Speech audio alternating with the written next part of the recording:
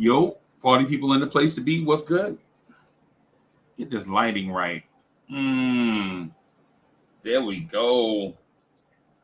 There we go. Let's get some lighting right in here. Let's get some lighting right, and let's get some camera right in here. Okay, that's better. That's better. Party people in the place to be. What's good? It's the number one chief rocker, Uncle Freezy. What's good? Trying to get this lighting right. Trying to get the lighting right, but not have it be um, reflecting all over the place. Cormega was good. Was good. So we're doing this thing called the Midnight Lounge. We're doing this thing called the Midnight Lounge. I sent the bat signal up to a few people, called a few people, let a few people know what's good. Heck, what's good, bro? You're what's good? What's good, man? It's good to see you, man. Good to see you, man. It's good to see everybody, man. Hope everybody healthy, wealthy, and wise, and all of that.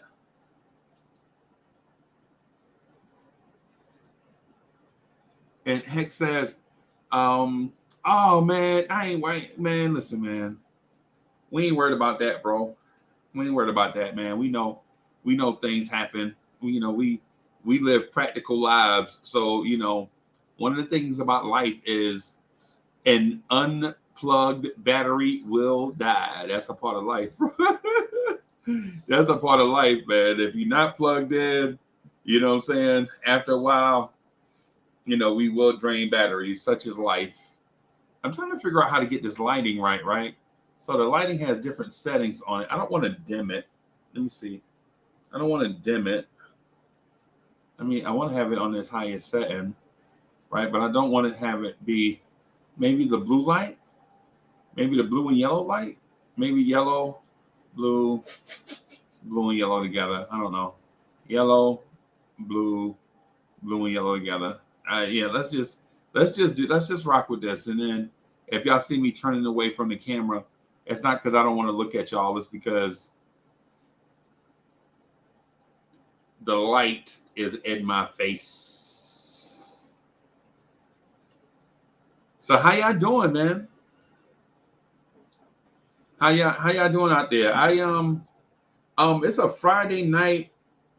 I'm in here by myself. You know what I'm saying? Um,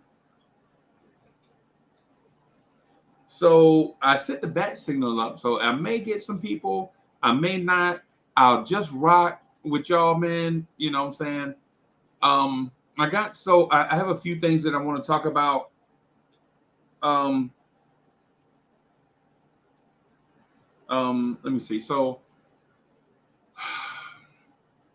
my issue number one, right? Since I'm here by myself, when the fellas show up, I'm gonna shift gears and talk about a different topic. But I want to talk about a certain thing first.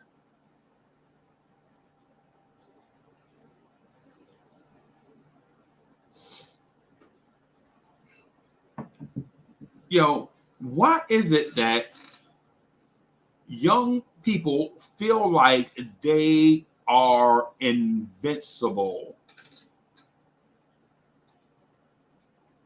So why is it that young people feel like they're invincible? Can somebody explain this to me? So here's the thing. Here's the thing, right?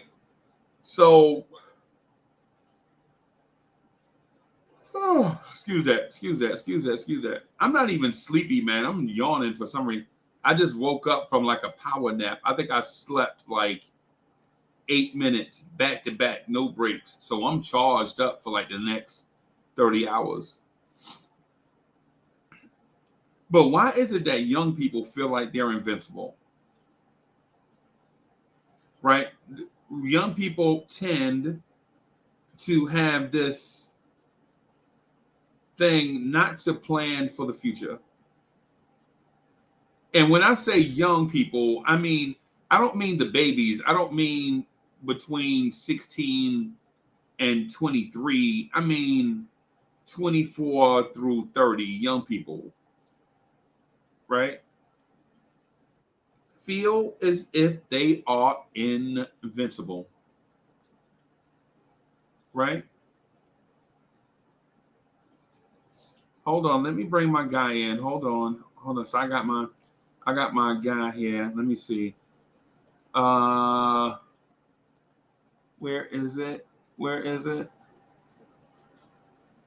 I thought I had one for oh, it might be named something else. It might be named something else. There it is.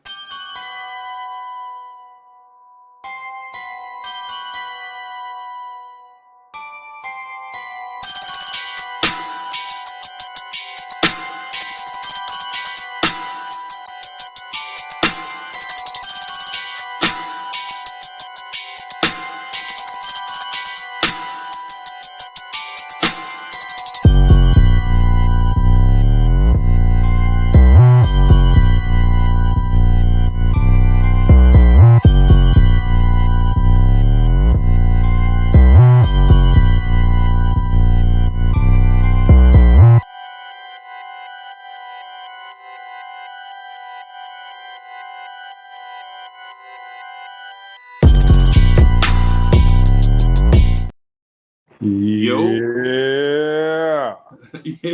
that beat is fire, bro. That beat is fire, bro. I ain't even gonna lie. Yeah, I was like, I was when it was playing, I was like, yo, at 40 seconds, I'm gonna go ahead and bring in Chuck. But then when the joint dropped out, and you like, yo, that's fire, bro. That's fire. That's fire. That's fire. Yeah, man. How you today, Thanks, bro? bro. Man, I'm good. I'm good. I can't complain. How Um, about yourself? I so I took a major L today. I ain't gonna lie. So I'm all Okay. over the place, right? So I took a major L. I had like four major sales lined up. All of them fell through. Oh, damn. So, yeah, so you go from thinking you made like $6,500 to making zero. And I know for a lot of people, $6,500 ain't a lot of money. That's everything to me, bro. You know what I'm Who said saying? that?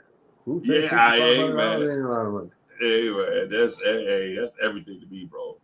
You know what I'm saying? So yeah, yeah. So it's like Monica said, it was just one of them days. Yeah. So we'll bounce back Tuesday, bro. Yeah, Yes, man. sir. So Jay Dilla is overrated. Ooh, I don't know about that. Yeah, I don't know. I don't know. I don't know about that. Why you say he's overrated? because the rating that's placed on him is out of here. Like it's out of here, right? Uh, Okay. So no disrespect to him. When I say overrated, I don't mean that he's ranked in the teens or the 40s. You know what I'm saying? I'm saying that he's not top five. No. I I wouldn't. I can't put him there because the people that I have in the top five, they have more uh, accomplished as producers. Um, Whether or not you think he's doper than someone else, that's subjective.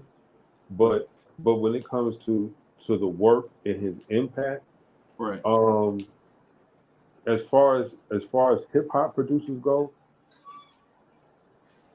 I might have him in there at like 10 or 11. Top five, Yeah. I No. can't I can't because there are too many people like you. He can't go in there before RZA. No. He can't go in there before he can't go in there before RZA. No, he Uh, cannot go in there before RZA, bro. um, he can't go in there before Premier because DJ Premier no, is cannot go better in than Jay Dilla. because DJ Premier, a man from a man from Texas, is the architect of the New York sound. Yes. That's why he Yes. can't, like, I know this is probably going to sound blasphemous to the New Yorkers that are listening, but when people try to put him and Pete Rock in the same conversation, you can't. No, you can't. Pete Rock don't have the catalog that No. that Premier has, and he's an architect of sound. Jazzmatazz, whether Right. you liked it or not, that was different, and Guru murdered it.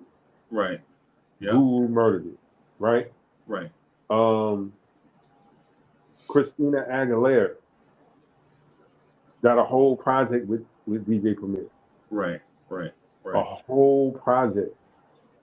I'm not talking about the loose, like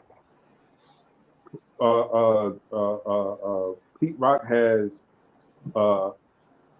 probably a top 10 hip hop classic. To some people, are probably a top 5 Yeah.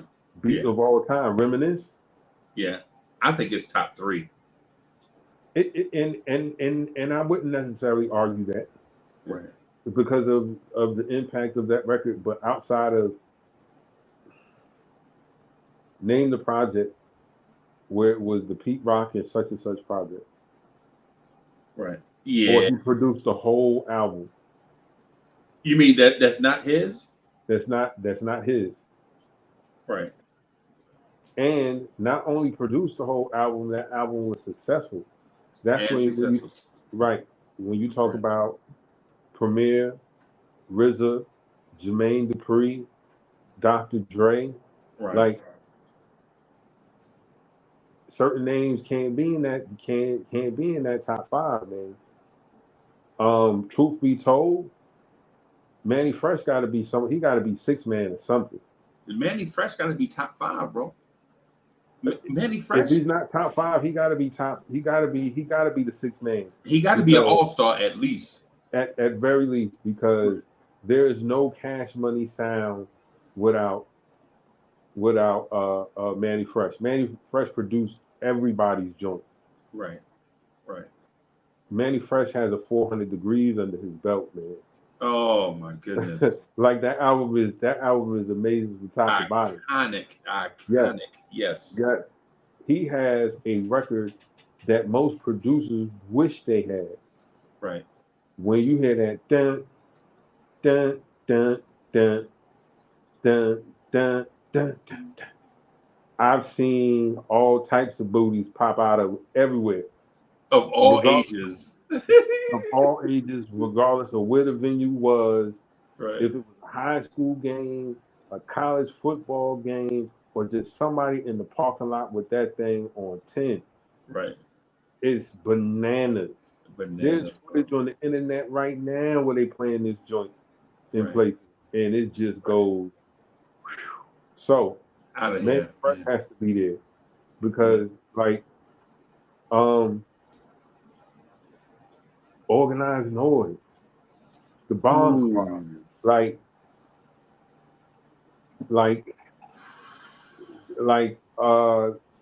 he was both a hip hop and a rock and roll producer, but he's above. You put him above Rick Rubin. Rick Rubin is crazy, bro. Rick Rubin's stats. Rick Rubin has had a hit record from 1981 to 2024 with Kesha. Right. Like, you understand what I'm saying? Like, so Jay Dilla is an architect of sound. Right. His style has been people have tried to duplicate it. Right. If there wasn't a Jay Dilla style, we wouldn't have gotten Voodoo by D'Angelo. Okay. Because he inspired that. Right. He told Questlove he wanted them Jay Dilla songs. Right. The drunken style. Right. And so that's why that album sounded the way it sounded, because he wanted some of that Jay Dilla flavor. Um, And may I just yeah. interject some producers that had the same um, type run as Jay Dilla that are forgotten. Okay. So let me introduce a production team called the Trackmasters. Oh. Right, right. Oh. Yeah. People don't mention them as much because they had a certain style, and also people forget about DJ Eddie F, who had a run. You know Yeah. what I'm saying? Eddie F had a run, bro. In the late '80s, early '90s, bro. That was he untouchable, bro. Untouchable, and I think he's forgotten about. Right? There are other producers. That's why I say when people say that Jay Dilla is a layup top five, I'm merely gonna say that even though I respect Jay Dilla, right? Even though I respect Jay Dilla, and in the grand scheme of things, he may have been better than Q-Tip, but Q-Tip got some hits, bro, that changed the landscape of hip Bro, hop, bro. Come on, come bro. on, man. Low End Theory and Midnight Marauder. That's it. Q-Tip That's ain't got to do nothing else. for the rest of his life. Like, That's come what I'm on, man. saying. Yeah, yeah, yeah, yeah. Yo, Um, yeah, Jay Dilla's genius was his ability to use the MPC as an instrument. right, It right. was unheard of not to Yeah, quantize your drums, right, because then the drums are off. But right, that was the beauty of his sound. right, Like the drums by themselves, the sound was like what? right. They sounded human. You remember Yes, what human? You remember what human production, like what human music sounded like in real time. Sometimes stuff be out of pocket. You know what I'm saying? yeah, That's a part of the human element. People respect that. right, right. And that was the thing that set him apart from from everyone else. Um, um, they didn't understand Dilla in the beginning, like his Right, music, right, you know. And that's the thing about being a pioneer of sound. I can only imagine what people thought when they first heard the RZA trying to put together these beats with these distorted sounds right, and unmixed uh, uh, samples right. in it. Uh, I, I I can't say he's top top five hip hop producer. He in the top 10 because of his unique uh, humanizing of the MPC 3000. Okay. Like he made the MP he made an obsolete machine worth $8,000 because it has a magic. I'm telling you, man, guys, the NPC guys, if y'all in the chat right now, NPC guys know, like that Right, 3000 is the holy grail. Yo, it got magic in it, man. It got right, unicorn dust in it, man. right, And that right. was because of Jay Dilla, man. So it's the Cutlass Supreme. Of, Yeah, it's no, it's not the Cutlass Supreme. It's the old 442. oh, you go way back. Okay, I got you. I got you. I got you. It's the 442. Like it's rare when you see one of them. Yeah, Uh-oh. That ain't just the Cutlass. Uh-oh. yeah. Okay. So yeah, like he when you said overrated, I should have asked you where you have it, where do people or where do you rank him? Right. Then you know what I'm saying? Because initially when you say overrated, like whoa, he ain't overrated. at all. Like the guy is absolutely a genius. Right. But I don't talk in extremes though. Hmm. You know what I'm saying? A lot of times people speak in extremes. Like if you're not the best, you trash. I don't believe in that. No, Right. not at So all. Not at yeah, all. yeah, How many fights did Muhammad Ali lose? he lost like 5 times. Still the greatest. Yeah, he's still the greatest. He's still the GOAT. Yeah, So, yeah. so, so yeah, losing don't uh, uh, uh, mean that you're not good. I mean those are people that can't handle defeat and rejection and get better. And that's how I feel.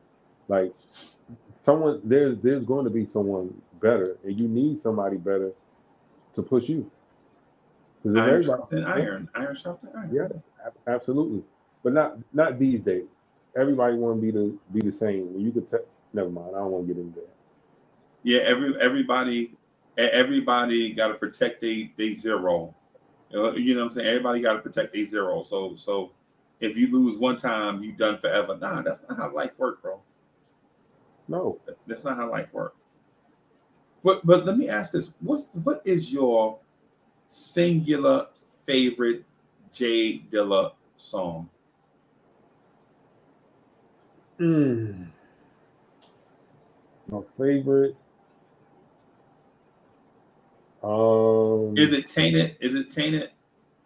Did he produce Tainted, or did Kanye produce Tainted by Slum Village? Slum Village. That might have been Dilla. Was it? My favorite Dilla joint is running. The joint that he did with Far Side. Really, Yeah, really, yeah. wow. Um, Okay, just for context, right? I think a lot of people would say that Delight is their favorite by Common. I mean, that might be some of Common's best work. Um, The Light, dope joint, Yeah, dope joint. right. I Yeah, I'm a roll with that. I love Delight. By the way, it's a to me it's a hip hop saver, right? Like Yeah, at a time where music is confused, right? Like for instance, at a time where Bone Thugs and Harmony are doing songs with Phil Collins, and it hmm, was a great song, by the way, right? It was a great song, but at a time where hip hop is confused, the light came around at the right time, yeah, right? And I think Common has 2 songs or 3 songs that actually did that, right? Because I don't know if people remember Common Sense, and when he had a song called "Can I Borrow a Dollar?" You know what I'm saying? Back in the day when everybody was listening to Informer, but diggity something something, yeah, you know what I'm saying? At a time where songs like that were out, right? At a time when people were listening to songs like "Give It to Him, Queen," "Give It to Him." Well, I'm the Q, which well I'm the LA, the TI, the FHUCY, the QUEEN, and at the time we didn't know her lyrics were being written by Tretch. nope, Right, right. At that time, right. And then you have "Can I Borrow a Dollar" come out. The common sense joint. You're like, oh, okay. This gives you like the native tongues vibe, right? yeah, Before there was like this type of connection. You know what I'm saying? When you can't play with my yo-yo is on the airwaves, and when be true to the game, Ice Cube is ruling the airwaves, and so you get this just a regular neighborhood kid that can rap coming out, just talk about regular neighborhood stuff. He ain't right, bragging. You know, he ain't bragging about his cars. He not mad at the government. Well, maybe, but he not talking about it. Or he not talking about how much he disrespected. He not braggadocious. He just like come out as a regular neighborhood kid that can rap, right? Kind of paving the way for dudes like Lupe Fiasco and guys like that. You know what I'm saying? And then also at the same time, Common comes out in between Can I Borrow a Dollar and The Light. He comes out with a song called I Used to Love Her, right? Oh, At a time when rap was also confused. right. You know what I'm saying? Where Jodeci is making songs with Tupac and Tupac making songs with Danny Boy and Tupac coming out with songs like "If I Die Tonight" and stuff like that, and Common just come out like, "I just love hip hop. Like I'm not sending no message to nobody. I'm just gonna talk about." It was a matter of fact at the end of the song he say, "What I'm talking about, y'all, is hip hop." Yep. You know Which what I'm till this saying? day, I was like, I don't understand how how they was upset when he says at the end he talk about hip hop.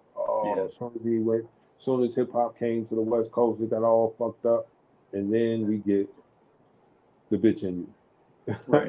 you. Right. Right. Right. You know, 90 90 92 92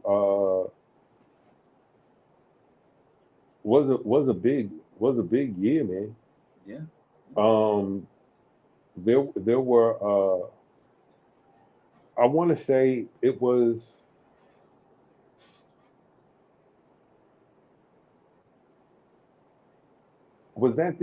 that the beginning of of the Daisy era? 90. 92 because there was a short period of time, you know, where the native tongues and the Stop the Violence movement wasn't that 92? No, that was um so Stop the Violence is 88, 88. Okay. right?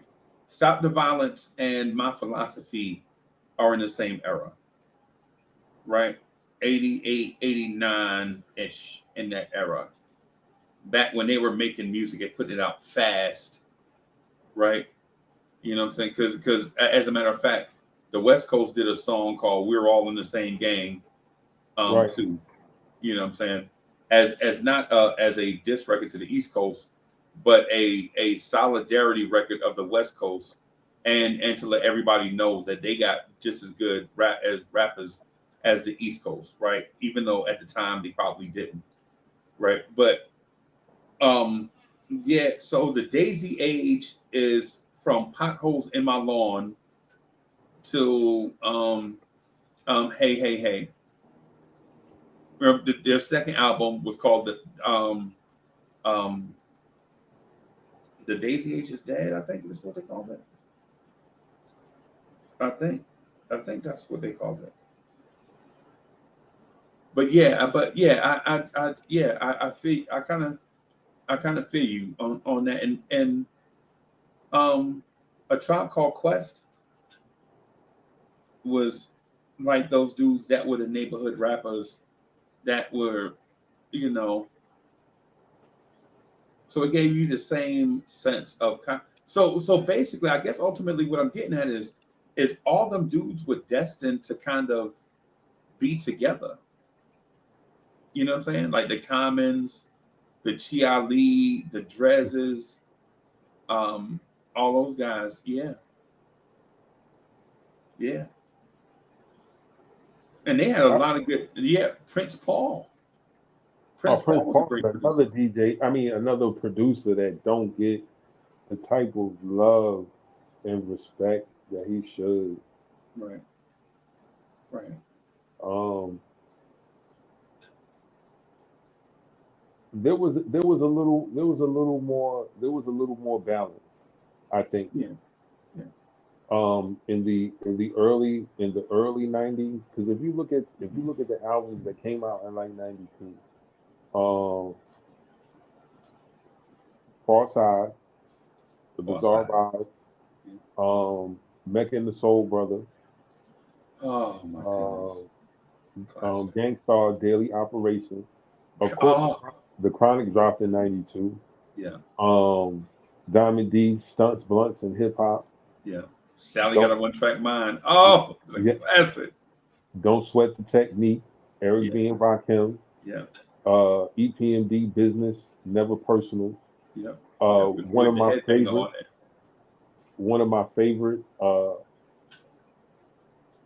rap albums of all. Like this made me like, oh yeah. The what? Yeah. Redman Red album. Man joint with the red, yo. Yeah, yeah, That was some of Eric Sermon's best work. Like, cause only people that was really like sampling them funk records was like that was the West Coast, right. calling it the G Funk. But Eric Sermon put his own twist on that for Redman, and that was a ridiculous album. Um, uh, man, I love that album. Cosmic Slop, all that. Oh, that's a bunch of Cosmic Slop. Cosmic Slop. I love him. Yeah. Oh boy, yeah, I remember that Um, bunch, right? then you had this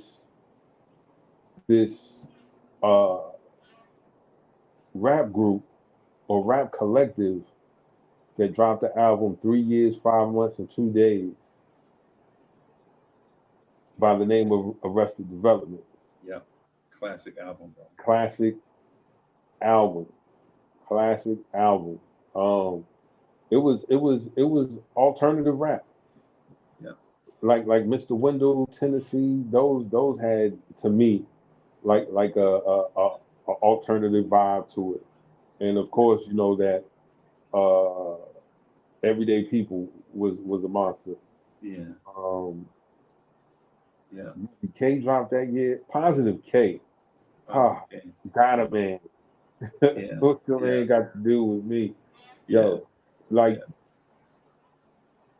the diversity K solo Times Up yeah, came out in 92. yeah, yeah. Uh oh yeah, Chi Boy, Ali. The Chi Fallon Chi Ali. Ali. Yeah, That's yeah. Funky Lemonade, right? Um Is that Funky Lemonade? was it on that album? Uh, Uh I don't know. I um can't remember if it. I yes think it so. was. Funky Lemonade. Yep. Yeah, yeah, yeah, man. Yeah, man. I mean, there were so many great artists coming out during that time, man. I mean, so many great artists. The reason I brought up the Daisy Age, the reason I brought it up because I remember like there was a moment in time where positive rap was where it was at. Right, You know, you had the conscious rap, uh you had the people rocking their red, green, and black medallions, right. uh,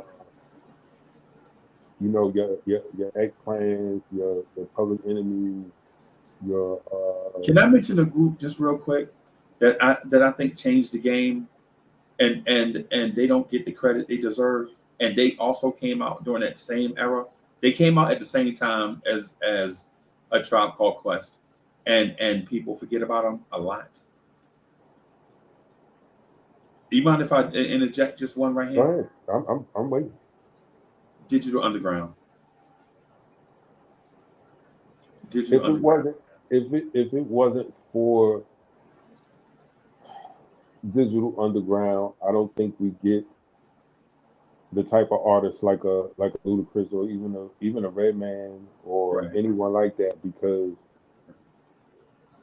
hip hop was serious unless you were a parody right, rapper, right. right?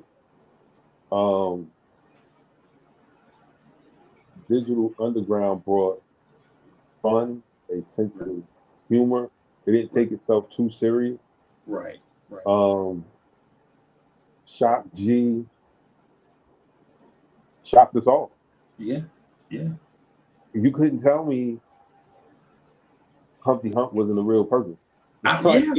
like they were two different people. Yeah. Like you couldn't tell me that. Right.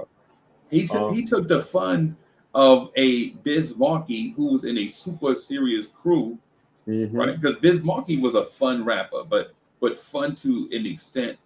You know what I'm saying? He couldn't be too funny because he needed to keep, you know what I'm saying, but man, the first time you heard Do What You Like or Humpty Dance, you were like because there were other groups that came out too that were fun groups, but were also slightly serious in that Biz Markie type.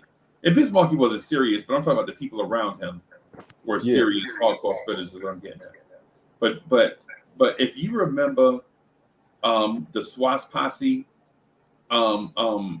Sir Mix-a-Lot, y'all yes, remember them? yes.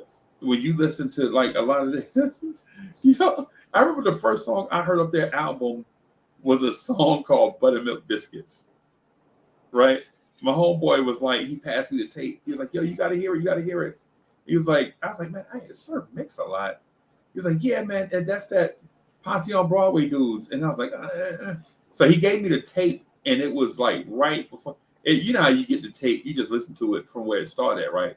hmm So the first song I hear is Buttermilk Biscuits, Here We Go, Sift the flour, roll the dough, right? That but here's the thing. As a youngin, I didn't think they was talking about drugs. I thought they were talking about biscuits. I didn't know about innu. I mean, I knew about Innuendo, right, innuendo, right, but not like that. Yeah, but yeah, yeah, yeah, that was over your head. yes, You way wasn't. over my Yeah, head, way over, above the clouds, bro. You know what I'm saying? DSJ was good, bro. Hey, what's salute going on? DSJ. What's going on, Chuck? I mean, listen, I see guys and girls dancing. Do what you Do what you like. like. Do I'll be honest. I think the one thing that I love about that era, um, of course, is the originality, but also the carefree daredevil mentality of artists. Right, Take the risk, be different. right, Not everything has to be conform to the societal version of cool. right, Again, Digital Underground, as you mentioned, um, to have a character, literally a character, like Humpty Hump. right. Music was funky, so you don't even the look doesn't even matter. The fact that he got a Groucho Marx potato head nose type of vibe, Right. you just still enjoy the music. That you He can didn't still. even he didn't even change clothes. He just walked behind the wall and put the glasses on and the raccoon hat and came back out. And cat Yeah, like and Cat's like, oh my God, where did Shock G go? right. And may he rest in peace, because yeah, yeah, Shock G right. was there's nothing like that era where again artistry is artistry. yeah. Yeah, Um, people were there were articles in the there used to be articles in magazines, bro. Like, yo, you've never seen Shock G and Humpty Hump in the same place. I mean, legit journalists, bro. yes,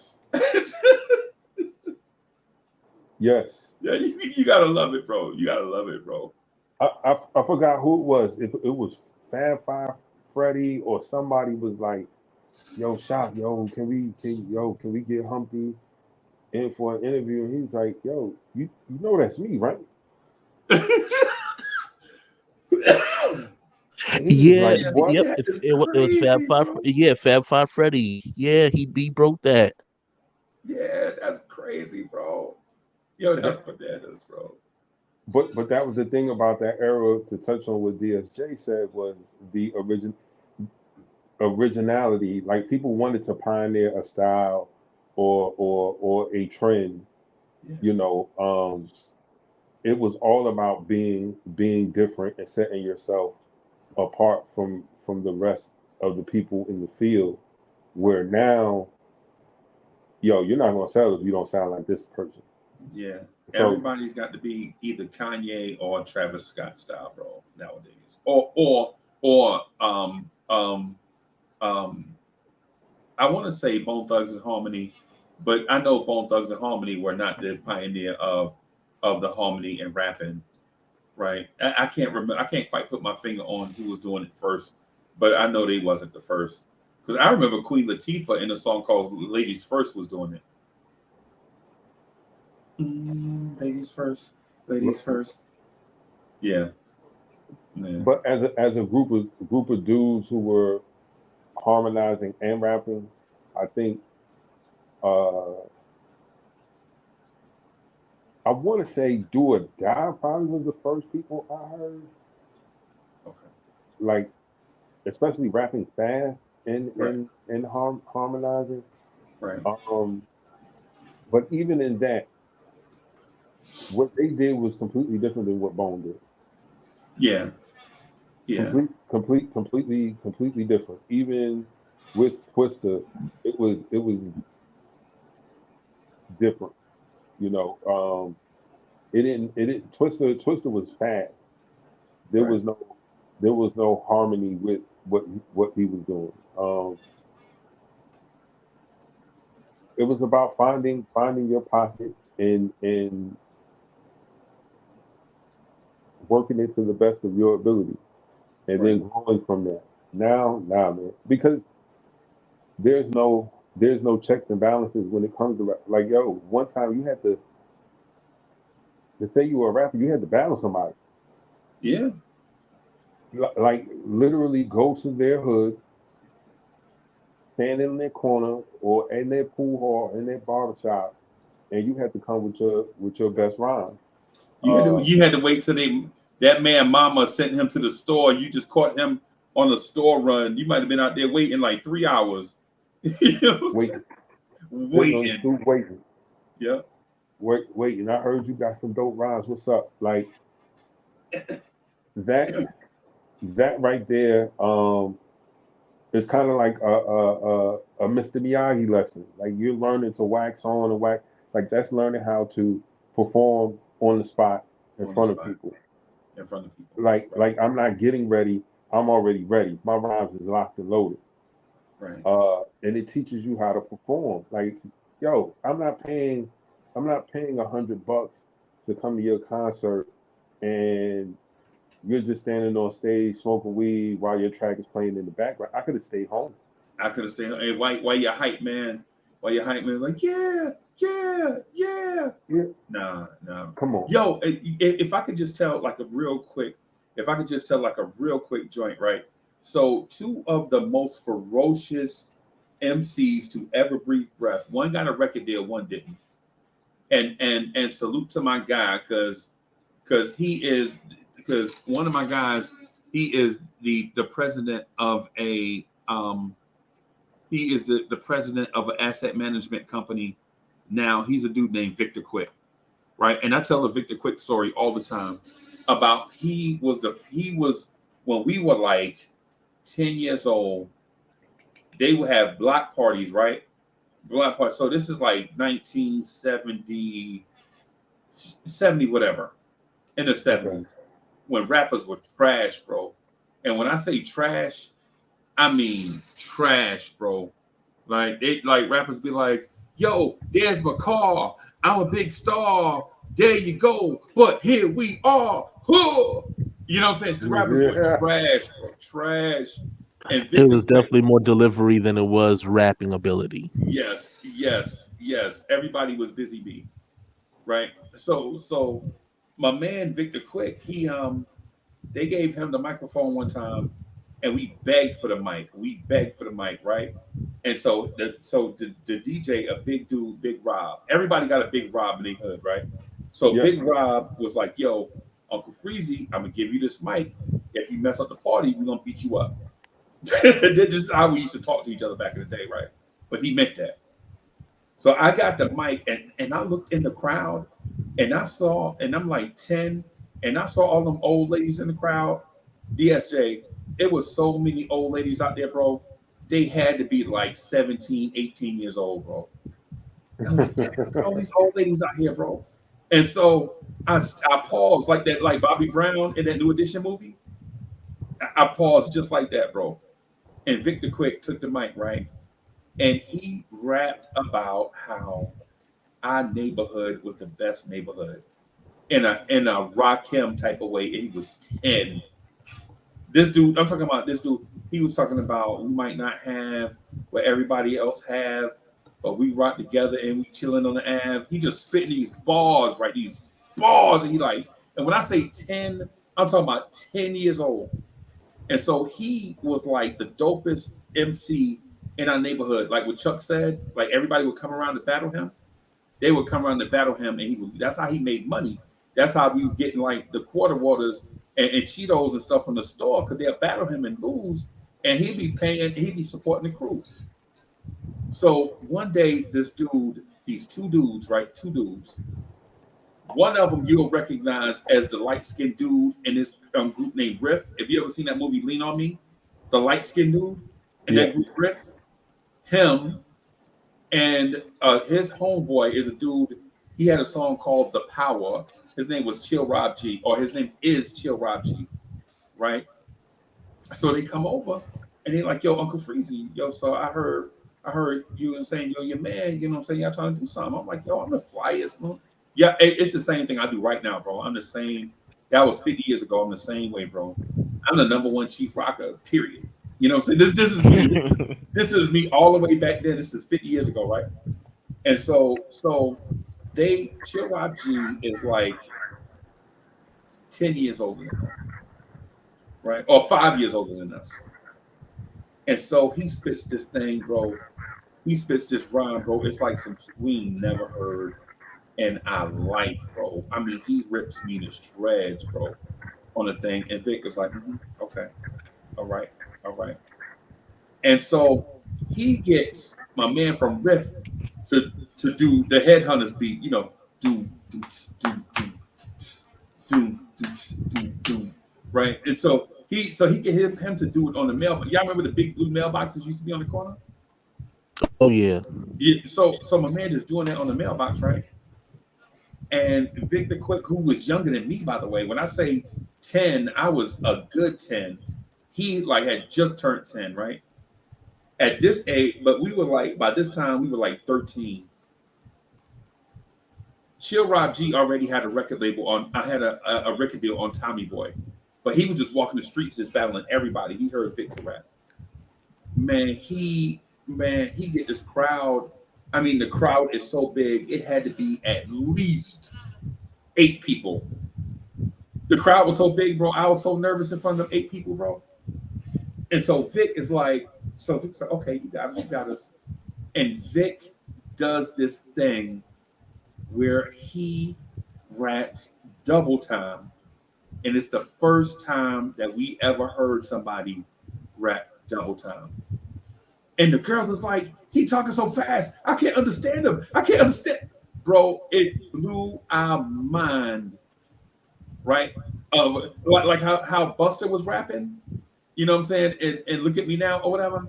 Vic did that to my man in 1981, right?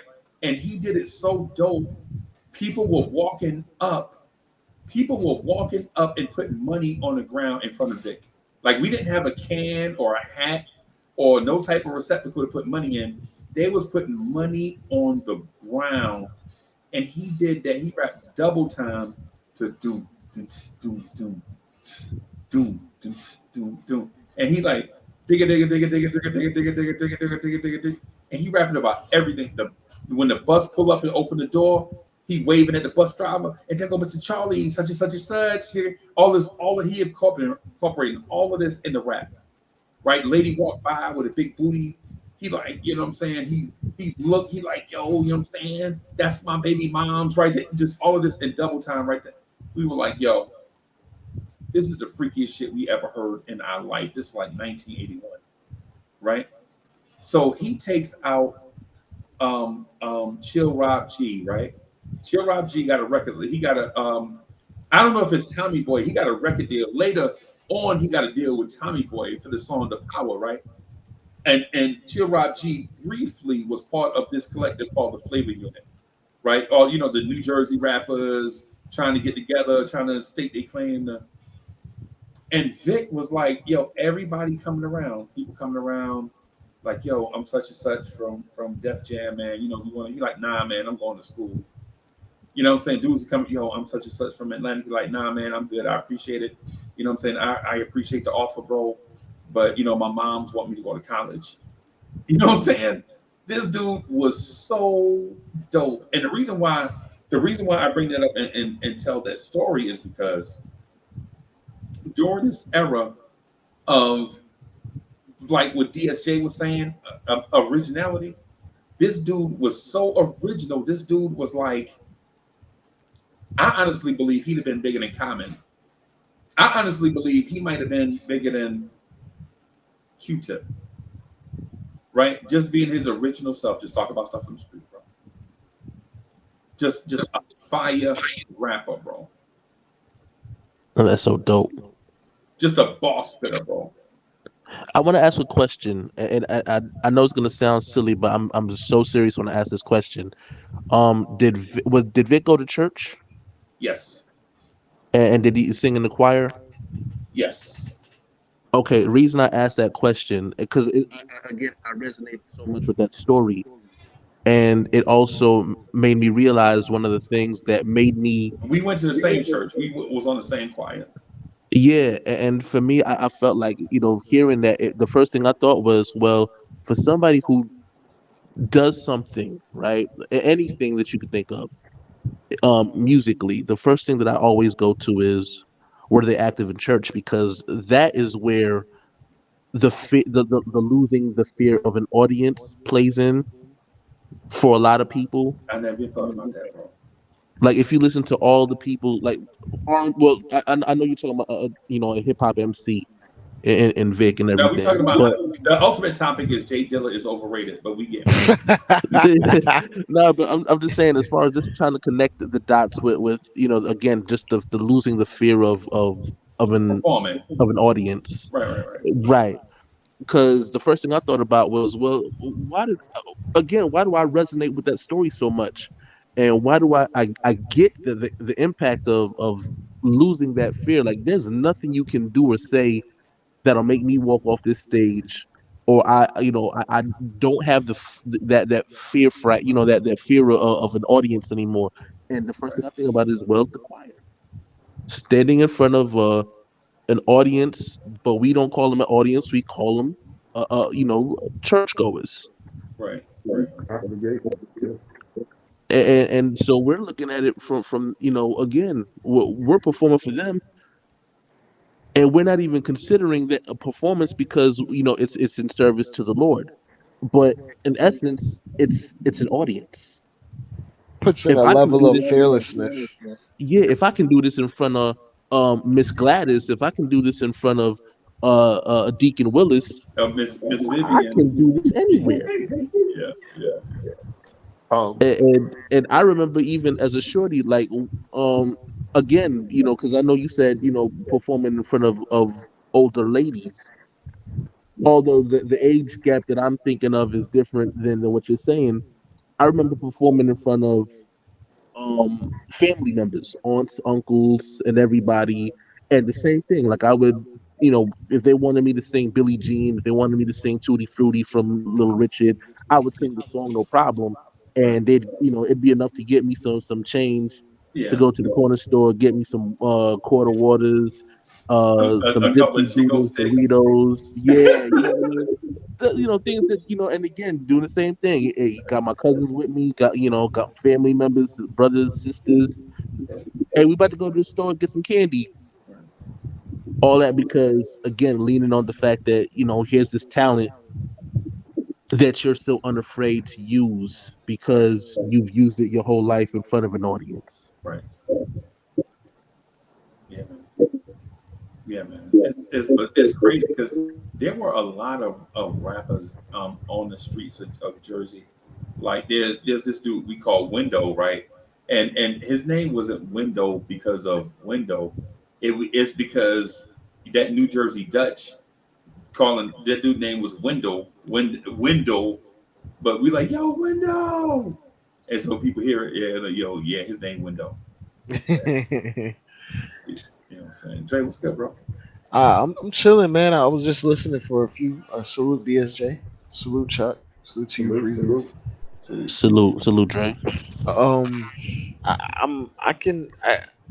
So I he is overrated, bro. Can we please stop this? He is not. So for one, he's not the greatest producer of all time. Oh no, I don't consider him the greatest producer. And humbly, I'm putting him humbly in that range from 6 to 15. I don't think he's a top 5 producer. That's not terrible. That's real solid. That's respectful, right? Yeah, that's respectable. Right. Especially considering all the music that exists in the world, all the producers that exist in the world, for you to still rank him in a top 20. And he hasn't, rest in peace to Dilla, but he hasn't been able to put out music in that process for like the last near 20 years. So yeah, and but he, so everybody has like a window, right? Like Chuck and I were talking about, or I mentioned to Chuck about the Trackmasters for like a 3-year stretch. Bro, you couldn't get on the radio if you didn't have a Trackmaster song, bro. Freezy, you remember the Runners when they had Hustling, and then they had like a bunch of songs for like 2-3 years, and then you didn't hear nothing. Nothing else. Nothing else. I'm so good. Yeah, like music is super cyclical. Only the truth, like the legends of the legends, have staying power, and even with that, like you see some legends like Timbaland, he hasn't really put out much that is stuck, and he's been trying, but he hasn't. Like he's in the process. But time has passed him by, bro. Yeah, but I was gonna say he's in the process of putting out a single with Justin Timberlake and Nelly Furtado, like right now. Right. Yeah. Time has passed all of them by, bro. All of them. And it's probably produced by Danger. Yeah, and Danger is like an unsung hero. Yes. Yeah. All that stuff that was like in the Perry Hilton and all that was Danger doing all of that. The stuff with CeeLo, I was Danger. Yeah. Y'all remember when you couldn't get on the radio if Full Force didn't produce you? It's a little before my time for you. Yeah, yo, if there was a time like between 85 and 89 that if Full Force wasn't behind you, like if your name was Cheryl Pepsi Riley, if your name was Lisa and Colt Jam, if your name was UTFO, you couldn't even get, bro. You couldn't even get on the radio, bro. I was gonna say, like, there's a time for everyone, and all the legends like that we could think of, they've all had a sidekick or used or had like muses or had people fill in and help co-produce. Like Dr. Dre has a significant team behind him. Right. Like Scott Storch is an example. Yeah.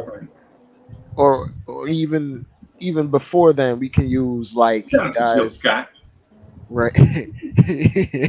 Even before that, we can use guys like Jazz Dillinger was part of that. For real. Battle Cat. Yeah. Oh DJ my God. Quick. Yeah, I was gonna say Quick. Quick was the first person that came to mind, but like, and if you want to go with the Neptunes were a duo for a reason. Yeah. Because they needed like two minds to piece together balance. These types They of needed sounds. that balance. Yeah. Like the only guys that like the only guys that I can say do it all alone without new sounds are like the Alchemists, and even they collab DJ Premier, but they're sample reliant. Right. They need samples. When we talking about like guys producing original music, it's damn near impossible to do it by yourself. Right. And stay fresh and stay relevant. It takes too long. Like Yeah. if you don't sample, bro, it might take you 3 years to do an album, bro. And I was gonna say, who was that other group that used to produce for Rick Ross, like live instrumentation? Oh, Justice League. Yeah, Justice League, fire. And they had a time, like they had a specific set time for when they were relevant, and they were doing like original music with like band members, Right. Yeah. like live instrumentation. And there's a time for that. Like it's extremely hard to stay relevant for longer than 5-6 years as a producer, because just sound like this freezy. This is why I would say hip hop is so diverse. The sounds that are popular changes like the wind. Yes. Right. So what's popping right now is not going to be cool in a year and a half, 2 years, Yeah. if you're lucky. Yeah. And for that, like how cyclical it is, and how things are new and fresh. It is the like most contemporary art form there is. Period. Bar none. Hip hop. As far as what is cool, it changes over and over and over, and even whatever. And because it's so cyclical, you could sample something that came out 15, 10 years ago, then that'll be cool again. But it has to have a different spin. You have to have like a certain 808 or a certain type of drum pattern, Right. just to make it fit in with its current iteration. It's kind of, it might be a cop out, but it's like, So do you really Yeah. like so as I want to talk about layering on music just really quickly. Yeah. Just so that we can separate the elite producers from those that right. may just sample a lot. So as your bass, do you prefer a bass line or a drum bass line? A bass drum. It depends. It depends who's the producer. Or it depends on what the song is, right? True. It- Or the it mood that depends. Yeah. is trying to, or the bounce that it's trying to create. Because, like, for instance, for the last maybe 10, 15, or less than that, I listen to a lot of contemporary rap. So I will hear Metro Boomin, and he has these ridiculous drums, and you can feel it. Even when you wear headphones, you feel it close to your entire body. But his name is Metro Boomin, right? Right. And for him, it's like, yeah, I'll take the drums. I'll take his drums over anybody's drums. But then when you listen to specific artists, like, I guess, I don't want to say Alchemist, but he has a specific type of sound or groove that he wants to get to, and it's dependent on the sample. But when he gets a guitar sample, and he knows how to dig in the crates for the right ones. Right. So like for instance, the symphony has a bass line, right? Mhm. And we know it's bass guitar. Yeah. Right. You know it's yeah. So you know that's bass line, right? The bass line is, to me, it's more intricate. Like you can get a richer, fuller sound Right. using a bass guitar, Mhm. just because of the way it could be manipulated. And I know you can layer drums, right? But like for instance, a great drum bass line is Grinding by the Clips. Yeah, I remember Grinding. Yeah. It's You know what I'm poignant but simple. Right. It's like it slaps you in the face. It gets right to the point. Right. No mincing.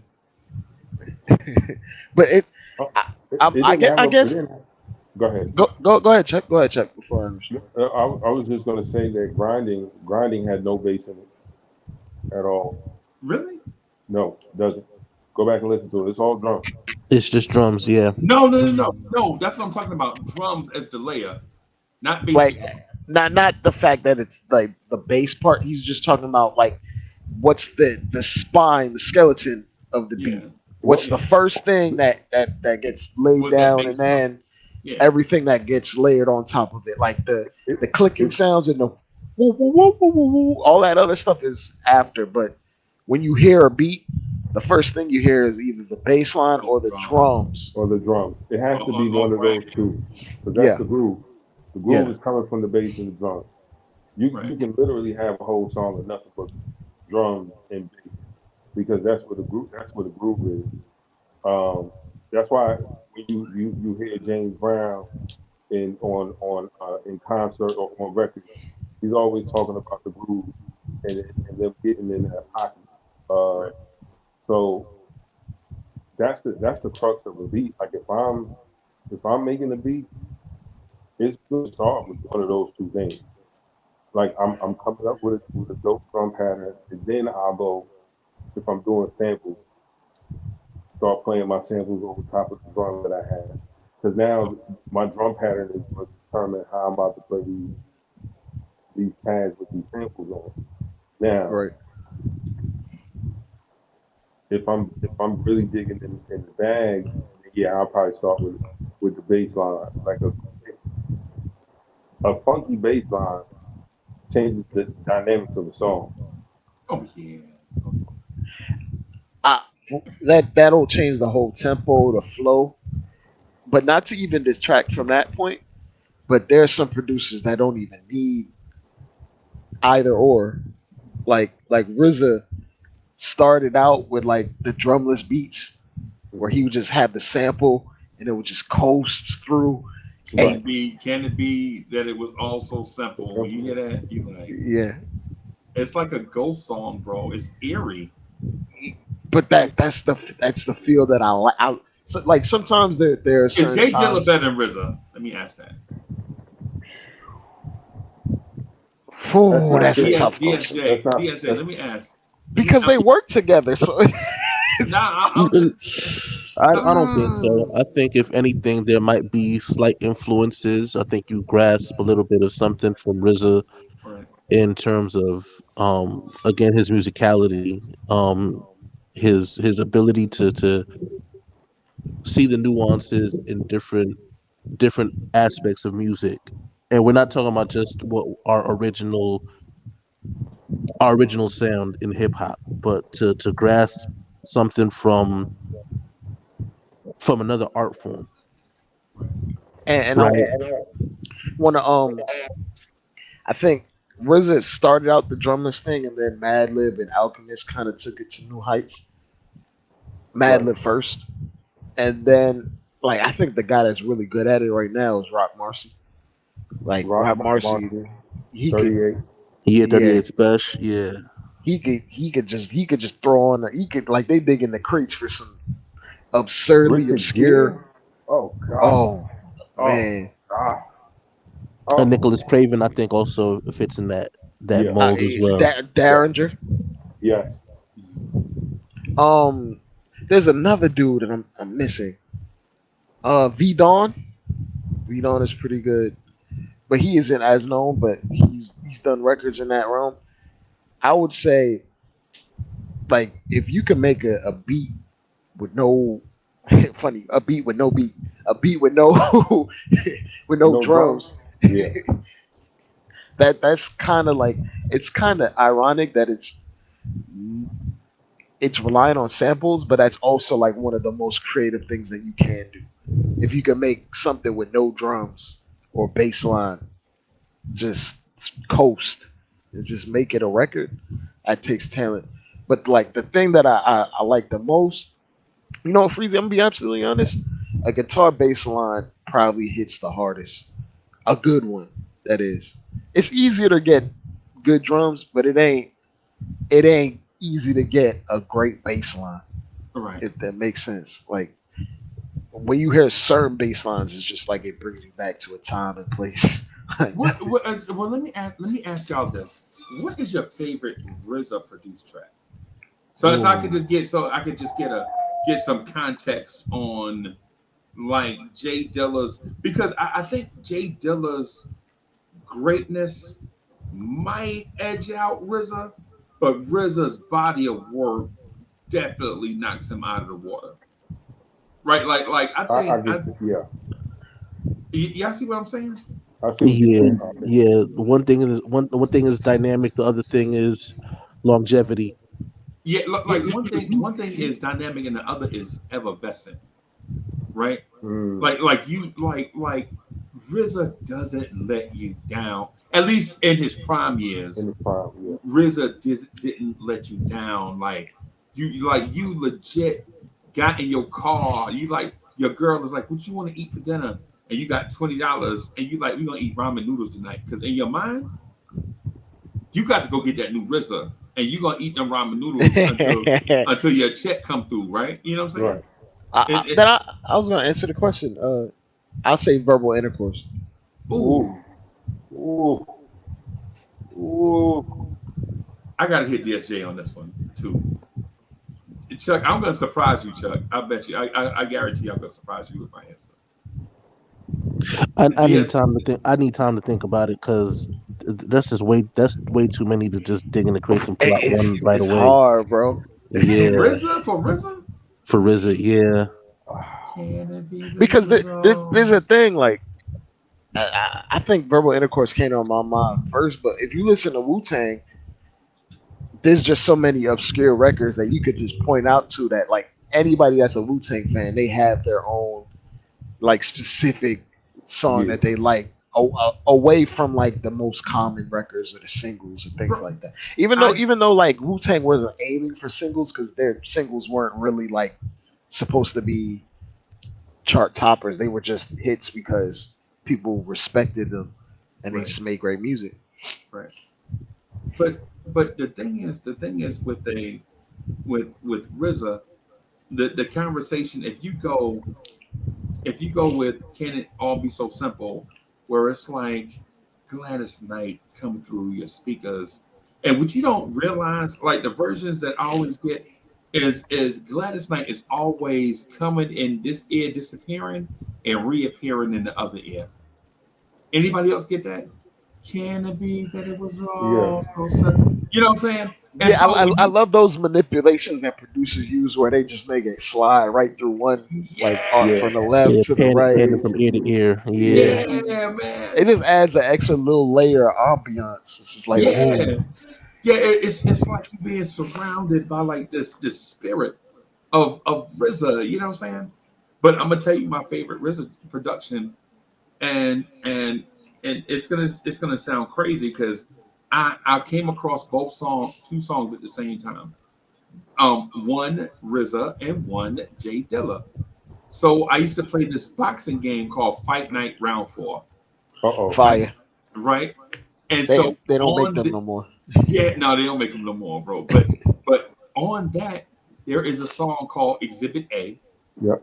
by J Electronica, and then on that same soundtrack, there is a song called You Can't Stop Me Now by RZA, Bobby Digital.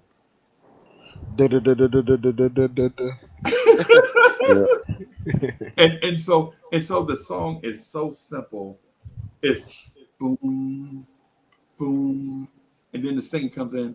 No matter how hard you try, you can't stop me now. And then they just get into. And my singing is terrible. I should have asked DSJ to do it, I but actually remember that song now. Now you just brought me back. I used to play that. I think I had it on the PSP or something like bro, oh my god, that. yo, when you listen to those two songs, it's like both are so eerie. Because Exhibit A is so eerie in that the track itself would be a classic by itself. But then Jay Electronica, man, look, That's overrated. huh? He's overrated. Jay Electronica, Yeah. very, He very. is overrated because he just He never. lazy. He lazy. Yeah, yeah. but I think his pocket was simply that he just never dropped. I Right. think if anything, he's more disappointment than overrated. Right. The joint that he did with Jay watched him on every oh on yeah, he watched it. But it every felt like those Every, J Elect verses were probably old as hell yeah. and I just think they thrown were on old. there. And Jay was like, "Yo, I need to do an album, so Yeah. I'm gonna just run this by you, and I'm gonna just throw my verses on because I felt out." Jay dropped stuff to feel sharp, like just to keep sharp. Yeah. It was Yeah. Yeah. Yeah. His album and Cormega album, dropped at the same time, and I was like, oh, as a matter of fact, it was Jay Electronica, Cormega, and Jadakiss. Remember the Jadakiss album Right. that he dedicated Great. to his man? Like top five. No, not Top five Not- DOA. No, No. But he had like a bust, like a Hall of Fame bust on it, right? Like it was like like the album cover was literally like one of those Hall of Fame busts that you see at Canton. Oh yeah. Like the bronze face. Yeah. But that was his most recent album that I actually remember. That was a no, pretty good album. no, Wasn't that? no. The one I'm talking about is Ignatius. Ignatius. Oh yeah, that was okay. fire. Yeah. Yeah, Ignatius is the one I'm talking about, bro. I played Ignatius to death, bro. I ain't even gonna lie. I ain't gonna lie to you, because Go ahead. no, go ahead, bro. That's probably Jada's most daring work. Yeah, Like, cause he never really stepped out of his comfort zone. right. He followed a certain formula that he has, the radio records, the click records, the street records, and Right. that's that. But this, I felt like he took risks.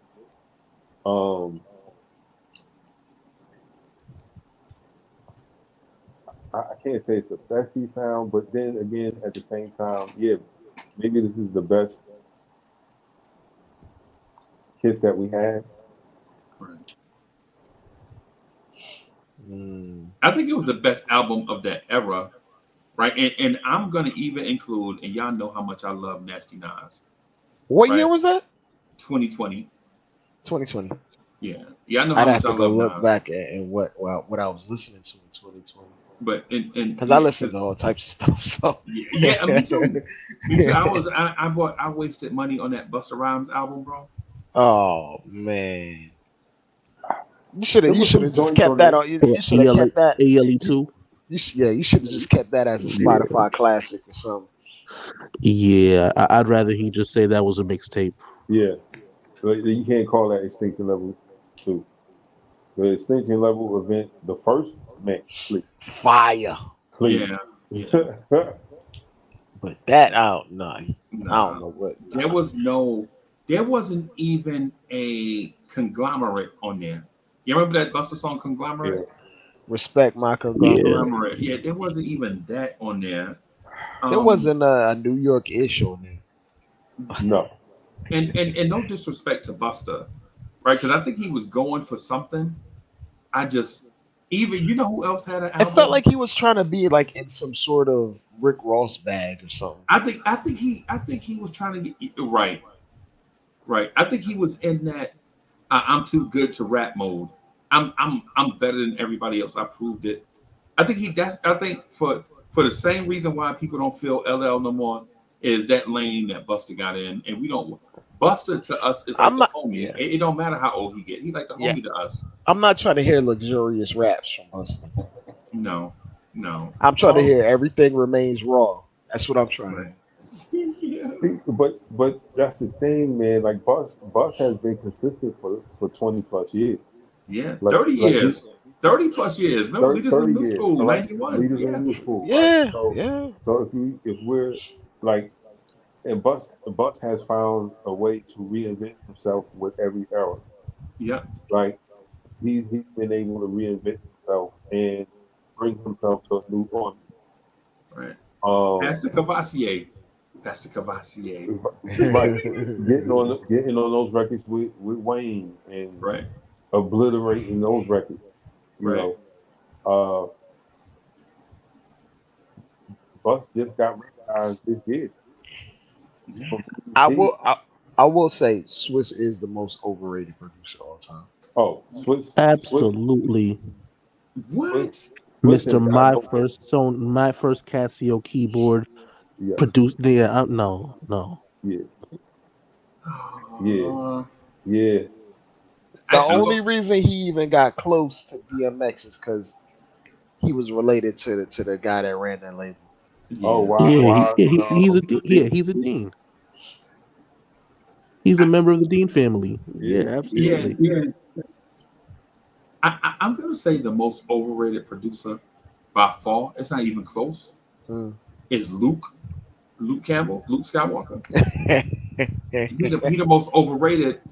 Uncle Luke Yeah, he took a existing sound, and then like no, he stole a Miami song that came out in '95. Y'all remember that song, The Train? I'm gonna ride that. come on, run that Raise the train. roof. Choo choo. He took that and slowed it down, and then did Captain Coming, ride, ride. Yeah. When you hear it, you like. Now, to his credit, he did introduce us to Trick Daddy on that record, right? So he did introduce us to Trick Daddy. So, you know what I'm saying? But come on, Luke, that was lazy, bro. I was gonna say the only reason I don't consider him to be overrated is because he found a time he had his time in hip hop. Like it was a 3 to 4 year span or what have you. Like yeah, Swiss is still putting out records that are mediocre, and people keep giving them their best verses. yeah. Like why is Wayne still rapping on his beats?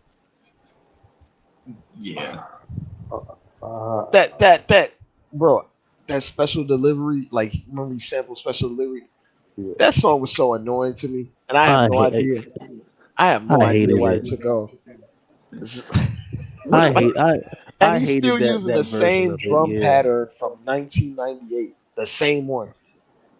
That Rough Riders album, bro, it just hit, bro. It did. The Rough Riders album, that Eve joint, what?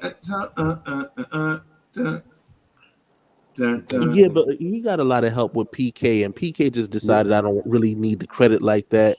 Right, Just pay me under the table.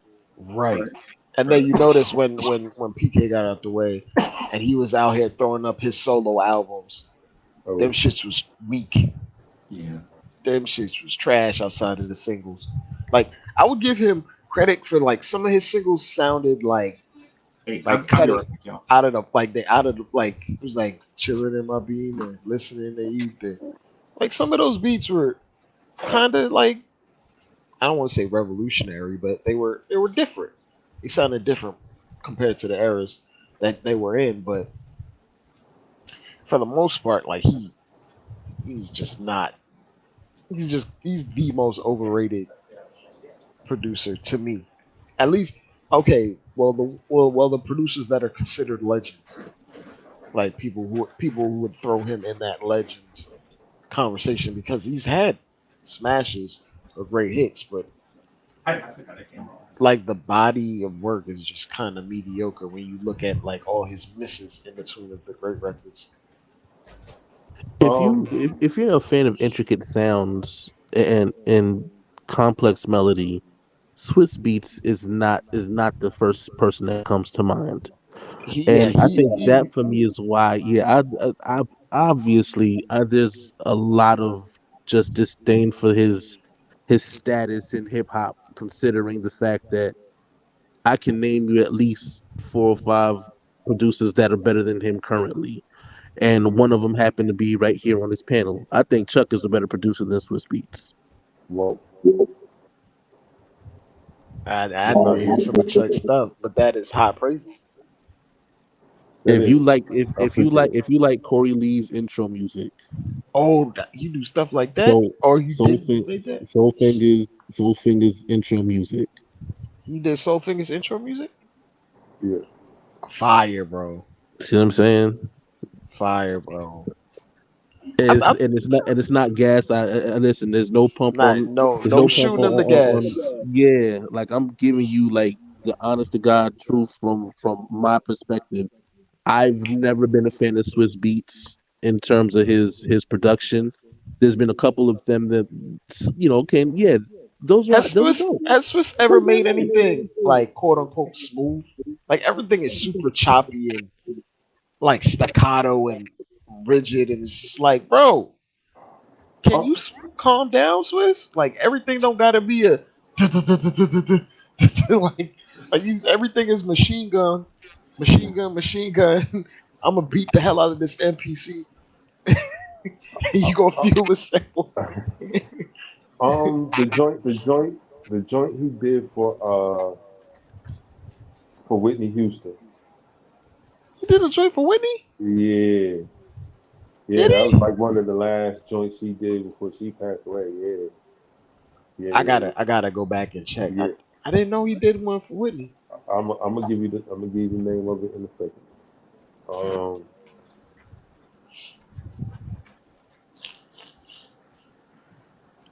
if we're gonna talk about overrated producers, you got to put Sean Puffy Combs on there because he don't make beats. Take beats from the He, 80s. Yeah.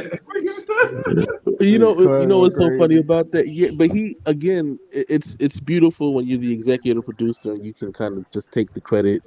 You know what I'm saying? Which is why I always again throw a lot of the hitman situation. You know, as far as in those conversations, D Dot, Angeletti, Stevie J, Easy Moby. Like I give them a lot of the praise, but at the end of the day, Puff basically was like spearheading a lot of the sound and He was a the direction of conductor. the album. Yeah, Yeah, so he was Barry Gordy.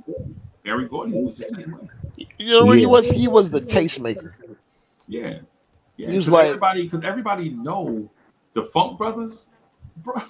Yeah, like he can recognize talent, but he could also like point the talent in the right direction, if that makes sense. Like he Diddy, for better or worse, like he knows how to make a pop record, but that's also true to hip hop at its base form.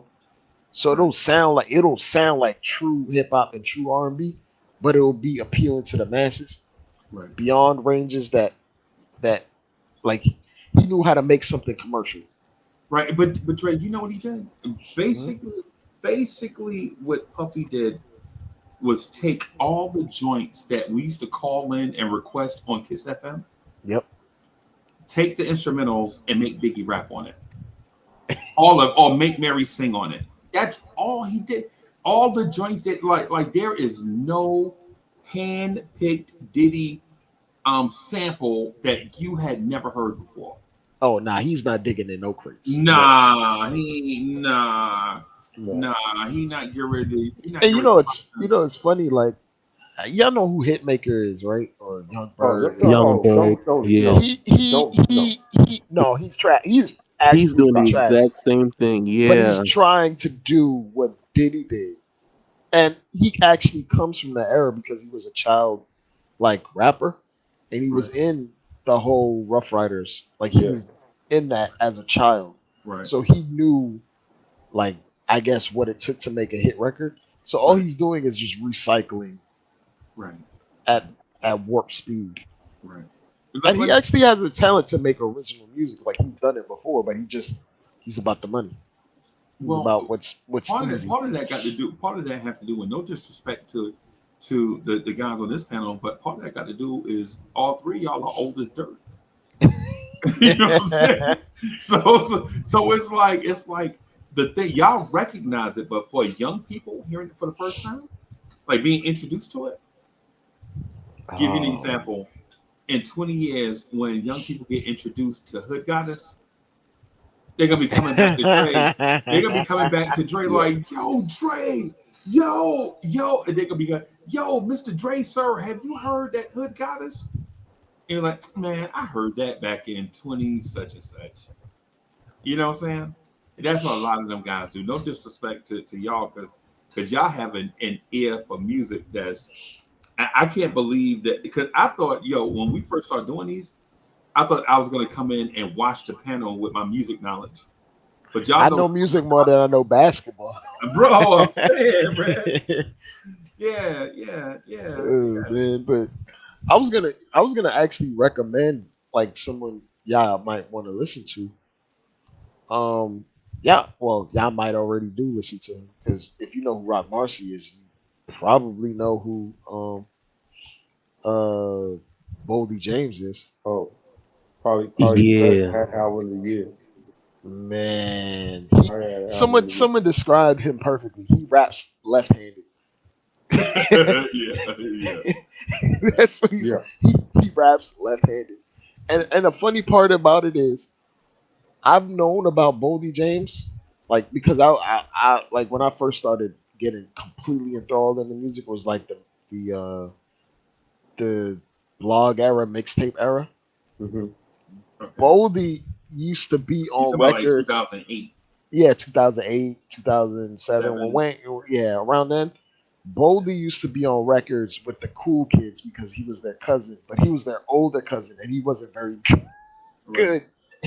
Like he would be on records and he would just sound out of place. And Right. like it took him a while to figure out his pocket, and that his pocket is like, like for better or worse, his pocket is that eerie, grungy, dark, like soul, not necessarily soul samples because samples can be anything and come out eerie and grungy, Right. Right. but like he figured like Alchemist found him, and Alchemist kind of pointed him in a particular direction, and he's continued in that direction.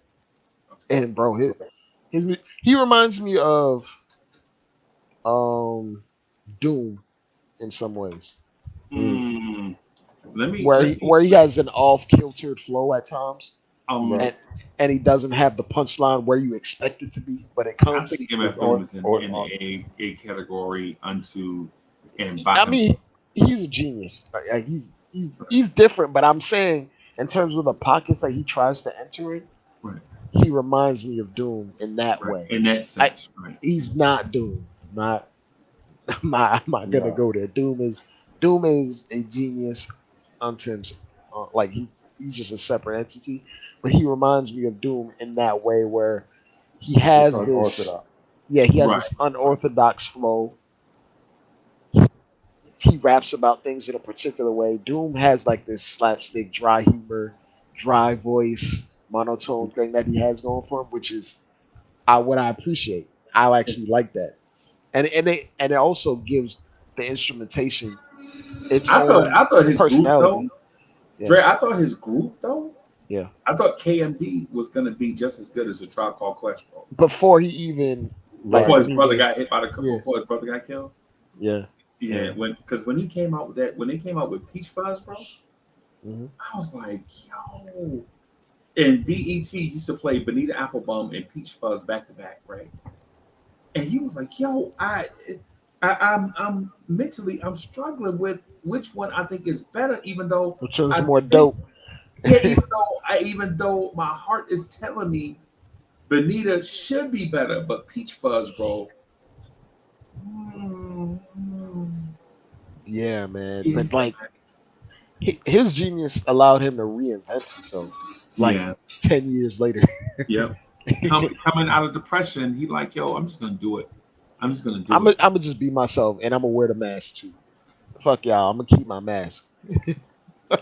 Yo, you can't tell me illa like MC act. Yo, this dude would send out people to do shows. A fake him. Oh, Yeah, fake He him yeah, he like the committed. He real. committed. He committed to being the villain. That's what he Yeah. wanted to do. right. Oh, Yeah, he, he's I would ready. be pissed off though. I'm not gonna lie if I Of spent my course, I money. would. of course. I would have been tearing up some shit in there. I would have been flipping over tables Tear in the that thing. club up. Tear the club. Yeah, yeah. But like that's who Boldy reminds me of in terms of just being unorthodox. He has his Hmm. own style. Like he focuses in on like he grew up in Detroit and he raps about drugs, of course, Right. but he has this like almost ethereal type of wave that his music is headed into. It's okay. So he's kind of like Cormega. Uh, Cormega was more like I wouldn't like because I wouldn't consider Boldy like traditional hip hop. Like Mega was like if Mega was like a classic MC to me. I think so. So he was around class. I think he was around He drew classic, influences, but he had his own style, of course. but yeah, But I think yeah, he was off in that sense where his voice sounded a certain way and his style was. See, he wasn't smooth like Az and Nas. nah, right. He was his own thing. Yeah, he was different, and he rapped about certain things a certain way, and he injected things, So, and the Cormega of today, who I appreciate and respect, is talking that grown man talk. You know what I'm saying? Shout out to Like, Nature. yeah, and nature, and yeah, But yeah, I think Cormega put out something recently too. yeah. He put out something in 2020, and I listened to it, and ironically, I didn't know. So King's Disease came out in 2021. I'm asking. I can't remember right away. I think it was 2020, but he dropped so many of them. Like he just keeps. I Yeah. gotta check. I'll check. I'll check right now.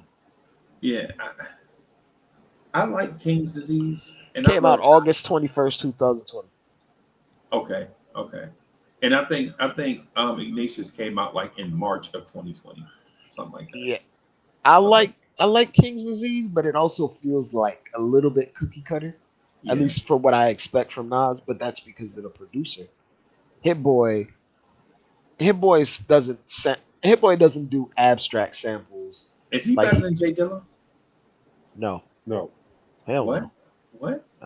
no. I But mean, he it dope, depends though. on your perspective. If you like commercial hits, then yeah. Wait a minute, bro. What are we? Okay. But we talk, like Hit Boy has like a formula for his beats. Okay, so who else did Hit Boy work with before Nas? Kanye. Right. I mean, basically anybody that Audio was. Push. You know what? I actually Robert loved Audio Glasper. Push.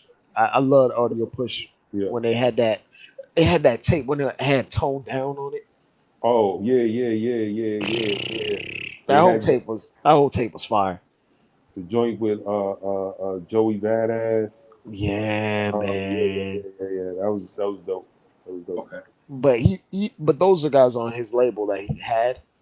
But just off of association with Kanye, he's basically worked with a lot of people. Okay. Like anybody, like he's worked with Jay-Z, of course. Right. Like Travis Scott. That's Game, Travis Scott, yeah. That's But producing niggas in Paris. yeah, he Yeah. made niggas in Paris, yeah. Yeah. But he had a falling out with Kanye. So. Of course, everybody got. You know why, right? Bread. Like, Bread. bro. Bread. When you hear the Saha the Prince thing on Instagram, bro, when you watch it, it make you legit just want to go do something to Kanye and Travis Scott and them, bro, and Strangle- Drake. Yes, Travis Scott is an asshole. So yeah, his actual backstory is horrendous. He's actually a terrible person. No, he's a terrible person. Nah.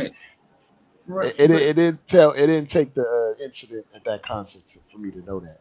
He does make some fire. I'm not gonna lie to you, but he's a horrible person away from the studio. Right. Yeah. But yeah, I get it, bro. But when you hear how they were like, all these dudes in a room, can't nobody come up with nothing, and Saha the Prince is just like, right. He's like, okay, I'm gonna just write my stuff, man, and then when y'all ready, I'm gonna just be. And then they like, yo, let me see your stuff, and then they read his stuff. And they're like, yo, why don't you give this to Travis, bro? You know what I'm saying? And we'll look out for you on the back end. All of us will get on your joint. You know what I'm saying? So you got Drake, Kanye, all these Travis Scott, all these dudes in the room. They talked this dude into him giving up the stuff that he wrote for Travis Scott album and all of that. And then when it come time for him to do his album, all them dudes ghosted him.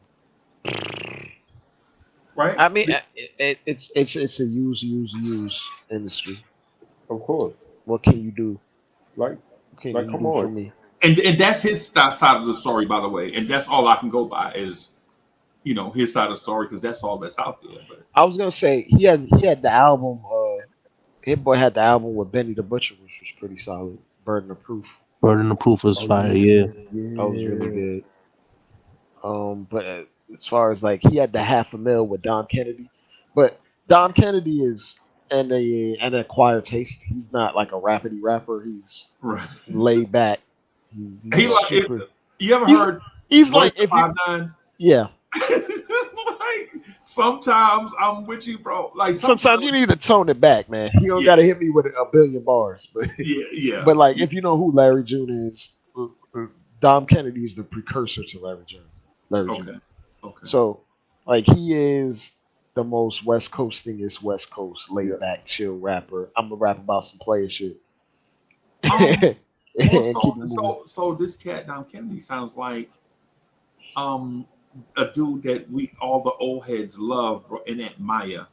It's a dude named Richie Rich, right? Ooh, From the West Coast, bro. We love Richie. mate, Man, I can see that.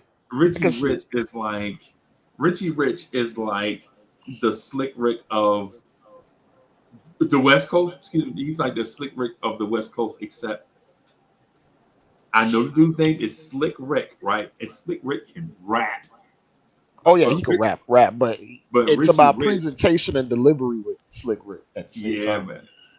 But Richie Rich, Richie Rich said this thing one time. No lie, I was on a country road and DSJ Chuck, y'all might not know nothing about riding these long country roads in the Carolinas, and all you got is a CD in the car bumping. Y'all might not know anything about that, right?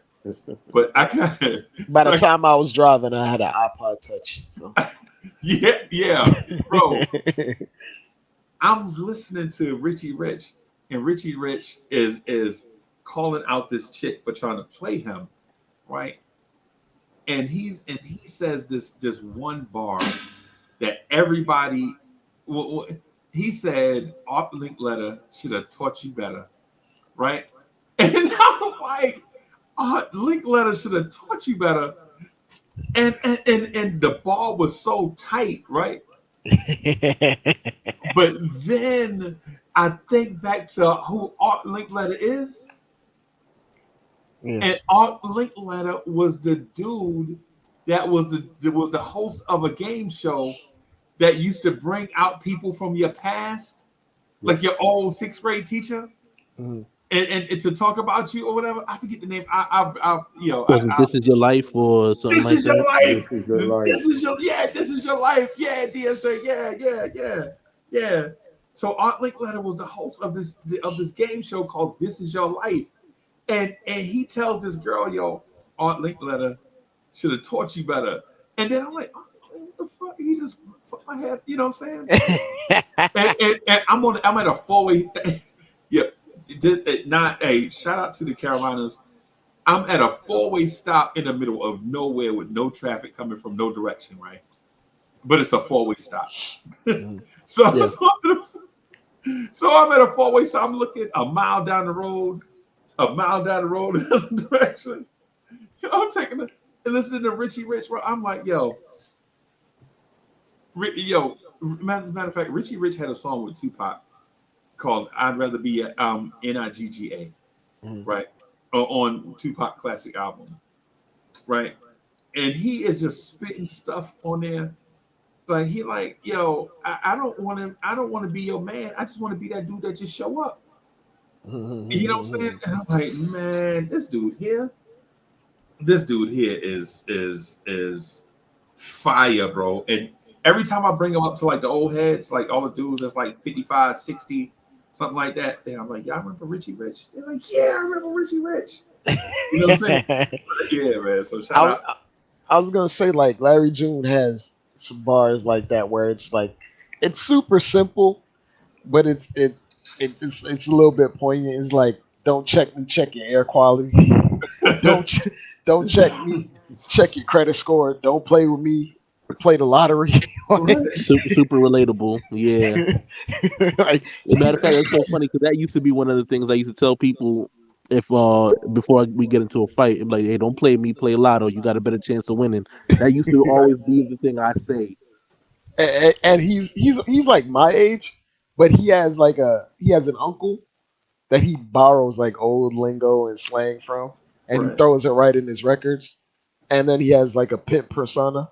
So this is what he throws into his record. So when you listen to his music, it's a lot of G-Funk sounding, but it's smooth, it's relatable.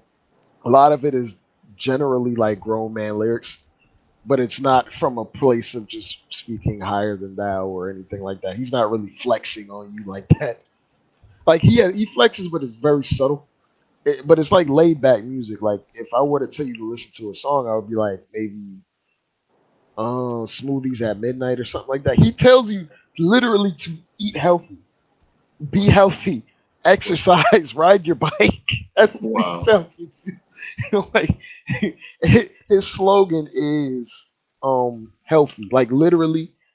And he used to like before he made it completely, he used to sell oranges out the back of his truck. and make Wow. and make smoothies for people and then give up his CD while he's making smoothies for people on the Wow. beach or something. Like he has the I guess the late '90s independent artist hustle to him. Okay. So he sells like a bunch of stuff and he has like a clothing line and all this other stuff. But like I'm a fan of his music because he's relatable, but he's not overbearing. But like there's different times for different music. Right. Right.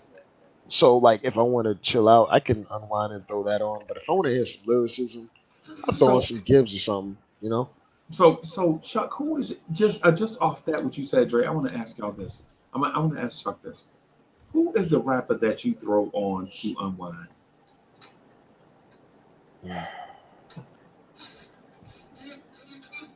The rapper Mm. that I throw on. You know how you come back from like a long walk, or maybe you had like 4 appointments, and one day you like, dang, it was crazy out here. And then you know what I'm saying, and then you just come back and you just unwind to like Oh, to a certain rap I artist. I give you an example for you, like or when you come in home from work and you in the car, you just want to decompress. You don't even want to talk. Day was already long. You just want to throw something on and just decompress in Right, traffic. right, Not even turn your brain off. That's right, basically what it is. right. Um, yeah, I probably wouldn't even listen to rap at all. Right, right. Right, right. Sometimes you want some something Because smoother. rap will complicate stuff, right? Yeah, Right. Or rap at by least have nature you is thinking. aggressive. Right.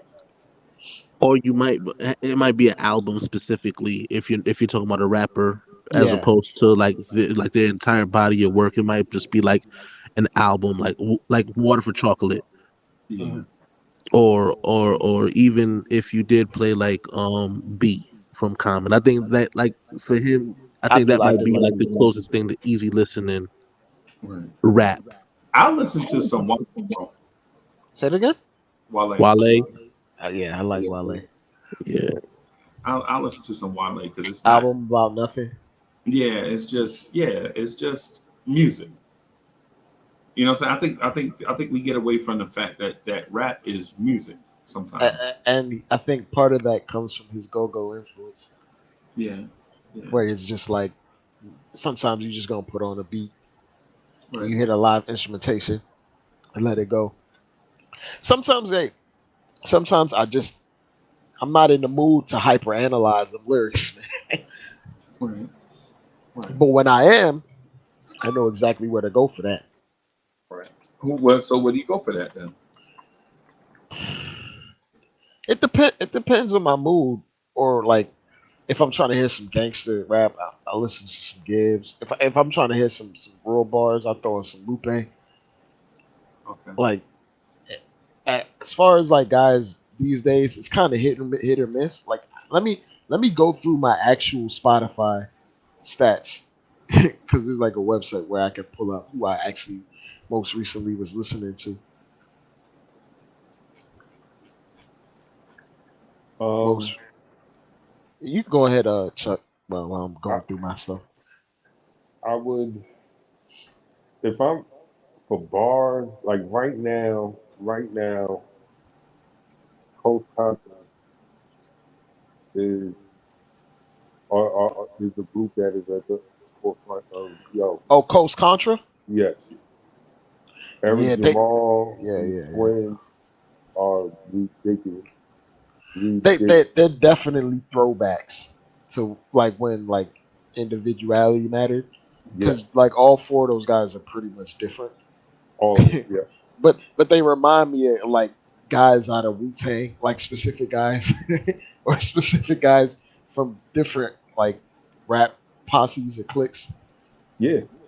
Yeah, yeah. They do like they're absolutely. When I first uh saw one of their freestyles, and I believe Eric Jamal was going live, so he does the whole story. I had to rewind that like 5 times because I was like, yo, who's doing this these days? Mm. Who not just telling the story. It was their whole presentation. It's about the art at that point, right? Right. Like I, these I was guys I was gonna I are, was are, gonna are go go ahead, ahead. go ahead. Check my fault. No, no, no. All I was gonna say is like they're about the essence, the Mm, art. Like mm. don't get me wrong. Like I hate when I hear certain rappers say, um, you know, it's about money. Like Mm. I got into hip hop for it to change my For a financial check. situation. And then I'm like, yo, you're no different than a vulture. Like you think because you're black and you make the music that you're not a vulture, but you're a vulture. Because Right. anytime that you sacrifice the integrity of the art for $1, then you a crook too. Exploitative. Right. Like, yeah, let me get off my soapbox now. Nah, But you Nah, good, yeah, man. we listening, bro. Well, Yeah, well, you let me well good, man. let me be the first to break your heart, Chuck. I'm in it for the money. yo, yo, okay, all right then. That I mean, the industry is open for that. If you're here for the money, then that's fine. But see, when you introduce the bread and everyone's chasing a bag, nobody becomes a risk taker. No one steps out on a limb and dare to be different. Tries new stuff. No, everybody tries the same cookie cutter stuff, and then it burns me to my core. You're imitating a guy who's a bad imitation of another guy who imitated someone else. It's the Xerox theory, right? Right, Once you make the copy and you copy the copy and then copy the copy of the copy and then copy the Fades. copy of yeah, you get further away from the original. Mm. right. And then you have the audacity, you fake copy of a copy, to talk about you the best. You the best what? You ain't even the best copy. Right. Like I what are was we yeah. but I was gonna say like um not to detract too much, but like guys don't want to listen to recently. Like I've been listening to Makami recently, even though he hasn't really put out anything recently. As I've been going back to like Pray for Haiti and some of his yeah. other stuff, like the S lyrics, and that's he also has like an unorthodox flow at times. So it like I appreciate that. But if we're talking about like guys now, I like Rome Streets. He's pretty good. But this is like guys that are attached around the whole Griselda underground thing. So Right. there's guys attached to that, like 38 Special guys like that. Even though he kind of has beef with Gun, Yeah, but Ransom and RJ Payne is like, yeah, like jeez Louise. bro, I've been listening. I've been seeing Ransom since Clue tapes, man. Oh, It's yo, from the 18 yo, era. he Yeah, was it's in crazy. his last two projects, Fire. fire. He's Actually, rhyming. he actually makes grown man bars. Yeah, That's it's definitely grown man. Like he's not rapping about no petulant shit. Yeah, I'll be honest. He had me on pins and needles. I think that's probably the only MC I want to say of a current era that had me Is he current literally era waiting. though? Because nah, he's damn near Rock Marcy era. So Yeah, he's no, but basically because he came out around in the same terms of time.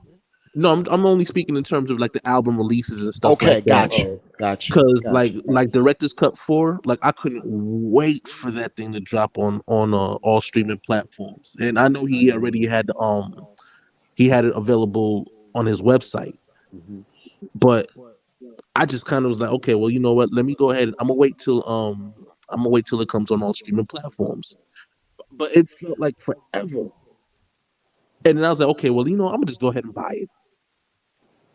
I'm gonna just go ahead and go to that website and just get it. And it didn't disappoint. Mm. But we're talking about maybe 4 days later, he announces that he's gonna put it on all streaming platforms.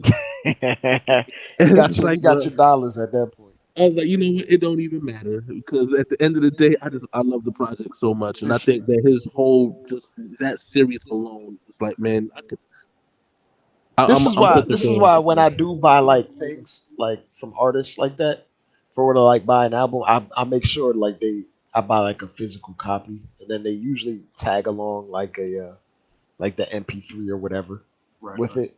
Then that way, Yeah. like, cause I got like a bunch of vinyls in my house, or just like rap of like the last 5 6 years, on top of actual classic vinyl records that I got from my uncle. Right. It's so like I got like some Freddie Gibbs vinyls in here, like, so it's cool just to have for keepsake. I do also buy merch, and also like sometimes I kind of expand out of my horizon. Like this might be a no, but I like there's some British rappers that I do like that aren't like that aren't doing drill. They're not doing like the drill stuff. It's actual like rap. Okay, if you British, you got to do drill for me to like you, bro. but it like, yeah, like there's a guy called Nux. He's pretty good, Okay. and he doesn't really he does the storytelling thing. He storytells, but you got to be able to pick up on the accent, some of the slang. But for the most part, it's pretty straightforward.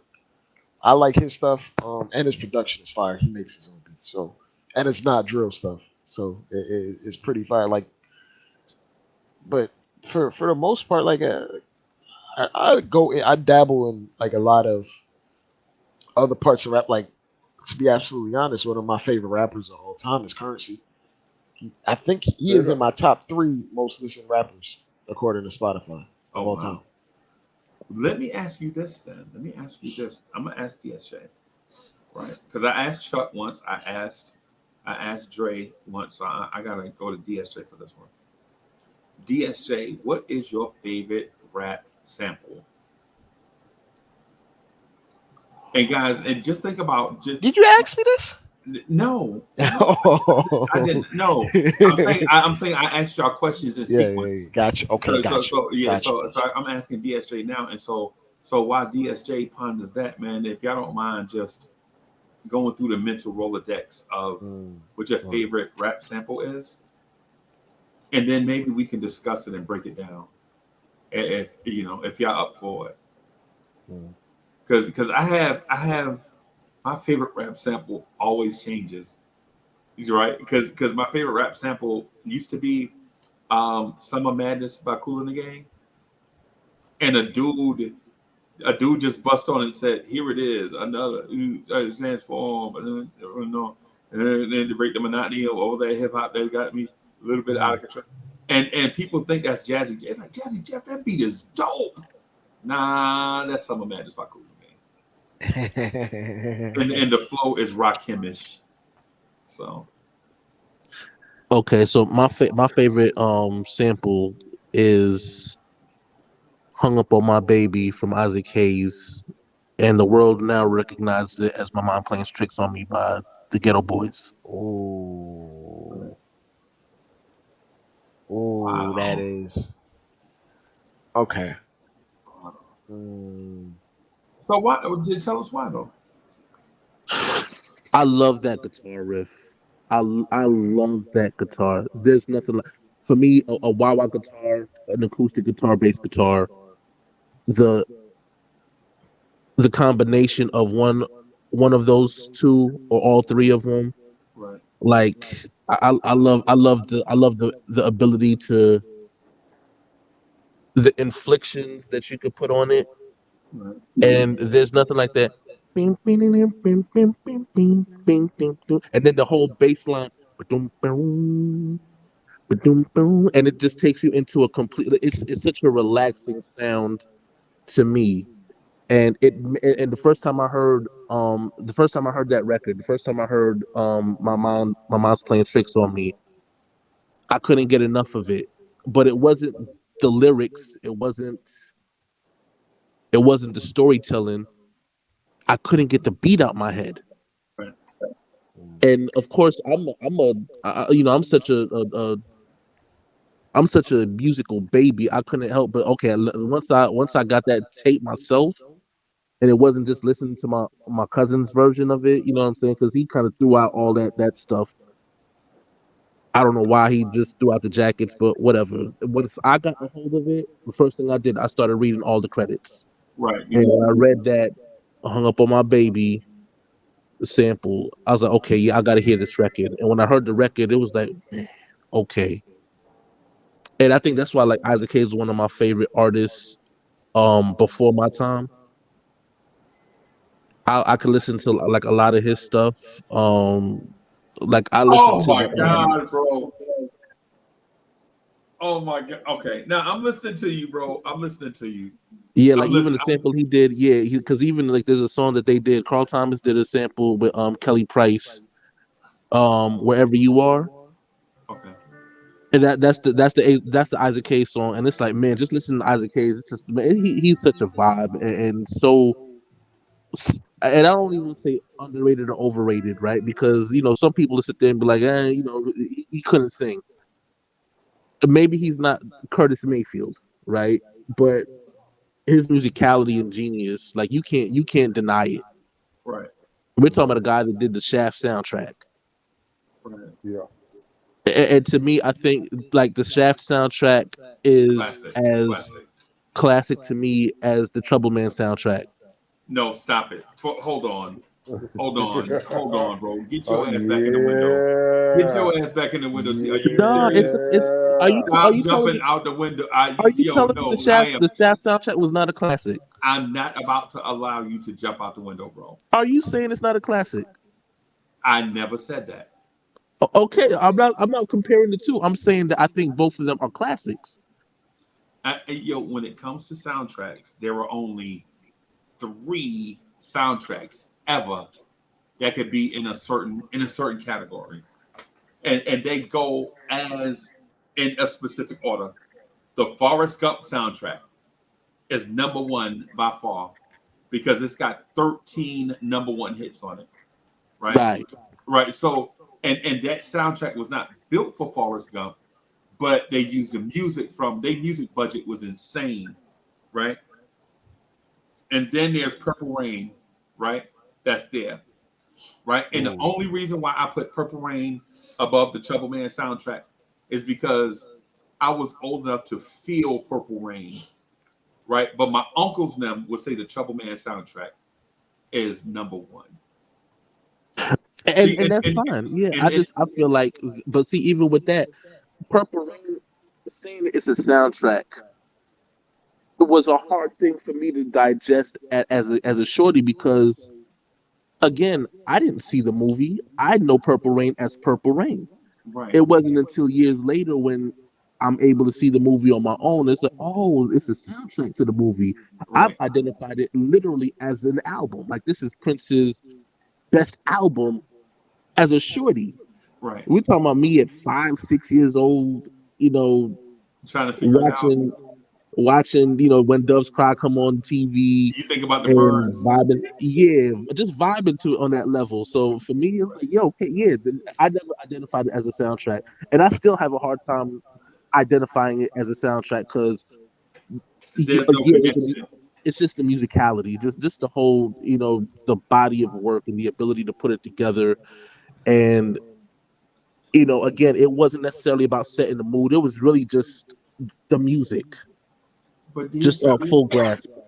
They'll but the, name it that now. It's a soundtrack now, but yeah. even then, like even now, as a downloadable piece, they don't call it a soundtrack. It's just another album. It's Prince's album. There are other great soundtracks out there, but I'm saying to us.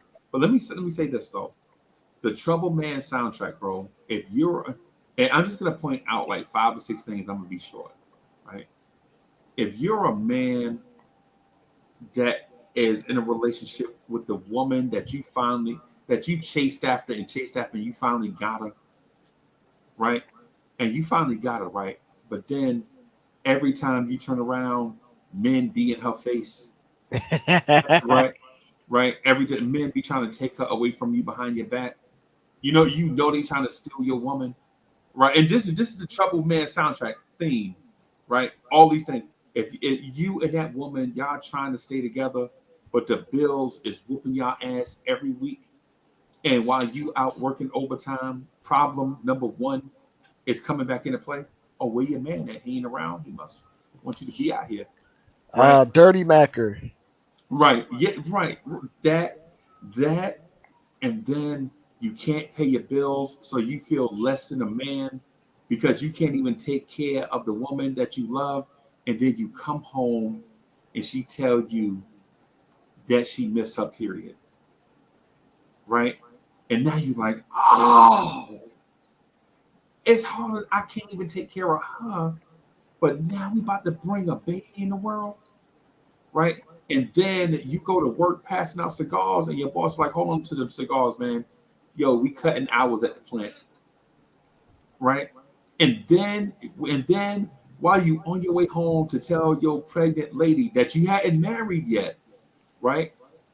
That they cutting hours at the plant, you get the newspaper and you read about all the political turmoil in the world, that they sending troops around the world to some place you ain't never heard of, and them young fellas over there going to die over a war that don't make sense, right?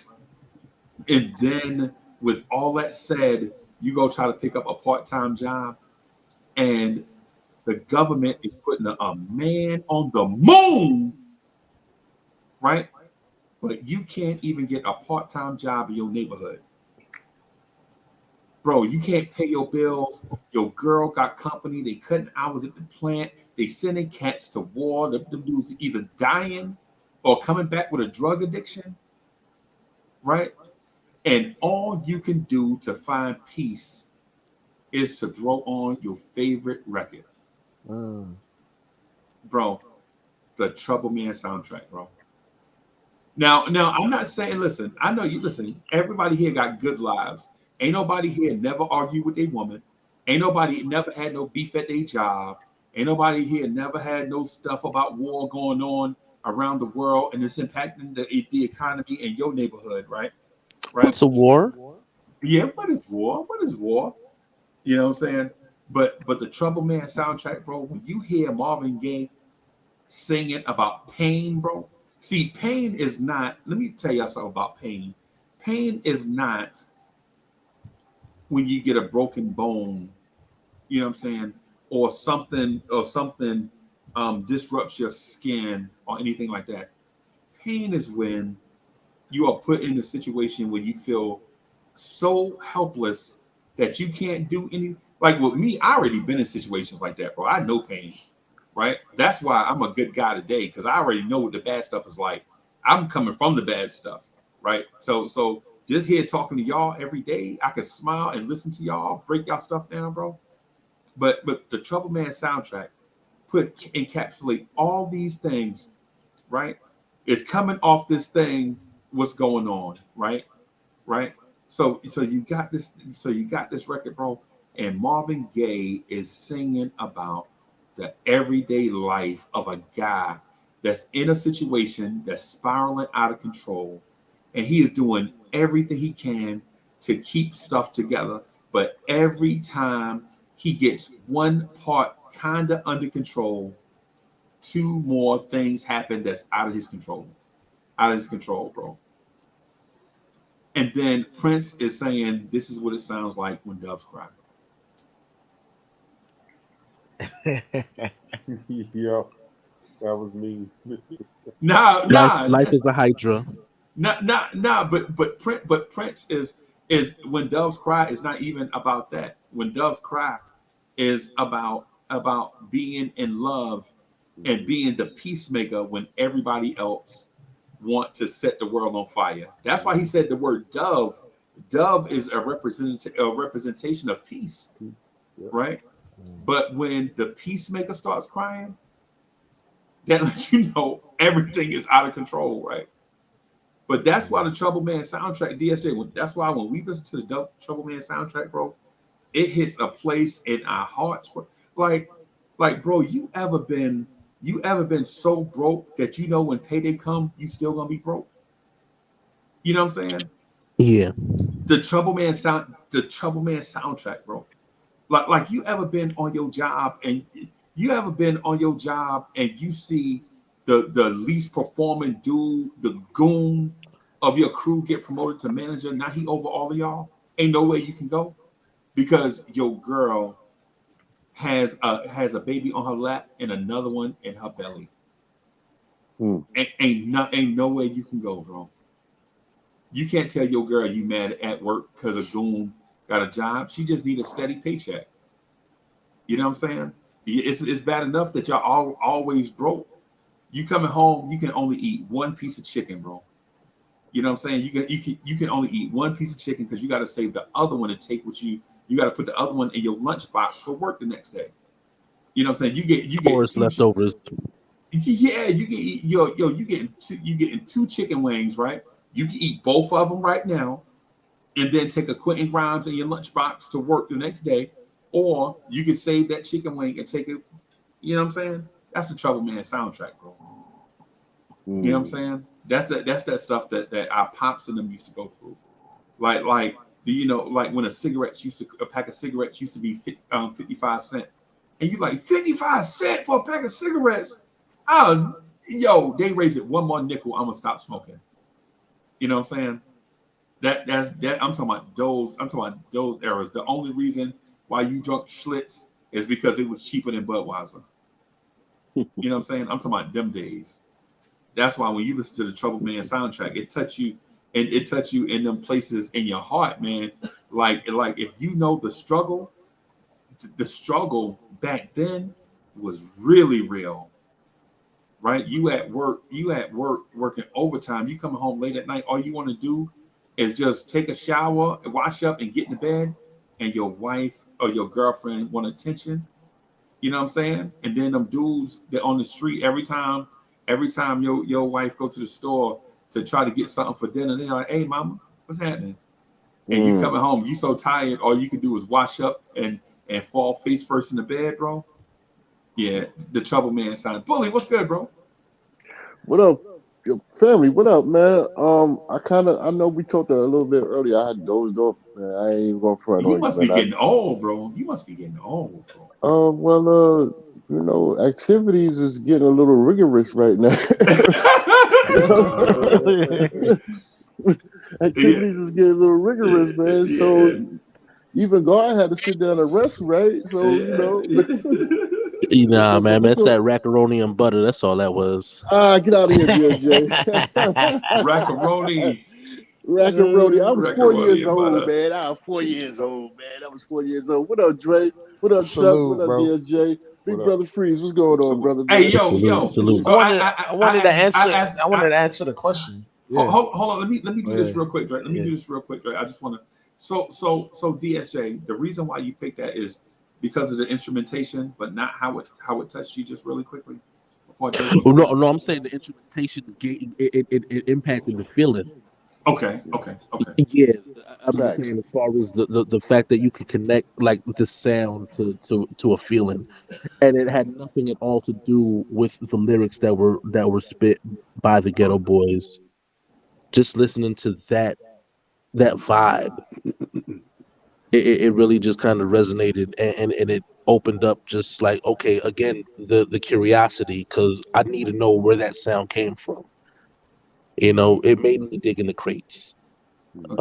So yeah, that's why my mom's playing tricks on me.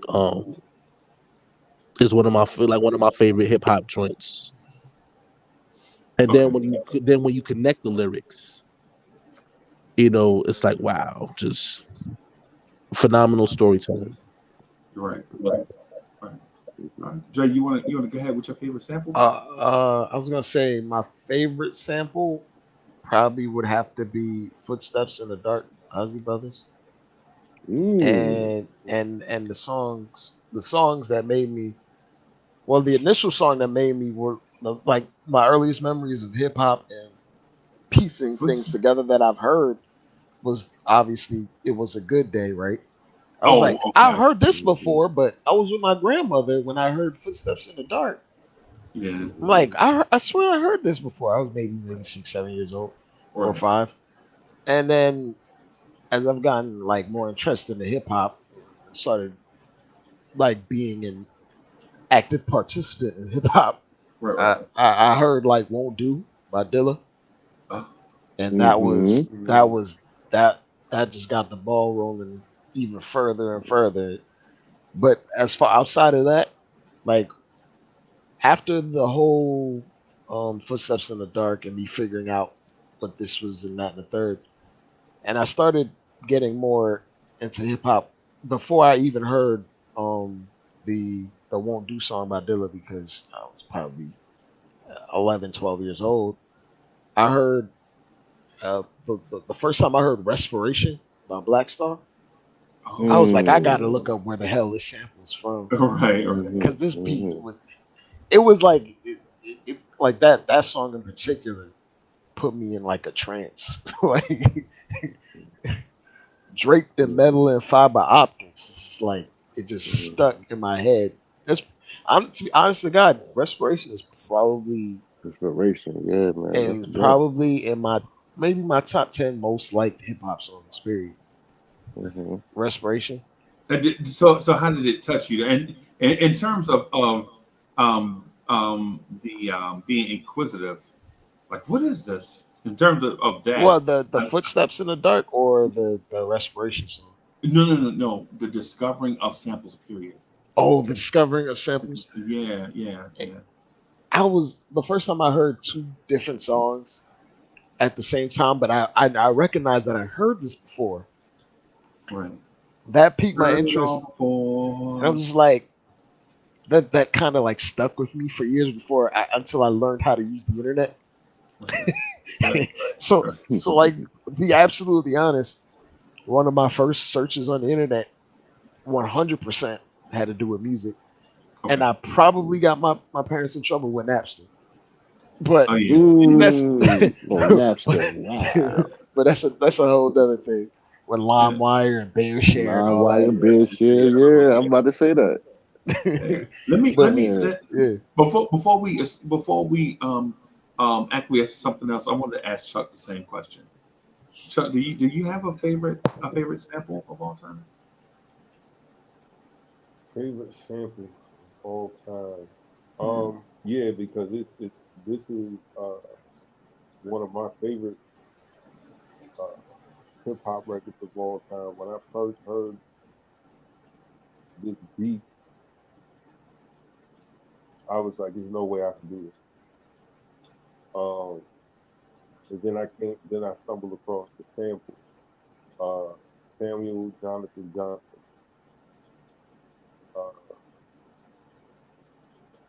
the famous back and forth between Jadakiss and Styles P, produced by The Alchemist. We gonna make it. Yeah. Mm. When I first heard, I Mm. was like, "What the Yeah. whoa, whoa!" Yeah. Mhm. Um, so yeah, that made me go look for that particular record. Um, because I wanted to know like where did that come from and why I like it so much. Um, at the time when I heard the song, like I was frustrated trying to learn how to put beats together. Like I was just like, yo, I'm not gonna be able to. I don't think I'll be able to do this. Um, and then I heard the song, and the song was, yo, we gonna make it, Right. and that became my joint. That became like my theme song. Like we gonna make it, yo. That's it was my ringtone for for a long time. For a long time, bro. Me For a too. long time.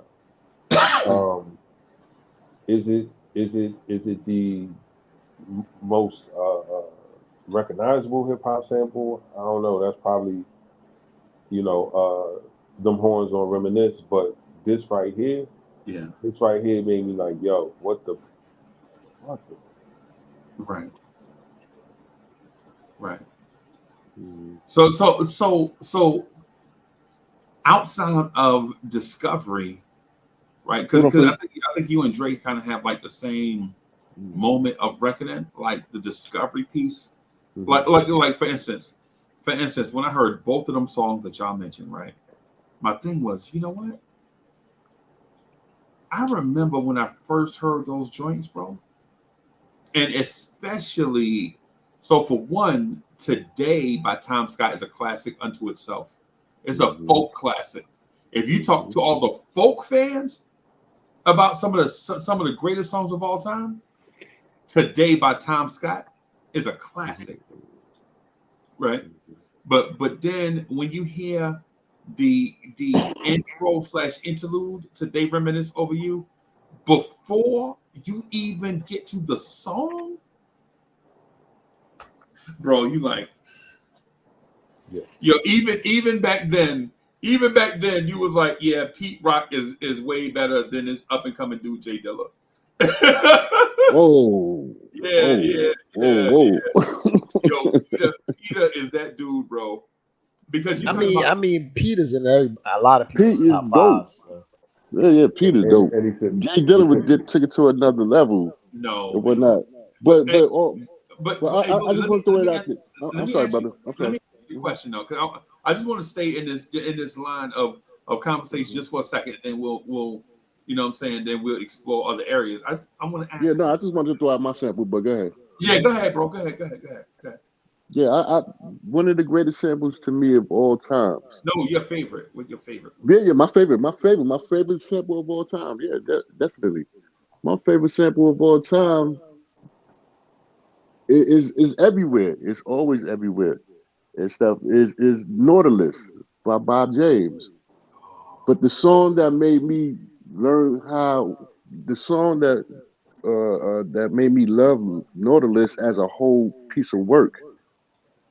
Even when you look at the album cover with the lion and Yeah. stuff like that, Mhm. Nautilus, Follow the Leader by Rakim. Right. Because Oh yeah. not only did he sample that song, but the lyrics that's in the I song. thought you was gonna say Ghostface Killer, but I got you. I got you. Well, Ghostface Killer is part of that because Daytona 500.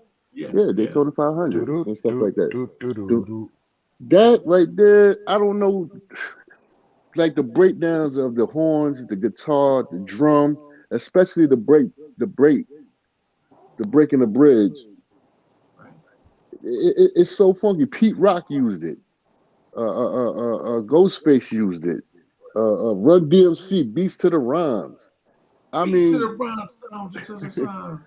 Yeah. word, you know what I'm saying? Like even Gangstar. I mean, every known hip hop group has sampled that song, and it's so many things that it done took from that song and made great music with it. But it was just a whole transformation of the whole. As soon as when it started off, like that was mesmerizing, and then that's where my journey began when I was a shorty when I first heard that. And because the first time I heard it was like Run DMC, and then I just started looking for it ever since. Right. And I mean, from the hieroglyphics on down to NWA, on down to No ID from Across the Seas. It was not like, yo, that's a dope song, and Bob James don't get enough credit for, well, I mean, he does now, but back in the day, man, everybody and their mama was using that joint. You did. So that was it for me with Bob James on Nautilus. Hmm. Oh, oh, you know what? And let me say this real quick because Alawaz beat me to it, bro. I find it mad. Salute. I find it crazy that nobody said Funky Drummer, bro. Oh, the funky Funky drum Drummer Part everywhere. One. Hmm. Funky Drummer Part One, bro. Ain't it funky? Hmm. Ain't it funky? Yeah, man. He did his thing, and that was off the cusp. He just got into a pocket and just. But Funky that's not my drummers. favorite though. That's not my favorite though. Not at this moment because I listen. I reserve the right to change my favorite as my moods change, and we all do that with music. We all get Facts. into like these certain moods of music that we like to listen to. So I reserve my right because man, the Pete Rock one, bro, the horn on. So let me get Ribbon. down to the nitty gritty though. Just like y'all were contrite and concise and to the point with y'all. So I'll be the same with mine.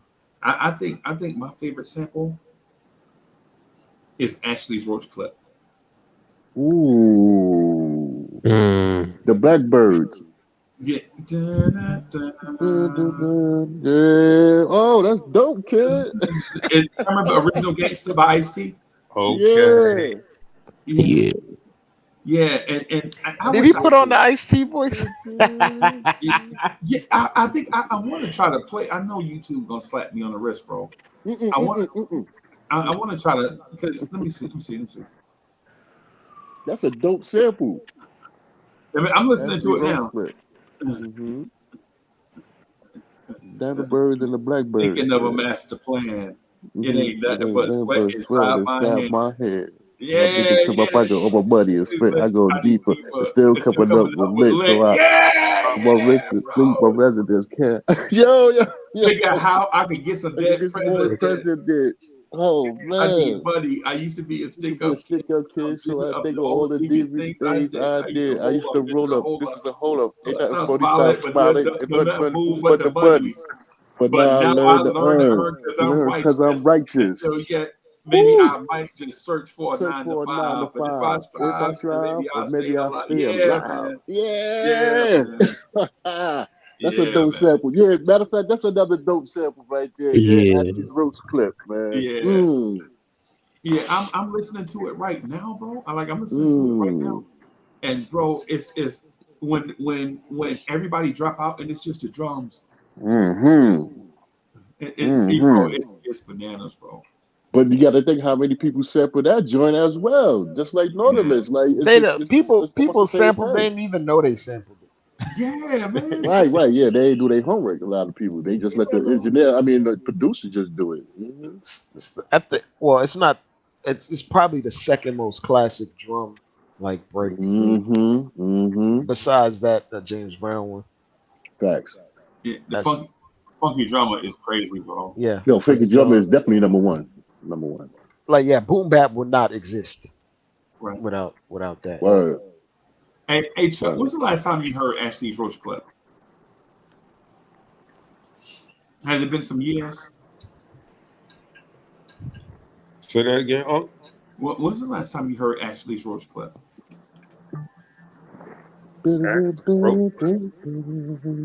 Has, has it been some years?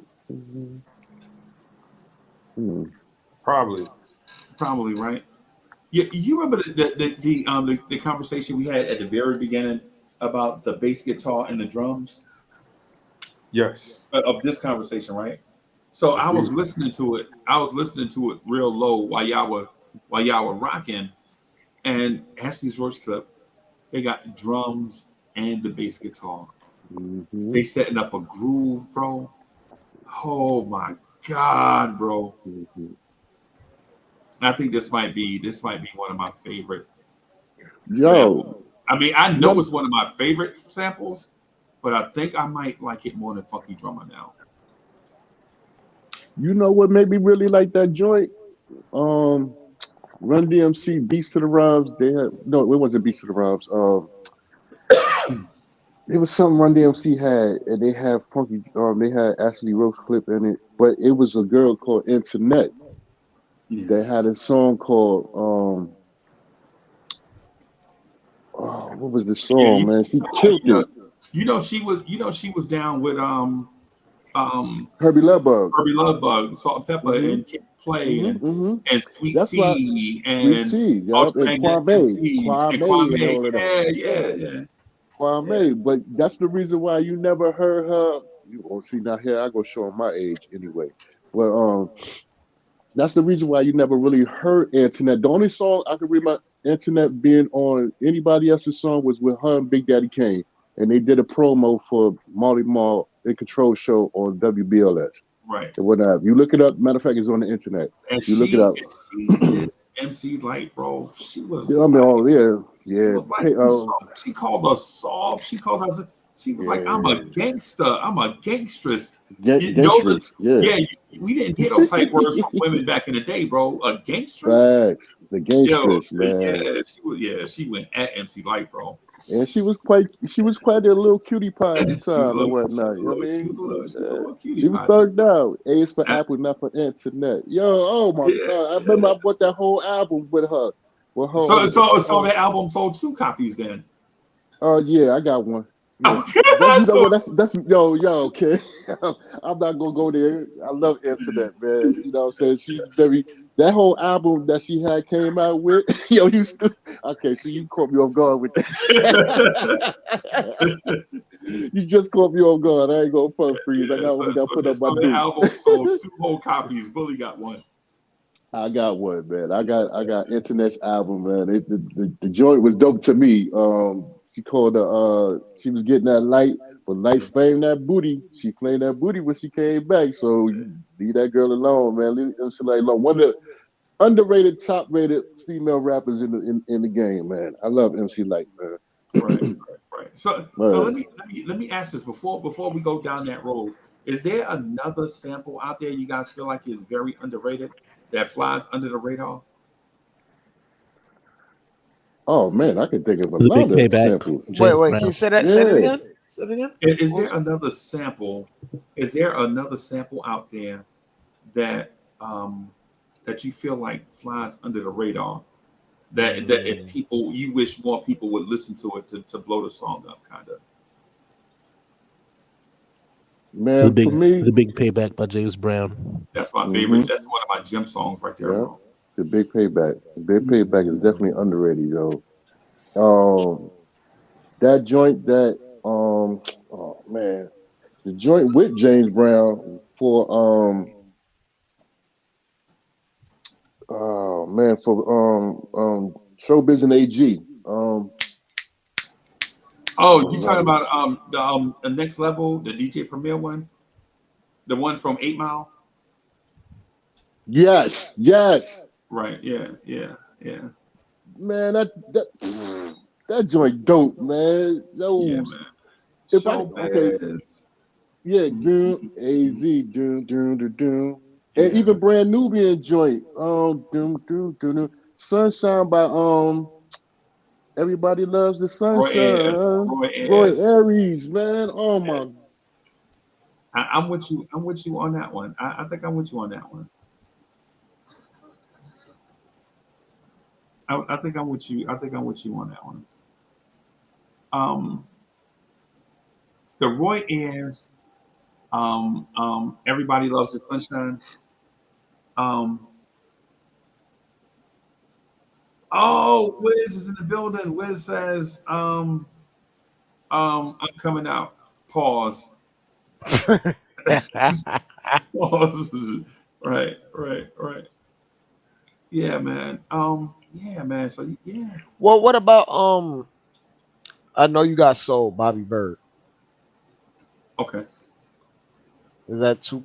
I mean, uh, I tie that to. Well, I played a lot of Grand Theft Auto San Andreas Oh my growing up, God. and So I was in there, and then I realized as I started listening to hip hop, like I'm noticing certain things. I'm like, I've definitely heard right. this this drum pattern before, and I realized, oh, this is what it actually is. Right. It's like I know you got soul. Bro. Yeah. Say yeah, yeah. Say yeah, yeah. Let me see.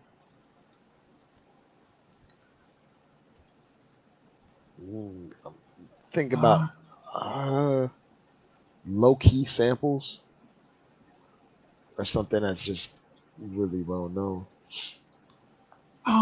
dang man. There is let I me mean, you mentioned this the other day. Was it impeach the president? yeah, Impeach the President was fire. Impeach the President was fire, bro. I ain't even gonna lie to you. I'm gonna find. There's a sample. I'm gonna find it. I'll be right back, y'all. What's the name of the song? I I can't remember. I can't remember. That's why I got. There is a discussion I want to have with Unc because I'll he pull brought up him up. the Forrest Gump soundtrack, which was a good soundtrack, right? But I don't know if I put that even over Dead Presidents I'm sorry. Well, yeah, as a because sometimes commercial success doesn't necessarily equate to like long-standing impact. Maybe. yeah, because I mean, again, it was great, a great composition of work, and again, as you said, we talking about a lot of number one hits, but for me, like that's the first time I heard "I Miss You" by Harold Melvin and the Blue Notes. Mm. First time I actually listened to the full body of "If You Want Me to Stay" by Dope Sly and song. the Family Stone, Sly and the Family Stone, and like, Dope song. where's the love?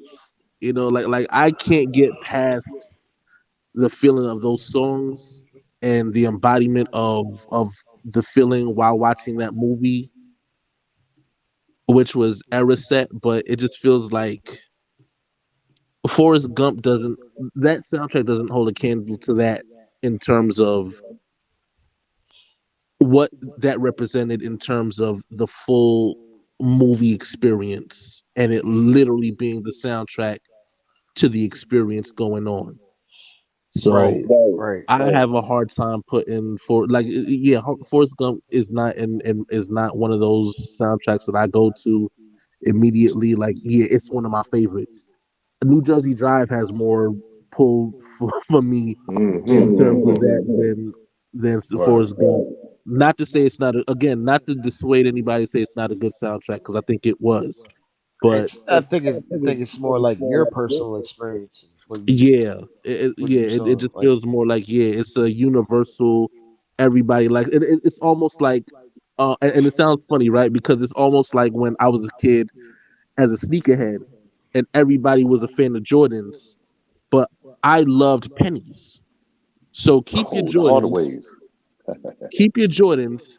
Let me get my pennies, and let y'all salivate over all them Jordans and try to outdo everybody. And when I step on the scene with these pennies, y'all are gonna go crazy. Hey, where you get those from? And My you be girl like, tell me my pennies look like space boots. And she don't like when I be outside with her when I wear them. oh, oh man, yeah, that's so heartbreaking. Facts. It ain't gonna stop nothing. I'm gonna still wear my pennies. There you go. Yeah, yeah, like for me, and it's nothing. I think that colorway too. I think just at that time, DSJ, come on, bro. Forrest Gump. Really? no, it's no. Come on, like it just Stop it. it doesn't. There's like 30 something songs, and they're good songs. Again, not saying that the soundtrack isn't a great soundtrack. I just feel like other soundtracks. Again, Dead Um. President resonates more with me in Yo, there's terms yeah. of yeah. So What's up? the first song on there is Hound Dog. You ain't nothing but I mean, come on, bro. I Yeah, mean, No, we probably got that doesn't do disconnected. anything for me in terms of like I'm again sliding the Family Stone. If you want me to stay is the first one on that President soundtrack. DSJ, Facts. it's got California Dreaming on it, bro. Yeah, Oh, freeze, and freeze. I love the album that it came from, but Bro, again, it's got Respect by Aretha Franklin on it, bro. but I listened to Aretha Franklin's again. These songs already existed in the terms of the albums, right? I know, So but Aretha Franklin's that was my point though. My point was the songs got 13 songs that were number one in the country. yeah, which is again, it doesn't resonate with me in terms of I don't separate the sound. I don't separate the sound and the soundtrack, the songs and the soundtrack He from the doesn't artist and associate their those songs albums. with that movie. Yeah, they're about Like, cause the you already journey. heard them songs before the movie was even out. Yeah, bro, Right. the soundtrack has Sweet Home Alabama on it and Joy to the Joy to the World, bro. Jeremiah was a bullfrog. How you can't start off a song better than that, bro? This is kind of like the whole Jeremiah was a bullfrog. Dun, dun. yeah, y'all remember when early this week Lyles, the Olympic sprinter, this is like comparing the world champion of what technically it is the soundtrack for that movie technically, Yeah, but I mean those songs existed before the movie, whereas like Dead President or what have you, right. they kind of a lot of those songs debuted with the movie, like in tandem, they went together or were played in the movie. Like a Nah, lot of Dead, those things. Dead Presidents took all songs too. Oh, okay. Yeah, they're old Oh, yeah, songs, Mm-hmm. yeah, but yeah. again, but Mm-hmm. still, like I said, it just feels like okay to listen to turn from the Beatles, right? I I, I listen to I'd rather listen to the Beatles discography than to sit there and separate it from Forrest Gump soundtrack, as opposed to Where's the Love comes on, and the first thing that comes to mind is the Dead President soundtrack. Right. The song existed before that, but Yes, I'll it go is. to that soundtrack and be like, you know what? Nah. Matter Yo, of hold fact, on, let me family. just press play. Before I got cut off. Before I got cut off, I was talking about um, "We Almost Lost Detroit" by Gil Scott Heron. That's the Yeah, sample I was saying. That's underrated. That's the very. sample I was going to talk about and whatnot. But go ahead, y'all. Go ahead, because I just want to just throw that in there real quick because I know I got cut off. But Gil go ahead, Scott y'all. But Heron y'all had make the it song. good. You remember Gil Scott Heron had the song "Whitey on the Moon"? Of course. Yeah, Yeah. yeah. Yeah. Yeah. Yo, I But no, got laid off I didn't last want to week, interrupt. but Whitey's Got on the got laid off moon. last week. That's right. Whitey's on the moon. That's right. Well, it won't be televised, man. You know what I'm saying? But no, go ahead. I just because I know I got cut off before y'all started this before y'all started this conversation. I just wanted to put out "We Almost Lost Detroit." If y'all listen to "Almost Lost Detroit," is a deep song, straight up. But go ahead, brothers. I'm sorry. If I may just say this to DSJ's point, I think a lot of these songs that are on the Dead President soundtrack shouldn't even be there, Mm-hmm. right? Like I'll Be Around, right? That's one of my favorite songs by the Spanish. I love the Spanish, Mm-hmm. right? But Mm-hmm. during that era, how do you not include a song like Diamond in the Back, Sunroof Top, Dig in the to the scene scene with the gangster with a gangster lean lean. for Ooh, Dead Presidents? ooh. You How, know what? how do You you know what that would be omit? perfect with? That would be the perfect embodiment of if it was like to describe the scene between Cuddy and Curtis, You talking about coming out the pool hall? right? Yeah, yeah. Mm-hmm. So that would make sense for that scene. But Mm-hmm. even like I'll Be Around, like you could associate that with the relationship between him and Juanita, Yeah. Curtis and Juanita, or you know Juanita. what I'm saying, Curtis and I forget Chris Tucker's character's name, but again, just that you know That's a that movie we camaraderie, need to that review brotherhood. too, bro. DSA, we Mm-hmm. need to review that movie, bro. Yeah, that Yeah, was a dope yeah, one. yeah. That was But a dope yeah, but movie. see, yeah, My like father I always feel told me don't like trust a girl named Juanita. But go ahead. I'm telling you the truth. I'm telling you, God rest my father's soul. God rest my father's soul. Yeah, yeah. Alabama, my man from Alabama, Montgomery, Selma, Alabama, man. Don't trust no girl named Juanita. Boy, they got that thing on them. I was like, okay. hmm And you see what happened with and Juanita? she knows it, so she willing to sell it for top dollar. Ooh, hmm ooh.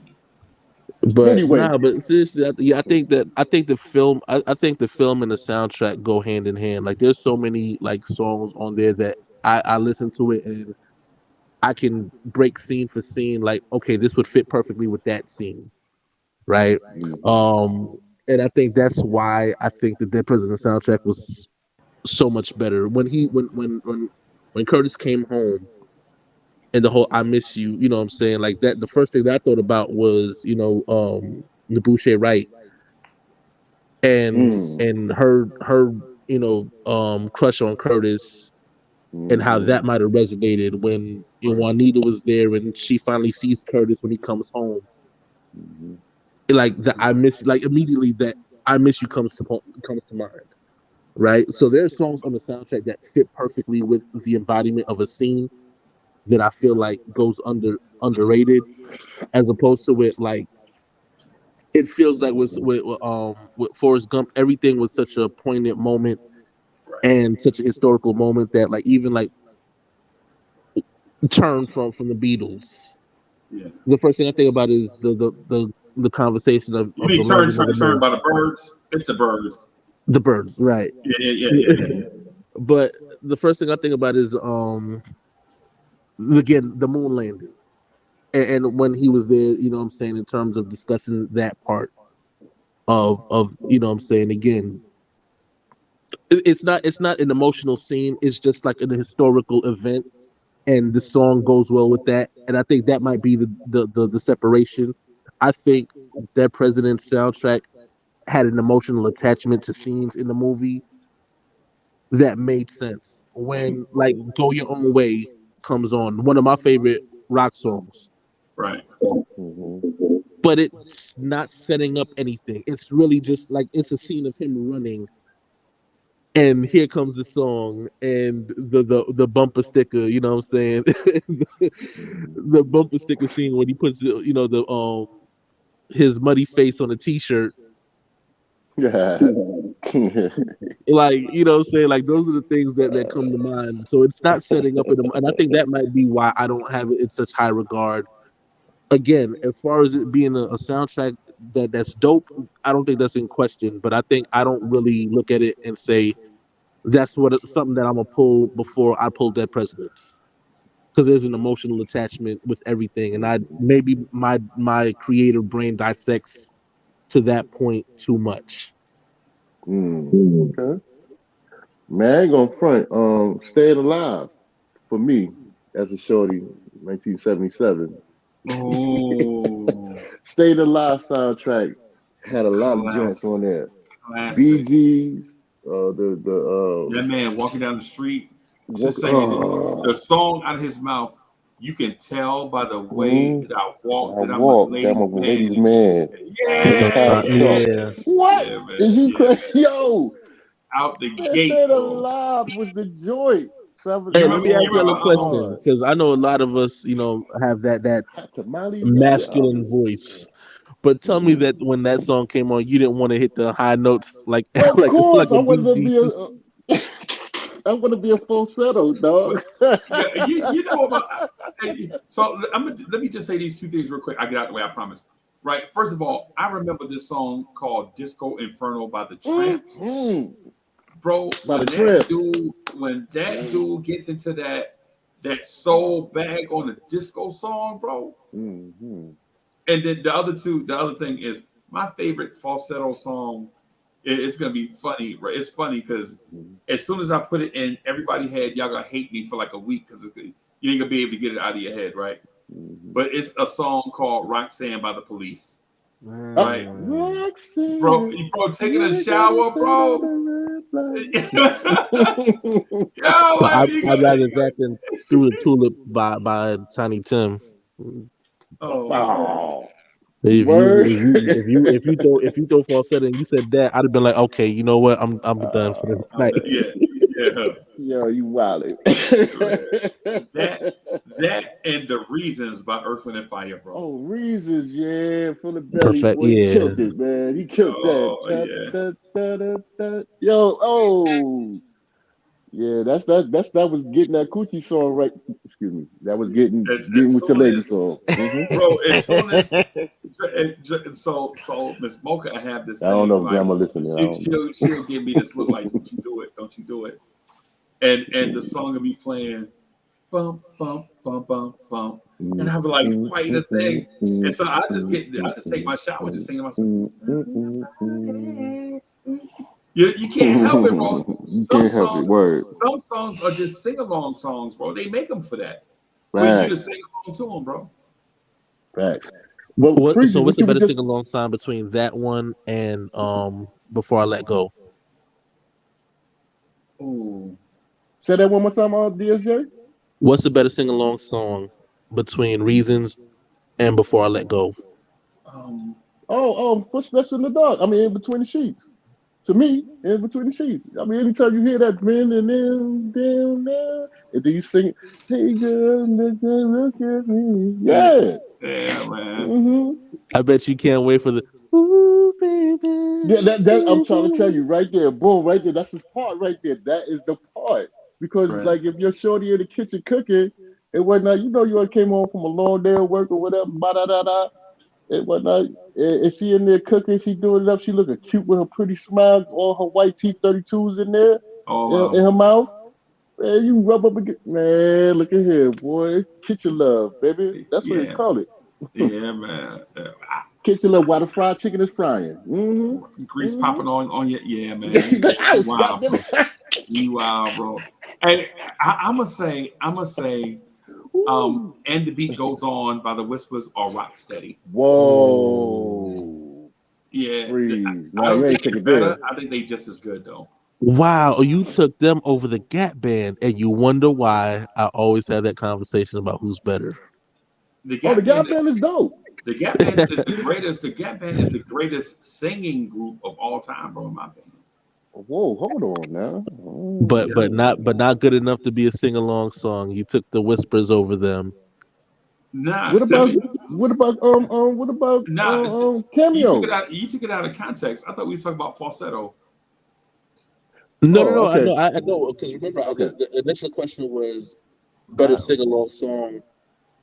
When you mentioned the reasons, and then I also mentioned Before I Let Go by Frankie Beverly and Maze. Because if it's my favorite sing along song, period, it's After the Love Is Gone by Earth, Wind and Fire. Yeah, that's it. Mm-hmm. That's my Mm-hmm. favorite sing along. But if we're talking about, Mm-hmm. but remember, I said the Police, Roxanne, because of Sting Mm-hmm. hitting them high notes or whatever. You Mm-hmm. know what I'm saying? Mm-hmm. Yeah. Did Eddie Murphy make you want to do it too after you seen him do that in 48 Hours? Ooh, I forgot about Man. that. But yeah, I forgot about that. Yeah, But that yeah, was just 48 hours, yeah. When he was in and jail, when he got locked up. and Keith Murray, for cooperation. For, yeah, son. Yeah. Keith Murray Yo, just bust Freezy. out the Yeah. box like, yo. Well, first Yeah. but not least, you will Hmm. respect Keith. Lay That's him right. down like a do rag and some grease. Hmm. Yeah, yeah, Look it man. up, Dre, youngin. Look it up. You know I gotta mess with Dre every now and again, man, and stuff. It's all Word, but love, nah. bully. Yeah, I know, I always tell Freezer, man, that's my little brother right there. I knock somebody out for that boy, even though yeah, I got man. knocked out, right?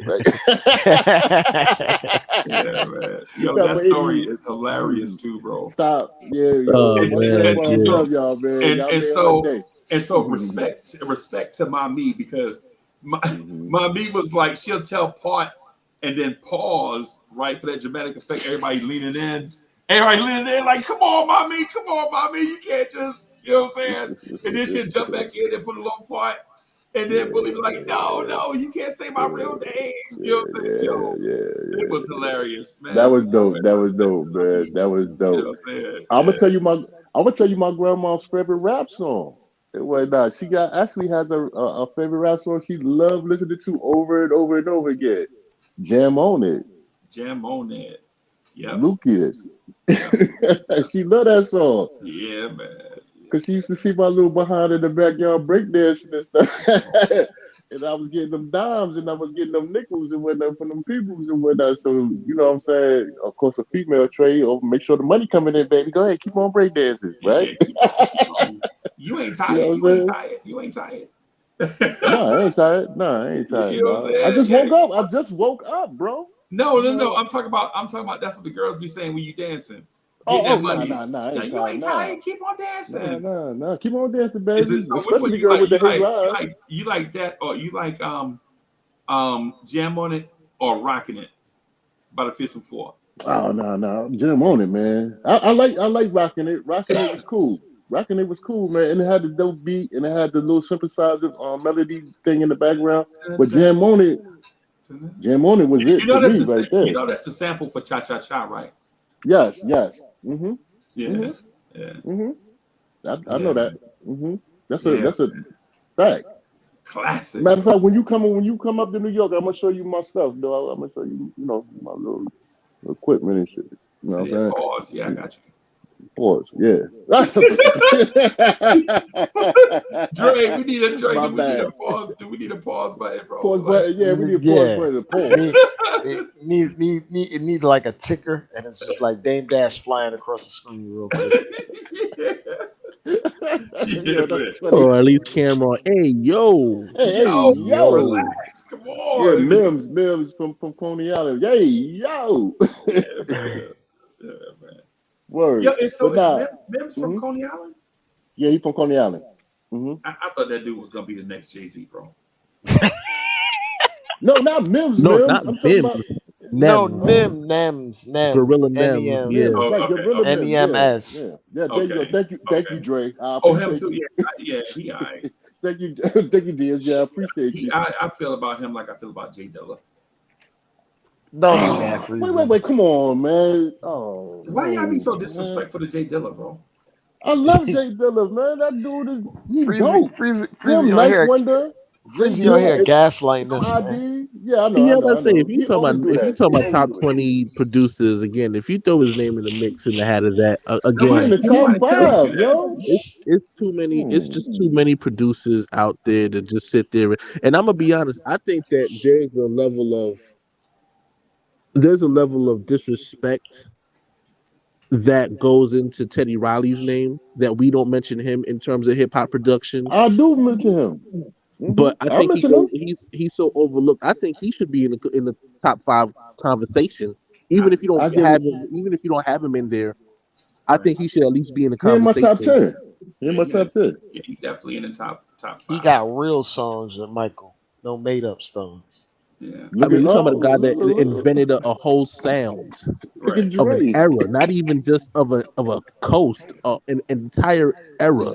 Industry. New of Jack its New time. Jack Swing. Swing. New Jack Swing, man. Come on. Yeah, and so for me, like, and again, like I said, he started out doing hip hop. Right. Mm-hmm. Right. He mixed the show. Yes, The he did. show was man. Have y'all ever heard the original? The show. Yes, Yep. I got the original. No. You got the mixed one. You No, talking I about got the record? the original. Yeah, I got not the record. I got it. I caught it off of Napster. Excuse me. Okay. And when I caught it off of Napster, and I heard the raw It is one. trash, bro. Trash. It It was is doodle trash, on the stick, man. It's trash, bro. Yes, it is. Facts. Teddy Riley saved that man's career, bro. Mm-hmm. You know what I'm saying? When he added them shakers, when he added those shakers, bro, you like, yo, you can't stop dancing to this song, bro. You know what I'm saying? But Teddy Riley also was making songs for Kool Moe Dee, and everybody was coming to get beats from him. Yeah, that's true too. But well, I mean, it made them better. I'm sorry, Freeze. It made them better dudes. It made them better artists once he got onto the production and stuff like that. But he definitely had to break out from where he was at, so you can see his full body of work. And I give that respect to him for that, for sure. But he egotistical too. I mean, he got an ego on him. Yeah, he got an ego on him, bro. Mm-hmm. Yeah, I'm gonna just say this, bro. No dudes from the 2000s are in my top 5. I'm sorry. Producing wise, yeah. No dudes from the 2000s. Are you serious? I'm dead serious. I can name 3 that might could be in there. In the top 5, that you want 3? No, not in my top 5. No, not in my top 5. But you talking about that popped in the 2000s first? Yep, none of them are in the top 5, bro. I'm sorry. I'll give them honorable mentions. I can list them 6 to infinity, bro. But they're not in the top. They're not. No, they ain't my top. No, ain't nobody in my top 5 from 2000. No, not no 2000s. 2000s on, bro. Ain't nobody. And I'm including Kanye, facts. by the way. Let me see. It's hard to think because, like, remember, like, hip hop. When did Kanye come in? Dre. When Kanye came in? Kanye. Well, 2000. Late 90s. He was late 90s. Yeah. Because he was still around a bunch of cliques, around guys that were producers. that Like already no, made like it no on. ID. Yeah. Yeah, No. yeah, he was No, around no, them, yeah, right. but he didn't really get his opportunity, at least to put on for himself until He, all right. early 2000s. But He in my top 15. I'll say this. Well, guess who's Bizak drop? Mm, Yeah. Fire. Well, mhm. I'm saying, say that one more time. Guess who's Bizak? The Scarface. Okay. Okay. Scarface. Okay. Scarface Yeah, song with Jay. Okay. yeah, that was dope. That was dope with Jay. Um. Yeah, that's when he caught fire right there, boy. When he came out with I, Jay-Z and Scarface, yeah, he came out. what about Just Blaze? Oh man, listen, I'm glad you Just Just mentioned Blaze him. in my Blaze. top 10. He in my top 10. Ooh. I Your wanted top to Before what ask he did with too, Exhibit who do you Z, think is better between Kanye and Blaze? Kanye. Kanye. Kanye. Kanye got more tools to his bag. Yeah, Yeah. yeah, Tools in his Kanye. bag. Yeah. He Kanye. just got more bags to get into. But he Right. also Just had Blaze is a home assistants. run hitter. His Just, momentum is just crazy. just Blaze is a home run hitter, but Mm-hmm. Kanye is hitting for average RBIs and home runs. Mm-hmm. Right. Is I Right. got Right. you. yeah, yeah. I What was was gonna that? He ask a you, well, four letter man on that, man. For real. how far did Salam Remy go? Like, was he early 2000s or was Oh, he Cool and before Dre. that? Yeah, Cool and Dre. They up there. Yeah, I like Cool and Dre. Mm-hmm. What about I'm sorry. Salam Remy? Salon Remy is dope. But was So, that so, so name was some. that Can you name some music from them? Nas records? Yeah, Nas, a Oh, lot of Nas records. But see, okay. oh, here we go. I know. Look. Freezy about Uh, to say this. Watch what uh, Freezy uh, get ready to say. Watch what I know I Freezy get ready can't. to He say. made you look. You know what Okay. I'm saying? He gonna He's not say in no Nas took top. all the He's not West in no beats top. from Salon Remy. Yeah, but Actually, that. Freezy, Lil Jon. Look, Oh, so Lil Jon. Okay, He ain't in no top 10 or nothing like he that. better yeah, than Dilla. Guru. All right, come on, man. You gotta Come on, bro. tone Can that, we? Can we? Come on, bro. Can we please give tone that respect to? back, tone that back a little bit. How Come about on, bro. Madlib? Madlib. I Madlib, love. I love Madlib. I love Madlib, I love man. that. I love MF Doom. MF Doom was dope on the beats and whatnot. You dig? Havoc But from have Mobb Deep. But Havoc that's was good. 90s. Havoc. But what I'm saying to y'all Okay, is okay. I see where you're going. so I see where Yeah. you're so okay. So let me name three. I want to name three producers, and y'all tell me if I'm off base, if they should be in or around the top five, going. in or around the top five, right? DJ Mm-hmm. Premier, Top five, man. Number Pete one. Rock, Number two. Molly Mall. Number three. Right. So if they in the top five, you only got two spots for two other people. That's right. I said it. Yeah. Mm. That's what I'm saying. So if we just saying, nah man, Mad the top five, I'm like, relax, bro. Just Blaze top five, man, we gotta relax, bro. We gotta All right, relax. all right. So okay, I get you. I'm gonna spend my top five to top 20. They in there in my top 20. Mm-hmm. So who's your top five? If you I'm a just relax. I'm not gonna say nothing. I have to You think. gonna say so? You gonna say so? Nah, I ain't gonna say nothing. I ain't gonna say nothing, bro. All right, you talking about for me? Yes. All right, so and I ain't gonna say this in no particular order, but I'm Nah. going my top three is gonna be in order, and then everything else gonna be whatever how it flow. Oh, there you go. Okay. Oh, okay, I'm fickle, man. I mean, it's almost 4 o'clock in the morning. Ain't it? What's going on, bro? I'm chilling, bro. I just woke up, man. I just woke up. It's almost 4 o'clock in the morning. Premier, Pete Okay. Rock, Marley Marl, and more emphasis and credit needs to be due to Marley Marl because he birthed a lot of these dudes on some real stuff, man. Marley Marl is a genius, man. Like, come on, Roxanne Shante out of Queensbridge and everything. You know what I Oh, yeah. mean? And then now that's my top three. Now Okay. I'm just gonna throw random names because I like certain dudes. I like No ID. I like And Buck your Wild. top five? Hmm. And your top five? All right. Oh, okay. So let me deal with my top five, and then I'll leave it from there. Marley Marl. I mean, excuse me. DJ Premier, uh, uh, uh, Pete Rock, Marley Marl, Jay Dilla, and Dr. Dre. I'm sorry, I got to go to the West Coast with that one. Dr. Dre. Now that's my top five. That's my top five. No ID, Just Blaze, Swiss Beats. I'm sorry, why Swiss Beats don't get no credit? Most overrated legend all time. Facts. No, I said overrated. he No, got hits, but Oh he God, ain't. Swiss Beats He and I ain't. like Team Swiss Beats, Notes. man. I like Swiss Beats. I'm taking. I'm taking Don't forget Kanye about over him. don't forget I'm about taking. Timberland. Hmm. Yeah, I'm taking Wait, Kanye, let's talk about Timbo. the top five though. So Yeah, Jay top five. Dilla is in your top five. Yeah, Okay. Jake Dilla. Yeah, yeah. Okay. Okay. I don't know what to say to that, bro. Jay Dilla in your top five. Jay Dilla in my top five, bro. Respect. Okay. Respect. I love Jay Dilla. Yo, man, Jay Dilla was ill. Do you not see what he did with the tribe, with Farside, Slum Village, and Ninth Wonder is in, oh my God, I'm, Ninth I'm Wonder in taking there too. I'm taking Eddie F over him, bro. Oh, I'm taking Eddie F over Jay Dilla, and to me, they the same guy. I'm only taking Eddie F over him though, as a because of nostalgia. Because I love for all the first gens when you hear now that we found love, you like, yo, come on, bro. I mean, mm. I mean, I can answer.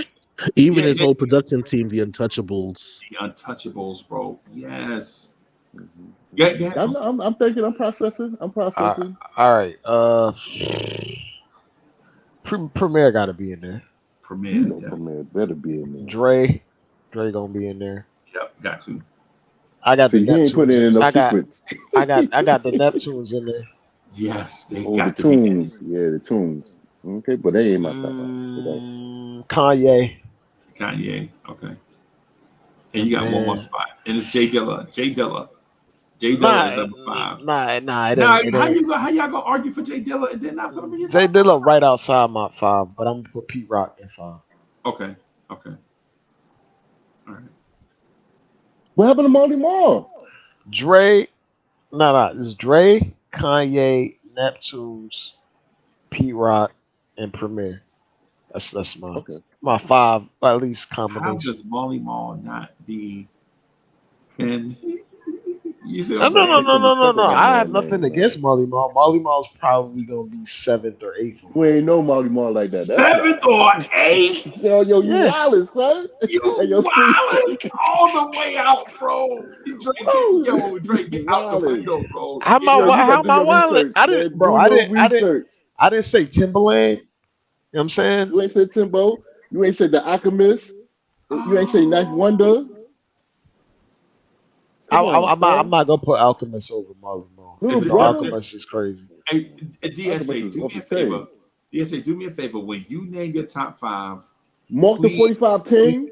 please include Manny Fresh so this conversation won't get Manny weird, bro. Fresh. What? Please include Manny Fresh so this conversation won't get weird, bro.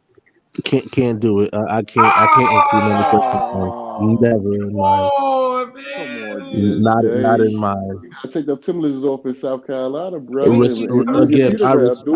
I respect what he does. I like his production, but he's not in my top five.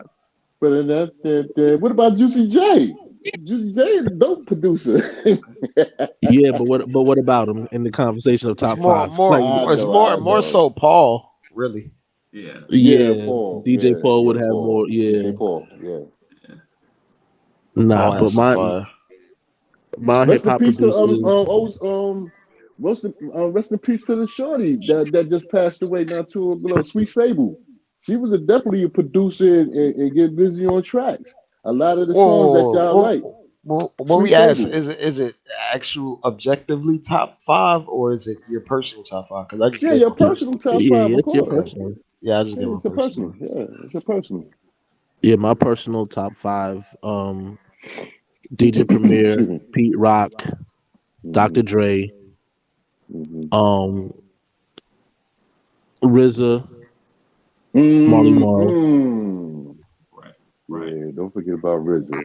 Come But on, man. We for forgot about RZA. And Bully, I gotta mm-hmm. extend you a pass, bro. I'm gonna throw you a life preserver on this one because I know Okay. the Jay Dilla conversation is. But let me give you the name of another producer that also passed away Mm-hmm. prematurely, and that none of us ever say. Mm-hmm. Paul C. Paul C. Mm. Oh man, Come on, yeah, bro. son. Come on, bro. What we doing out Yeah, here? bro. Yeah, you right. Paul Doing out C. here, bro. One Come of on, Long Island's finest and whatnot. come Yeah, on, Paul bro. C, We not man. saying Paul Back in the C. day, a lot of De La Soul, EPMDs, a lot of rock hymns. Yeah, man, Paul C, man. I mean, I mean, what if you're gonna say Paul C, you might as well say Large Pro. I, Lost Professor? I mean, oh, he in there. Lost Professor is in there. I didn't mention him yet. See, I ain't mentioned him yet. yeah, Hmm bro. Come You're on, right, bro. Freeze. You know what? He's not in my top 10, but he definitely got honorable mention for sure. Yeah, Paul I C. gotta say it. Paul C was dope. Bro, man, come on, man. Paul Paul C C. was dope. You know who the third most sampled person of all time is? It's gonna make y'all laugh. The third most sampled person of all time is Slick Barry Rick. White? Slick Rick. Oh, Slick Rick. Yeah, everybody sampled Slick Rick for real. Yeah, For real. yeah. Children's Voice Story. Children's Wild, story. Children's Story.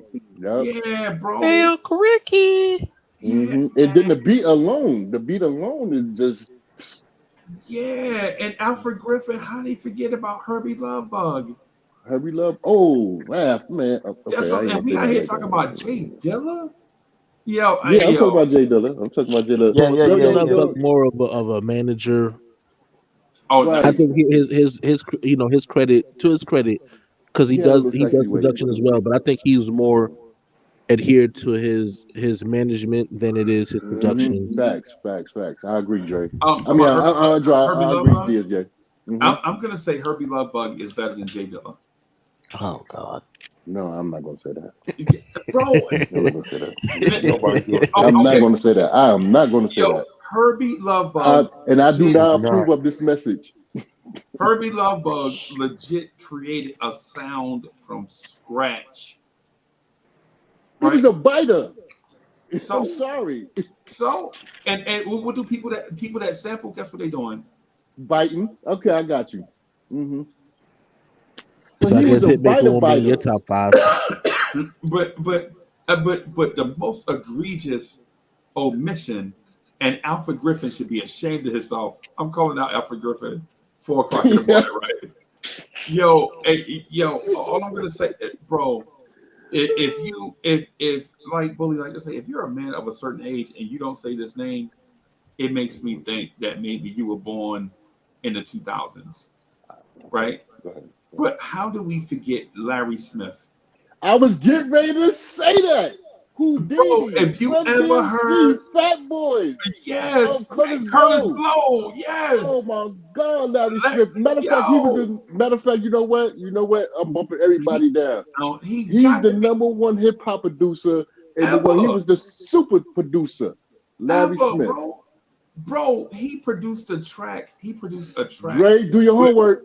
where a dude said "One Love" in the city, took it Oh from there, my God. and And, everybody and say he it. played the bass guitar like a Oh, G. Like, yo, yes, oh my, yo, Freeze, thank he you. produced. He produced the Joy Friends. How many of us have them, Oh my God, Larry bro? Smith. Bro, he produced a Rest track. in peace. He produced a track where a dude said, "Champagne, caviar, and bubble The baths. bubble That's the bath. life that I lead. You suck Right. You suck MC." at MC. And then the dude came in was like, "Jigga, jigga, jigga. I'm light skinned. I live in Queens. I love to eat. Eat I the love to eat chicken and Franks. collard greens. I love to eat Franks with my pork and beans. I dress to Oh kill. my God. Y'all, you know what I'm saying? Yeah. Come on, Larry bro. Smith, man. Come on, bro. Fat Oh, boys are back. he had the wicked And Jelly Curl too, never y'all. forget the original. And he would, He had the original. and in his pictures, he would smoke the hell out some Newports, bro. And Yes, he was. every time you see it, he like, Oh, and, snap. and DSJ, and the thing about it is he had a song called Friends, right? How many of Friends. us Have have us them? have And it them. came out at the same time as Mm-hmm. dudes was saying, ha ha ha ha. You know what I'm saying? Right. Right. Raw. You know, they doing that on the record, right? And this Sound like dude, the animal sounds and growling. yeah, yeah. And this dude got the R. This dude like, oh, Houdini is sophisticated.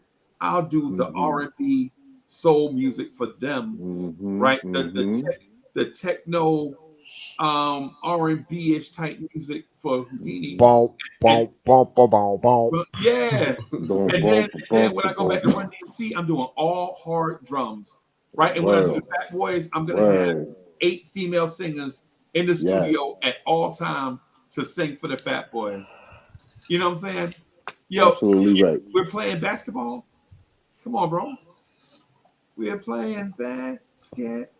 Come on, bro. Playing basketball, quarters blow. We playing basketball. Yo, first of all, if you listen to that song with Curtis Blow playing basketball, and you listen to Fat Boys Can You Feel It, it's the same track. It's the same. It's damn near the same. Can you feel Feel it? it? Yeah, it's the same track. Yo, rest in peace, Larry Smith, Queen's finest, yo. Yeah, how we gonna? And he was down with Jamaica. He was down with Junior living for Jamaica. Oh my God. Tom Brown. He played. Yeah, Tom Brown, word. Funky yeah, for he Jamaica, was down with Funky for Jamaica. Yep, he was in the background playing the guitar. Not Delroy Lindo. Denroy Morgan. Denroy Morgan, yes. Yeah, man. Yeah, Full Force. I see you out there, yo. He throwing out some names, Full Force. Don't forget about Mantronics. Don't forget about Mantronics when he was down with Just Ice. Mantronics, yeah. That's what I'm saying. Like when we throw, man. Every time we throw Jay Dilla in a conversation, I'm like, I gotta go with Jay Dilla sometimes because Jay Dilla. I mean, all right. So what about Prince Paul, bro? Is Jay Dilla better than Prince Paul? No. And there it is. There. Some people don't like the way that Sally. You remember that? Yeah, I remember Steps of Sonic. Yeah. Steps of Sonic. Brooklyn's finest. Well, man. Yeah, I got a funny story about how I discovered Tom Brown's Funky for Jamaica. Go ahead, speak on it, homie. So it was summertime, and for some reason my parents bought me Hammer's The Funky Headhunter album. Oh, okay. Dope song. Now there's a couple songs on there, but Pump to the Bump used to get crazy. What's the name of the album again? It's a Funky Headhunter. Funky Headhunters, yeah. Funky Headhunters. That was Hammer. That was his supposedly hardcore album. You talking about the rap song? You talking about Pump to the Bump on it? I thought you were talking about the group. Yeah. God made me funky by the funky. So my mom's bought me that album in the summertime. I guess because again, I hope you don't have no parachute pants on, bro. I'm sorry. Nah, no parachute pants on my head, on my body. You know what I'm saying? Now I did have the 8-ball jacket, but that's neither here nor there. But I remember I was like, okay, you know, I'm gonna be fair because it's my mother. She bought me the album. She didn't have to do that, and she did the kind thing in her mind. So I'm gonna go ahead and I'm gonna give it a listen.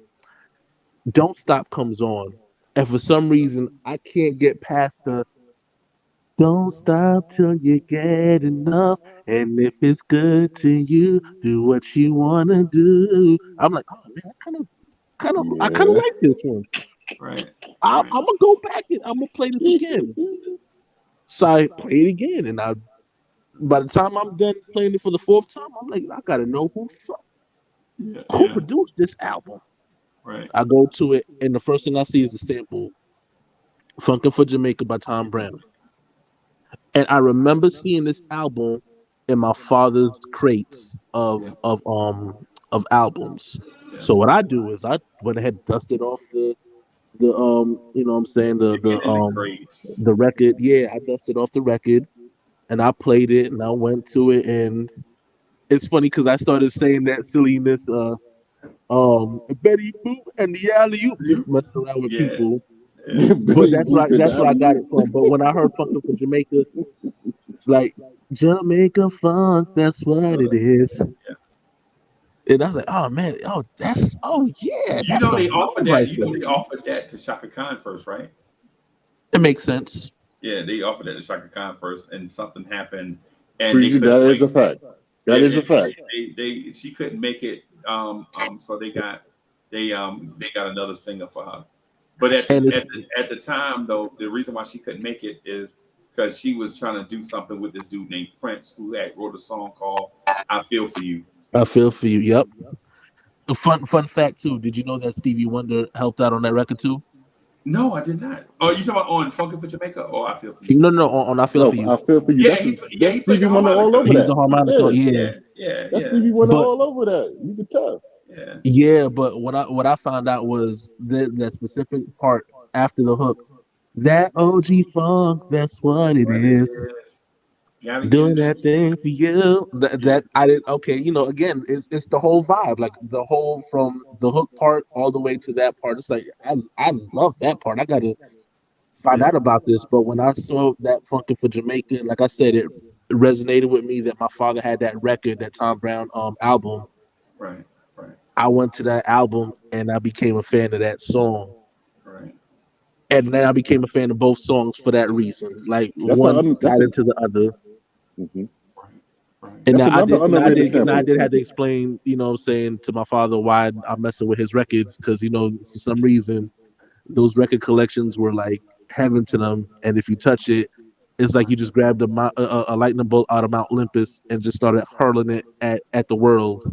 Right, right, And so there was fits to be thrown, but when I explained to my father, he was like, okay. He listened to the album, and that record specifically, and he's like, okay, yeah, let me know at least if you're gonna be playing my records because I don't want you just messing around and doing something what I'm saying, scratching my records and stuff. So, right. but it was a cool experience. But funny how I discovered Funkin' for Jamaica.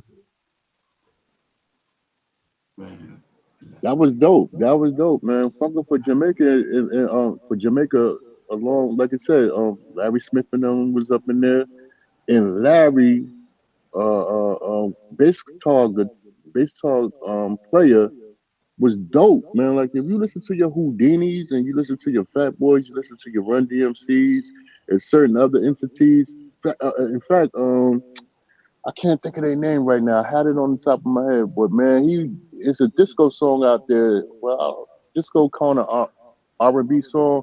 You can hear him in the background on the bass guitar. He was killing it and whatnot. So you got Killing, him absolutely right.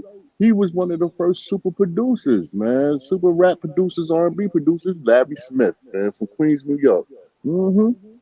Yep, give it up to Matter of him. fact, Yeah. So, it's so funny too. Even as I'm thinking about it, Tom mhm. Brown, does he get album credit for Dr. Dre's Still Dre Day? okay. Wow, does he? Oh, that's deep. Yo, DSJ, Because that is deep. that key, bound, bound out, Mm-hmm. bound out. Burn out.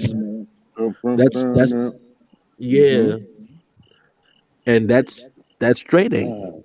Let me see. Let Yeah, me see. Do he get credit for that? Oh, yeah, I got to do my homework. See, now I'm gonna do my homework now. yeah, man. Yeah, man. So yeah, so bully. That's why when I be saying when I'm saying that Jay Dilla is a great producer, but we gotta relax, bro. Come on, bro. Come on, bro. Okay, well, We for putting Jay me, Dilla ahead of Paul C and Larry Smith. Come man, on, but bro. okay. So now you dusted off. You took some of the cobwebs off my head a little bit, dude. I ain't gonna front. You know what I mean? And we love Jay Dilla, Yeah, bro. yeah, My yeah, favorite Jay yeah, Dilla yeah. song is "Stakes Is High." Stakes is high. Oh Yeah, man, nah. For me, it's my favorite Jay Dilla beat that he made was for the Far Side. Get off that bullshit. yeah, yeah. That's my favorite joint. Look it up for the live cabin conversation and whatnot. Get up Right, off that bullshit. You know what I'm saying? That yeah, beat right there, how he hooked that beat, and even running away and right. stuff like that. Run, yo. And we got him, and do we have him ahead of Eric Sermon? No, no, no, I Is do. Jay Dilla better than Eric Sermon? no. I'm say that. All right. So okay. So again, Does Jay Dilla have a song that sold more records than music? just like music. You remember that? Yeah. Well, Marvin Gaye, Probably with the the Marvin light. Gaye But that's some samples. Marvin Gaye. But Freezy, Yeah. we using sales as a barometer. No, no, Yeah, no, but I no. don't want to use sales as a brother. I'm talking about feeling. I'm talking about emotional, like I'm in your talking about. body. No, I'm talking about when you get to the top of the top. When you're talking about Mount Olympus, the Mount Olympus of producers. I'm just But using see, certain things to separate one from another, right? but see, Like that's for where we go instance, wrong sometimes. I'm not asking is Jay Dilla better than Havoc, right? Because ultimately Jay Dilla is better than Havoc, even though Havoc is I man don't know. I don't see now. I ain't gonna go there with that. I'm not gonna go phenomenal, there. right? But Jay I'm not gonna Dilla go there. just got more iconic stuff than Mobb Deep. You know what I'm saying? I mean, Mm. so I'm not saying that It depends on the person who when you are. I'm saying when you get to the elite of the elite, what separators are you going to use in order to Hmm. So is Eric Sermon better than Jay Dilla in my mind? Yes. Yeah. I think Eric And and, Sermon. and and it's not because I dislike Jay Dilla. I, No, I I love agree Jay with Dilla, man. Like all the stuff that y'all say about Jay Dilla. I agree with. You know what I'm saying? I just don't think. rest in peace. Yeah, yeah. Rest in peace. Okay, so okay, I think I know and I kind of understand where you're coming from, Freeze. Um, Jay It's Jay Dilla is a phenomenal, definitely is a phenomenal producer, and he definitely made a dope. lot of dope songs, man. That's unforgettable. It was not. And I mean, even though his time was short on this earth, man, rest in peace to him and his family, and condolences and stuff like that, man. I think he could have been up right up in there in the upper echelon of producers and whatnot. But now you talking about Pete Rock and Premier and And we Eric forgetting Sermon, about Marlon dudes like Marl, Eddie. We just forget about dudes like Eddie and F. then you say Eddie. I mean Eddie. What? I'm not gonna put Eddie up there like that. Nah, I I ain't gotta gonna put front on that one. Like, because I'm Eddie gonna F. have to disagree with you on that one. And Hey, when you ever he heard? You dope, ever heard he the dope. Blue Funk album? Of course I heard. And who made the Blue Funk album? Who produced the Blue Funk album? I can tell you two and three. I mean, there's three people that made that Blue Funk album. It was a dope album by Heavy D. And rest in peace to him too. God, Right. don't get man. He gone. I mean, a lot of our greats is gone. But you have Marley Marl, Pete Rock, and Eddie F on there. Yeah. Yeah. hmm that song by Premier made for Pete. I mean, the song that Premier made for Heavy D. I'm not talking about Black and Blue Funk. What was that song? Here comes the Hefster. Here Yeah. comes the Hefster. Yo, that song was deep, yo. Yo, he Right. got busy. He got busy with that song. Word and stuff Right. like that. So I still remember all of that stuff like that. But if you want a breath of fresh air, you would say Jay Dilla, man, definitely, man. Jay Dilla, man, he up there, and rest in peace to him again. I don't want to keep saying that stuff, My but breath, my breath of fresh air is Manny Fresh, bro. Manny Fresh came in and he was so different yeah, than he in my what top than 20. He in my top 20. yeah. Yeah, I think Jay Dilla is definitely a top 35 producer. What about He's dropping what it. about what about Knife Wonder? What about Knife Wonder? What Yo, about Knife Wonder? Bully, you see how they be laughing in my face, bro. I That's know. that's I see, man. I see. Because you Yo, just they said be, he they was be like laughing top dead in my face like 15, I'm top not even 20. here.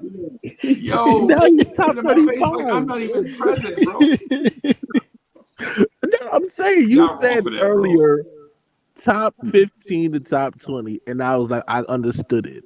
Now he's top 35. How did see, we just not? come on, yeah, man. He be Let me moving the just goalposts, yo. Nah, man. use 15 more people in front of Jack He Dilla. be moving the goalposts, Hey, man. Dre, during this conversation, have they not been adding more and more producers to the conversation? uh, they weren't saying they were better than Dilla though. Okay, okay. The next All thing you right. know, Thank he'll you, be like Dre. top 44 or Be something honest, like Dre. that. Be honest, Dre. That's right. I mean, we not You know even, that. Freezy, you Chance. taking Just Blaze over Dilla? No, Over who? Over Jay who, Dilla, Dre? Just Blaze. Oh. No, No. no, Rockwilder. no, Yo, Rockwell is deep, but I ain't taking them over Dilla. Nah, no. son. The Beat Miners. No, Nah, I'm not taking none of them. nah. I know. I love the Beat Mothers, man. I Jay see them. Dilla is in that top 10 area, right? I'm thinking the elite of the elite. I got Jay Dilla. So for conversation purposes only, and I'm not gonna rank them. But I Don't have move the Jay Dilla goalposts, and man. Marley Marl in like the same grouping. No, I'm not. I'm not doing that. I'm not going to do that. No. Yeah, That's the opinions of Freezy and Freezy only. No, I'm saying this top 12 group is what I was gonna say for you. This is like trying to put Steph Curry in the top 10. Yeah, Steph Curry is top 10. He is top 10. Yes, he Yeah, is Steph definitely Curry. top 10. No, ain't Yeah, no he's way. top 10. If you Russell list is better it, than Steph if you Curry. list it, if you list it, then somebody's going down. Like if Yeah. you So were to who's try to going down? list it. All right. So who's going down then, Dre? All right, The so analyst. Come on.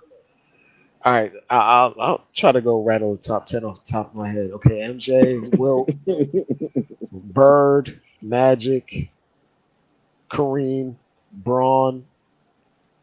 Who else is Who? left? Braun. Brown? Yeah, Tim Who Duncan. Braun?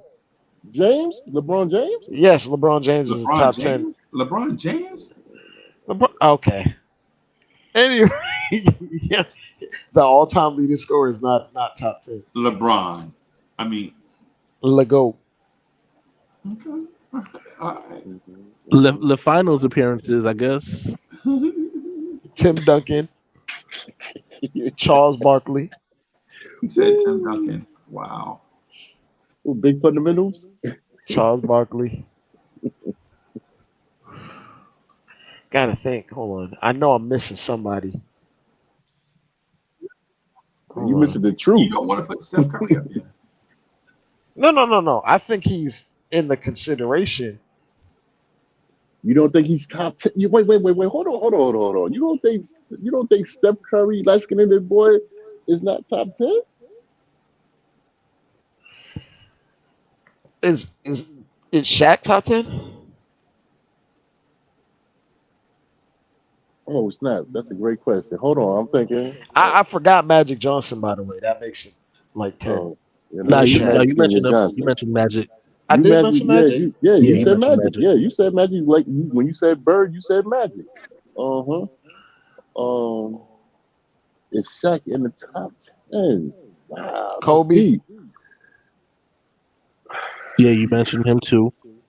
I No, didn't Kobe. mention Kobe the first time. This is the first time I mentioned Kobe. Not to hate Kobe. No, not you to hate mentioned. Mike. I think you mentioned him third because you had Jordan, then you said Wilt, then I think you said Kobe, Bird, Nah, I didn't. Magic.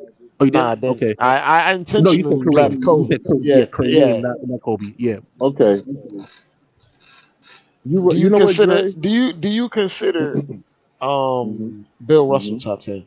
Yes, he's number one to me. He's number one. I just gave you 11 names, Freezy. He's number one. Yeah, I'm not saying that your list is right or wrong. Mhm. I just think Steph Curry deserves consideration of. Oh no. I think he's considered, but it's Yeah, I I don't. think I he don't needs to be Honorable considered mention. to be top 3. top, woo. I ain't gonna say that. I ain't saying that. Nah, I'm not gonna say that. No, I'm not gonna say that. What? Because of how he changed the game? No, because of your traditional top 5. Like, okay, so if your top 3 is say Jordan, LeBron, Kareem, let's just say that's your top 3, right? Think of the second best player on all those teams. Oh snap! I see where you going. Scottie Pippen, Scottie Pippen, yeah. LeBron, it could be Anthony Davis, Wade. Chris Bosh, Dwayne Wade, Kevin Love, Kyrie Irving, whoever, right? And then third, Kareem Abdul-Jabbar. Kareem played with Oscar Robertson, at Magic the beginning of Johnson. his career and Magic Johnson Fact. at the end of his career, That's a fact. right? That is a But fact. then when you ask who was Steph Curry's second best player, immediately what everybody is going to go to is a 3-year stretch of a 14-year career. They are going to say, well, he had Kevin Durant, right? But I'd say he had the second best shooter of his generation. Yeah, I'm about to say But- Klay Thompson comes to mind first. Yeah, Klay Thompson, but yeah. notice y'all didn't say the best player. Y'all said the second best such and such. Because if y'all say that, I could also say that Dennis Rodman was the greatest rebounder of his era. I could say He Draymond's is, the though. most. I'll say He Draymond's is. the most versatile defender of his era. Who was it? I'm sorry. Draymond, the most Draymond. versatile But defender of And he's his I just era. would say falling that about off. Scottie Pippen. Well, I think that's. I mean, Is I mean, is Draymond and Scottie Pippen equal to each other? I mean, in No, sort of a sense. Scottie Pippen is a far superior player yeah, for than sure. Draymond Green. Okay. All right. But the combination of the two definitely worked. Like, to be absolutely honest, nobody wins multiple titles without multiple Hall of Famers. But we're That's not just- talking about winning right now, though. I mean, that's winning is a different conversation. Okay. You're What I'm talking talking about positioning. is Okay. is the player, Mm-hmm. right? I'm just talking about not Mm. the accomplishments, right? Because if Mike Jordan played in his era, he'd average 47 a night, right? Mm-hmm. So Yeah. so I'm just talking about the player, right? So if we're just talking about the player, look at all the. My thing is every time, and y'all If know, we talk about the player, then I'm taking somebody out my top 10. yeah, and so that's what I'm saying. Like every conversation, the thing I always want to do is make sure that I'm not being hypocritical. Mm. Like it's everything is always even, and then who is getting the most juice from the squeeze? And out of that top three, Steph Curry is getting more juice from the squeeze, bro. You know what I'm saying? I got you. I see where you're going with He it. operated with less physical talent and less supporting talent than the dudes ahead of him. And he willed the Warriors to that last championship. Golden State was a disaster. Yeah, they was messed up. I ain't gonna front. Yeah, word. I see where Free's going. Mm-hmm. Yeah, man. But the Lakers, were the Lakers a disaster before? But I don't agree with everything that you're saying. Nah, But I'm agree with you saying. Yeah, I mean, I'm gonna keep it a buck, Freezy. Klay Thompson would not Mhm. be viewed as a Hall of Famer without Mhm. Steph. So. Facts. Okay. Facts. No, that's on some real. I'm gonna give you that. Unless he Draymond breaks Green. all types of 3-point records. That's about it. And Draymond Green, bro. I'll give you him and Draymond Green, bro. Sure. Right? But with Michael Jordan, how are we gonna say Mike Jordan is the GOAT and he played with Dennis Rodman and Scottie Pippen? Or Magic Johnson is the GOAT, or Magic Johnson is the GOAT, but then the dude directly behind him is also the GOAT, Kareem Abdul-Jabbar. Well, for me, I could tell you the reason I think that Jordan should be always in that conversation is because he wasn't heralded by the media. He was heralded by the same people that we herald in terms of the elite of the elites. When Larry Bird and Magic Johnson, who supposedly were considered the greatest of all times in their era, sit there and say, "Nah, Michael Jordan got it." Mhm. How do you argue that point? Yeah, I'm with you. Consistency, right? Consistency. That's what you're asking? Mhm. Well, I mean, again, it's not even consistency. It's really just again the it's Peers. almost like the opinion of your peers matter Okay. more than So anybody else. if we go there, right? If we go there, just like what you said, right? So imagine if Dominique Wilkins had another dominant player beside him, right? So imagine if Dominique Wilkins and Larry Bird were on the same team. But he did have a superior player. I mean, didn't he play with Doc Rivers? Doc Rivers, yeah. He played with Clay. Clay, you know what? Now you bugging out. He played with Glenn Rivers. Now you bugging out, I kid. troll with love. Now you bugging. He's trolling me. Yeah, you bugging out now, son. He's Billy Troll. We didn't start Hold on, the let me go in the fire. house. Let me go back in the house, man. Too much traffic going on out here. Yeah, man. Welcome to Yeah, New man. York. So, yeah, man. So if we being honest to that, I think Steph Curry is a top 3 NBA player all time not just because he changed the game, right? But because he did more with less. Right? The more talented player of that, the most talented player of Steph Curry's generation, maybe Kevin Durant, maybe LeBron, right? You know what I'm saying? Talented, I'd say Braun. Bron. Yeah. I get that boy too much. I always felt like Kevin Durant was just as good as a player as LeBron, bro. I don't think it's a runaway either. I don't think it's a runaway that LeBron is better than Kevin Durant.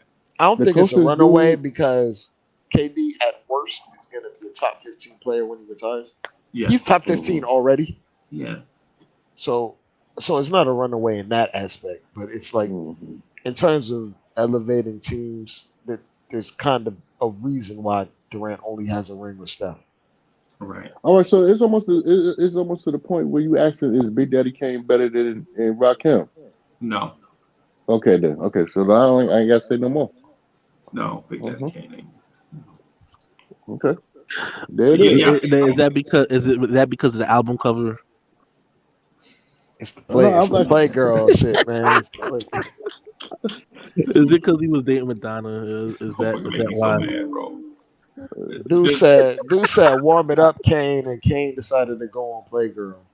Crazy. Yeah. KD got to just yo Joy, you Well, stupid. I guess he warmed something up. He did something. This But dude make me so. KD, he got to prove himself. I mean, KD has to prove himself as All right, so you went to Golden State and you won them chips with Golden State. Now you out on your own. You on your own thing, heavy D, right? You out there. You know what I'm saying? You out there. You out there now by yourself in Phoenix or wherever you at, bro. You got to step up and show them cats that I Durant can has do this by proven. my.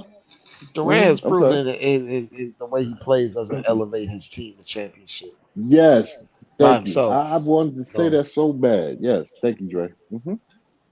Hmm. whereas you He's see not multiple elevating his occasions team. where LeBron has done it, Steph has done it, You which is was why in Brooklyn for 4 years and you what ain't did squad diddly nothing.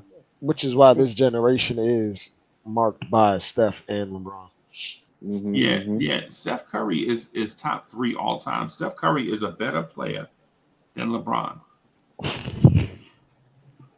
Right. Yeah. And Yeah. and this is and Uh, this is He said, how I prove it, right?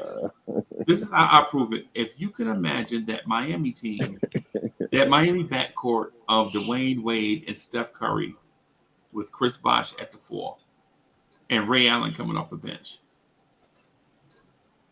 In my mind, in the post, when Chris Bosh caught the ball in the mid post, you could not double team Chris Bosh because if you left Ray Allen or Steph Curry open for a millisecond, you was going to be down by 17. you was already down by 17 with LeBron. So Nah, what man. that mean?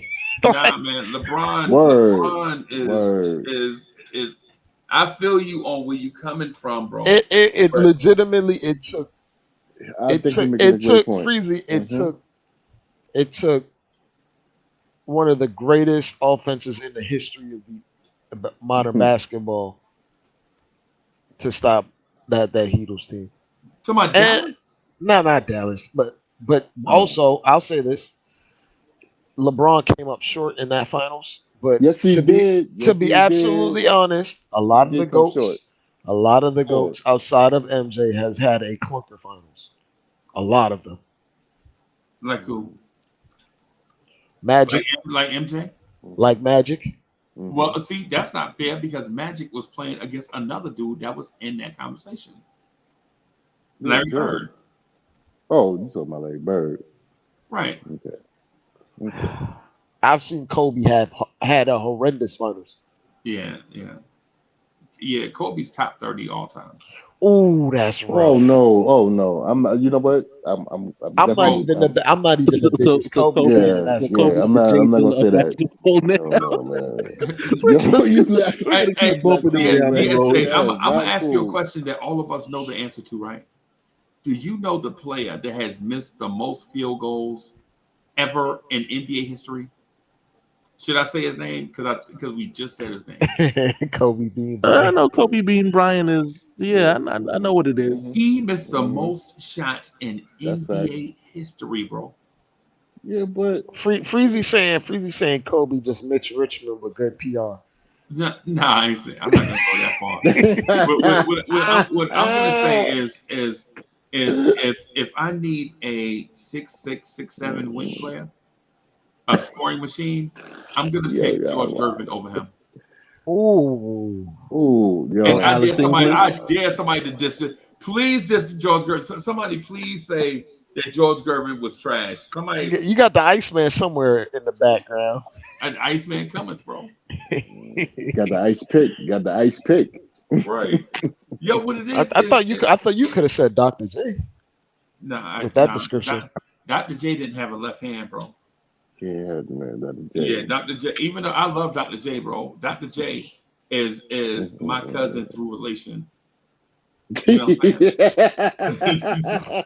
But he won't sign no autographs at the family reunion because if he signed one for one, he got to sign one for You gotta sign it for everybody. everybody. Yeah. Hey, yo, you better talk to Teddy Pendergrass. Oh, I can't. You can't talk to Teddy Pendergrass right now. Anyway, so right, yo, Freezy, in behind the scenes, I gotta tell you a story. But anyway, you funny as hell. So y'all think Kobe is top 10 and Steph Curry is not? Is that what I'm hearing? I think Steph is better than Kobe, but I think Steph is better. No, I think Kobe is better than Steph. I think Kobe Bryant is the third best guard of his franchise. Oh, of the franchise. Oh God. Oh man. No, yeah, that's deep. So I right know there. one is Jerry West. Jerry West got to be Oscar. yeah. Oscar. Magic. Oh, of course, point guard. Yeah, bro. Yo, I don't know. Freezer, and it's funny because it doesn't even it sounds disrespectful and just saying it like he's a top 3 Laker guard. A real disrespectful person would say Kobe not a top 10 player to wear a Laker jersey. To ever wear. Oh yeah. I would almost say something like that, but I would go that far. I would say his whole career. I would say that Kobe is a top 7 Laker of all time. Ooh. And okay, well, who are you listening? Yeah, I mean George McCloud does have a better knowledge. Mind you, I would start the list off with 3 centers: Wilt Chamberlain, Shaq, and Kareem. That means all you got to do is name 4, 5, 6. Can I name 4, 5, and 6? Mm-hmm. Man, that's crazy right there. So is Kobe better than Magic and Jerry West? You could have said George Mikan. You could say George Mikan word. You could say something like that, or Kurt Rambis, something like that. Yeah, man. Kurt Rambis. Never Kurt Rambis. Freezy, you put Big Game James over Kobe? No. Really? Wow. No. So let me. So I think Kobe. You're not gonna put. Whoa. How about Elgin Baylor? Wait a minute, Elgin Baylor. Rest in peace, man. Don't do it. That's a toss up. You won't put Kobe over what's the name? Who? Worthy? Who? Big Game James. James. No. You don't think Kobe is better than Big Game James? Kobe better than James Worthy. James Worthy was the third option on a team that had 2 dudes in the top 5 already. I'm sorry. Because I thought you said. Think about that, bro. He out there with Kareem and Magic out there eating. That's like me and you playing with Kevin Durant and LeBron, and we out there eating. You know what I'm saying? Right. Yo, I'll be on the court literally, man. Let them do anything. Yeah, let them do everything. I'll be out there with pasta salad, bro. And I think pasta salad is the worst. Don't even come at me with, what is pasta salad, bro? Yo, anybody ever had pasta salad, bro? I eat that almost 2 times. Yo, what the fuck? Yo, Jay, what is pasta salad, bro? It's like you just take noodles and then everything out your fridge. No. Alfred wants to smoke with you over that George Gervin tape. I'm trying to figure. Yo, what is pasta salad? Is like noodles and then everything. It's with cold pasta. Yeah, I like that, son. Yo, it built my body up, kid. I love it, man. It's cold Vitoli. I mean, look at that. I want to see. It's Vitoli. It's Vitoli with chunks of chicken breast. And you put the shredded cheese in there. You put shredded lettuce, tomato. I don't eat tomato like that because tomato with the acid messed my stomach up and whatnot. But with lettuce, onion, and little slices of cucumber, and you make it up, and you put your little seasonings and sauces in there, and dude, I'm fine. I'm here. I'm living. Man, I'm still alive. I'm here. a chick invited me to her house one time, and we was Oh, watching. I was man. like, "Yo, so what you gonna eat, man? You gonna go?" She's like, "Nah, I made pasta salad." And me coming from, so me living in the bricks my whole life, I was like, "Pasta Yeah, salad? Wow!" And she pasta was like, salad. "Yeah." And I had the grape Kool-Aid in the freezer for like an hour, He ain't said no and great Kool-Aid. I'm like, "Oh shit! This chick made grape Kool-Aid and pasta salad. Oh, I might wife this chick." You know what I'm saying? Oh And she no. pulled it out, bro. She put it on a Dixie plate with that plastic fork, bro. I know what you're talking. And I was like, this shit look like this shit look like the bottom of the trash can. What the fuck? What is this? What the fuck? This shit look like this. Yo, you know how you take your bag out the trash can? Yo, you know what I'm saying? You look at it, you're like, yeah, man. You know, this is all the leftovers and shit. What? Oh, it's not. So you don't like pasta salad? No. Pasta salad is good, Oh dude. man! So when did you start running puppies over with your car? Yesterday, bro. Your Billy Troll always coming in with some type of trolling. Trolling B is in the building. Oh my god, man. Yo, and pasta salad is Bully, good, and then Bully, guess what movie we watched? what's up, dude? So the movie we watched, like she trying to get me to eat pasta salad, right? And we was watching this movie called JoJo Dancer, Your Life is Called. Oh, with Richard Pryor. Yeah, you remember that? It could have been worse. I could have been watching Forrest Gump. Oh my god, bro. Oh, Debbie does dishes. Debbie does dishes, Yeah. or Debbie does dollars. Oh Lord! Nah, I'm only Bro, we watched that, and then I was like, yo, I don't know. She's like, yo, nah, come back tomorrow. I got the Exterminator, like the two Exterminator movies, Exterminator 1. Yeah, I remember. Yeah.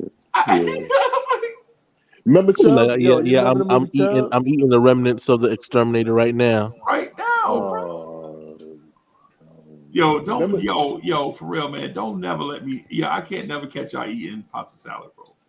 No, but no, pasta Maybe if salad. we Well, put some raisins in it, you Hey, like it. Freezy, you man, I have a can't put no cookout. raisins in That's my what I'm pasta gonna salad. bring Hell to the no. cookout. That's nasty. Pasta salad.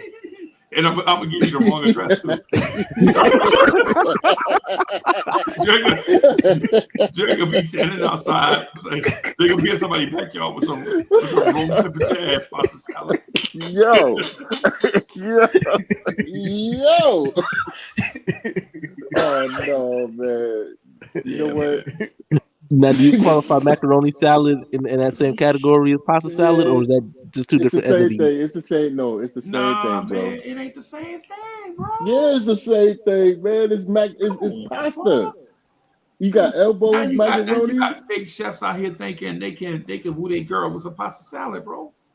Yeah, man, on, listen, a lot of people need to start looking at their wives because they was definitely tossed up. Just throw some cheddar cheese on it. You'll be fine.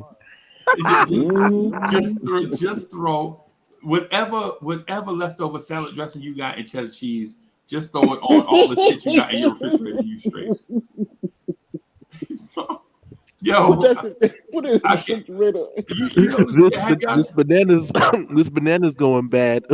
yes, throw it in there. Put some Yeah, you cheddar cheese on And some damn ranch dressing. Hey, you notice you don't never see that. You notice you don't never see that shit in a restaurant. No, not at all.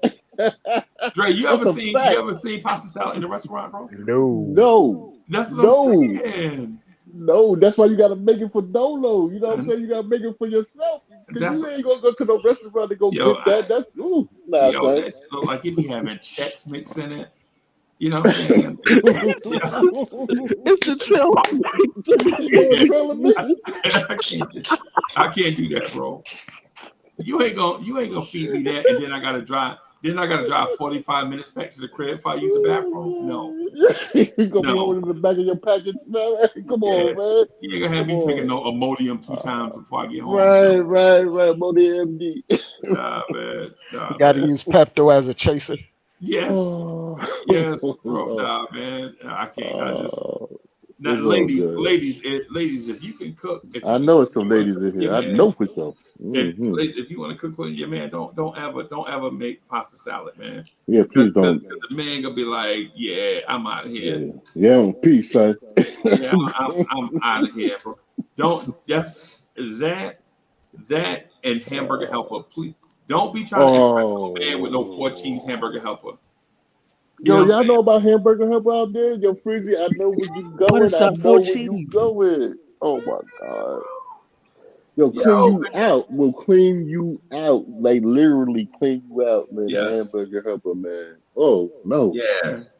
And Rochelle gave me some. Sorry about saying her name. Let me call. I gotta come up with her name. Ann. So Ann is like, yo, come by the crib, man.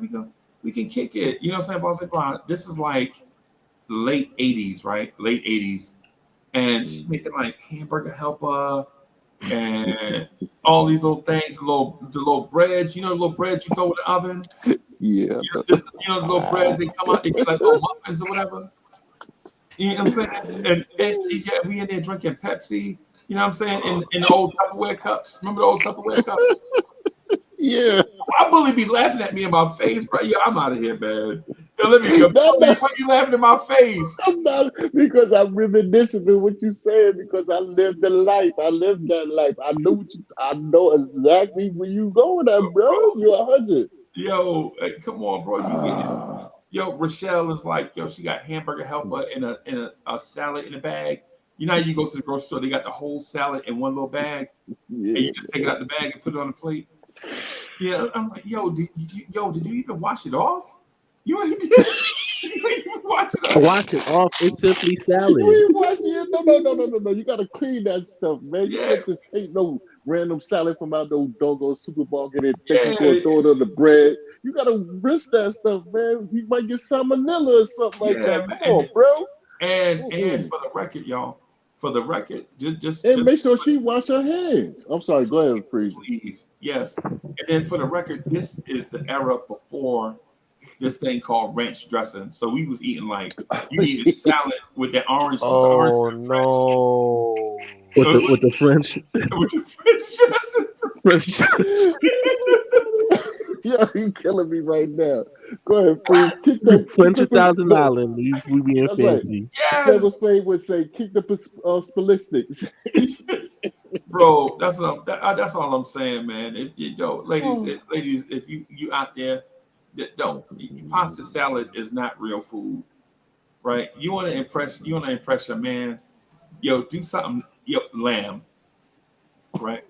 Do some lamb. You ain't even got to get it 100% right. Get Just some try. lamb, right? Get some lamb, Just dude. try. That way, when I go back and talk to my mom dudes be like, yo, how'd your day go? She cooked some lamb. You know what I'm saying? The lamb was a little bit dry. And your mom be like, yeah, you got to pay attention to that lamb. You got to cook it just right, blah, blah, blah. But you go back to Mom Dukes, not me now, because that's your grandma, right? That's your That's grandma. right. You know what I'm saying? You can't even talk about a girl with your grandma My until grandma, G-Ma. you're about to propose, right? Because your grandma don't care nothing about all the girls you dating. You know what I'm saying? She just care about the one, right? Mm-hmm. So you talking to Mom Dukes. Mom Dukes, she's like, oh yeah, what y'all have? We had pasta salad and salad out the bag and them rolls that you throw in the oven, and we drunk some Pepsi out of the Tupperware. She like, your Mom Dukes is gonna be like, that girl ghetto. What? Well, her name is that Latasha from the Shaniqua. yeah, man. Shout out to all the Latashas out there. You know what I'm saying? And the Shaniquas. And the Keishas. Yeah. Mm-hmm. Dawn and LaShawn. Yes. Yeah. Latavia. Brenda and Felicia. Yo, me and Dre is, I'm telling you, me and Dre is like, me and Dre is like here, bro. As soon as he said that, the DMX song just popped right in my head. What you want from a dude? Yeah. You had Tasha, Keisha, Sherry, Carrie, Janet. Oh, yeah. Yeah. Hey, Dre, Rest in so peace, Dre, man. you ever have date like that? Like you go to the lady house, she gonna And cook? she can't cook. Unfortunately, this happens, I guess, more in my generation than it did in yours. you Yeah, because go they over don't know there. how to cook. Hey, look, man, women women in my age range don't know how to make nothing but reservations in Uber Eats. Right. Say I less. like that, Dre. Bro, They don't know how to and make then reservations. in the morning they give you like two hot pockets, it's burnt on the ends and then freezing Oh cold on my the inside. god. Oh It's my You like know? like the like oh my they don't even know how to make breakfast. You're lucky if they can make you a nice little god. boiled egg. That's about it, bro. Like Bro, it's They rough. females ain't nothing. I'm not gonna say they not nothing because they're human beings and they breathing and they living, but they don't know the essentials on how to take care of a man. Yes, they can make a baby. They can make a baby. You know what? Is this? Yeah, this is vibes and stuff. All right, cool. So they can make a baby, but they don't know how to be parental or It's being in a it's, relationship. it's like a mentality. Mentality. bro. And Type thing. like I said, I'm a man of a certain All of age. them they like I sexy don't like. red, bro. Yeah. Who? Yes. Oh, They like sexy red. Sexy red expect the man to get up and cook breakfast. Right, You know what right. I'm saying? They You want the right. dude to no on some real stuff. He telling the Oh truth. They want man. dude to get up and make breakfast In and their shit. Like house. In their house. fuck out of it. In their house, would you pay rent at or whatever you doing, man? You think I'm man? I wish I would. What Yeah, man. Yeah. man? Come see me. Come see me. It was Bro. not because I'm what I'm gonna do is anyway. We got to do I'm vibes appreciative. and extra. I'm appreciative that my current lady, even though she doesn't have everything right, Just things be a that she good does dude, make man, is and really good. So I'm Right. be a appreciative good for that. dude. And Be a she's good willing to dude, man. learn. Be So focused. Yeah. Respect. Yeah, respect, respect, man, respect. Yeah, But man. I'm gonna Yeah, tell you man. right now, for us right here, for us, well, I'm not gonna say us. I'm gonna say me. Man, look at here. I don't want to hear none of that because I know how to get up and do what I gotta do. What you need to do is gonna put your clothes on and get the fuck out of my house. Go on, get. I said it. hmm oh man. Get Yo, your you ain't clothes. even What you? giving cab fare. or ordering an Uber. All right, come on, come on, bully. You saying You better have a car. after they cut and they on foot patrol? Is that my problem? Okay, so I'm a different type of guy. Hey, everybody. I'm, No. a different type I'm of not guy. like that. No. I'm not like that. My friends and family and everybody know that love me. You know, I'm a very caring homeboy. I'm a very caring person and stuff like that. But if you ain't up to par, you ain't up to par. Right. There it is. And listen, you talk to you talk to my people yesterday. She don't play no game. It went even at this age, she don't play no game. So what? I mean, stop. Let's go. She not having it. I ain't having it. And nobody having it. Right. Right. Bully is in a living embodiment of the song "Do It Again" from Jay-Z, Beanie Siegel, in the Mill. Basically. Yeah, you know what, DSJ, you better stop referencing all these songs, man. But you right. 4 hmm a.m. I'm digging it Yeah, out. 5 yeah, a.m. I'm I know kicking what it you're talking out. about. My hmm goodness. hmm hmm And Yeah. Throw you the know what? That's hands one of up. my ringtones. That's one of my ringtones. And we're not. It's one of my Wow. ringtones. So But so nonetheless, are we? And so bully. So I'm not the only one that kind of went through that. Like the lady hmm trying to impress you, hmm like with the joint, say, hey, come on, like Tuesday, you like, hey, so what you doing Friday? She's like, man, I ain't doing nothing. You wanna come over? Yeah, I'll come over Friday. What time you want me to be over there? Yeah, come through. Like, hmm this how you hmm know this how you know the vibe. So if she be hmm like, hey, just come on or come over after work. So then that hmm means you already know you driving, y'all going places, picking up. You know hmm what I'm saying? But if she hmm like, come no, just come about 7:45, 8 o'clock. hmm You That already know. means she, You know what I'm saying? That You already know. You that already know the that that vibe. that being pasta salad is gonna be kicking. Yeah, that right. pasta salad gonna be ice Could cold. probably already be funky and yeah, right. Either it's Yeah. gonna be hot, it's gonna either be on hot or it's gonna be on cold. But you gotta or be on cold. if she call You you get over it? that late, that means she Yeah, actually yeah. has something in her fridge. Yeah. Right. Oh no, she got something in the plan. She got something in the And you should plan, and you gotta be, bring you your gotta get overnight bag when prepared. you go over there. You know what That's I'm right. Bring your Yeah. overnight bag. That's saying? right. Yeah. Bring Yeah. your book So bag with Macaroni you. salad and baked chicken. Enjoy. and Pepsi. It's And the the Pepsi. choice of a new generation. No, no, Yeah. no. It's Canada Dry. You gotta bring some ginger ale just in case that stomach get messed up. You know what I mean? Oh yeah. Oh yeah. Anyway, I ain't Hey, messing Bully, with you know what Cam, I but used to pick up? You know what hmm I used to pick up, and I used to take pride in it, bro. go ahead, bro. I used to pick up Strawberry Hill Boone's Farm on the way. 2 bottles. Oh yeah, 2 bottles and yeah. walk straight Two in, wash bottles. my Yes, hands, yes. and put it in the freezer. Facts, Man, that ice cold Strawberry Hill with the chicks, bro. facts. So Yeah, they so yeah. so so DSJ, this is before Alizé, They right? send them something crazy, boy. Right. Yeah, this Alizé and Cisco and yeah, this is pre Alizé. So yeah, man, you mess around, bro. Yeah, and she'll get some movies like it's a movie that all the chicks used to like to watch. Listen, This when is they like start playing Love Jones, that's a wrap, kid. that's a wrap, When they bro. start, it's a wrap. As soon as they Half start Plenty. playing Love, yeah, have plenty, yeah. Yes, yes, Jay. Have Yeah, plenty with the little corny light skinned dude. Oh yeah. man, I always say light skinned dude. I know it's light skinned cats, but light skinned dude, he was a cornball because I ain't gonna front. If he was like that dude, we was from Queens or something like that. He had three females. He had the sister. He had Have Plenty, Haviland, that was her name, right? Right. Haviland. He could have bust all three of them down, even the rah one. But he acted like he ain't want none of the snacks. I Adeline mean, Savage. yeah, Yeah. Haviland Savage. Hey, Yeah, yeah. that movie would have been on Tubi if Tubi was out back then, bro. You know. Well, you could tell I've been on plenty of those blockbuster dates. I see, Yes, bro. I went yes. actually went to the movie to go see that with the shorty. I went with my little shorty at the time when I was little.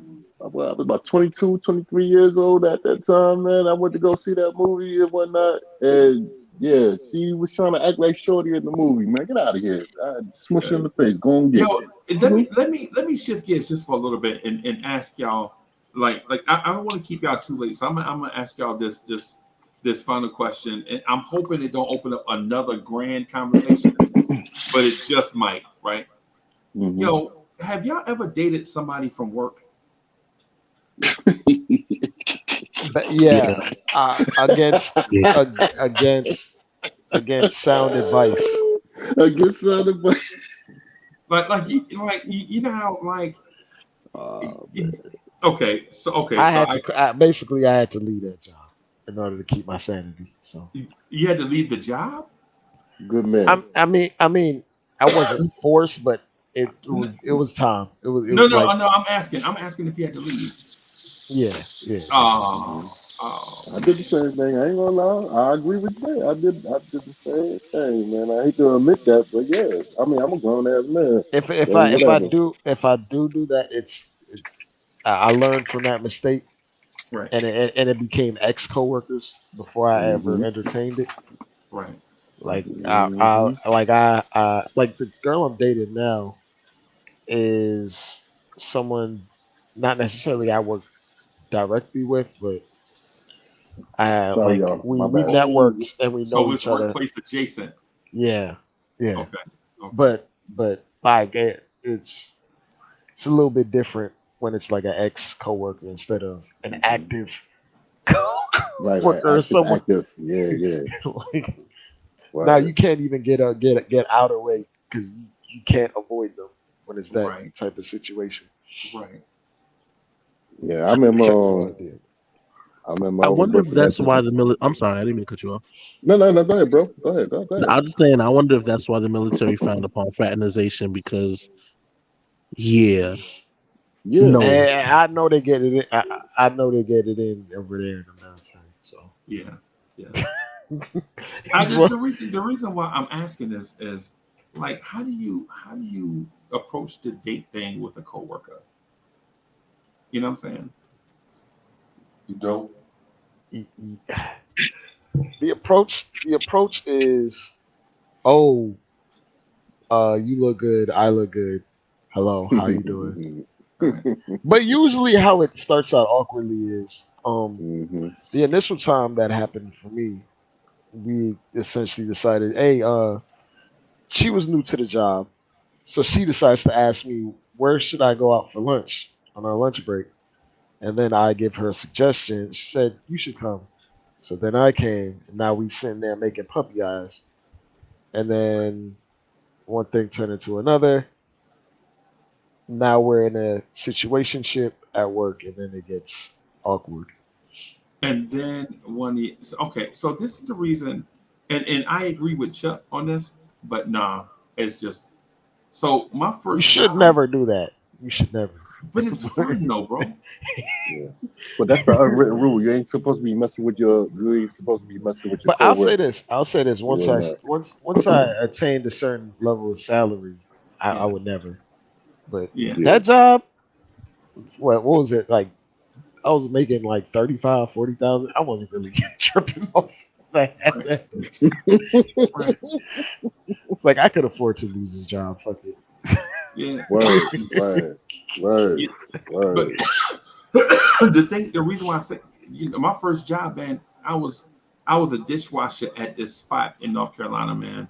This must have been like 84 or something. Like I was just hitting the job scene. And this girl, and I call them women just for the record. So I'm about 15, she about 17, and I Mm-hmm. see her walk in, and I'm like, oh my God, who is that?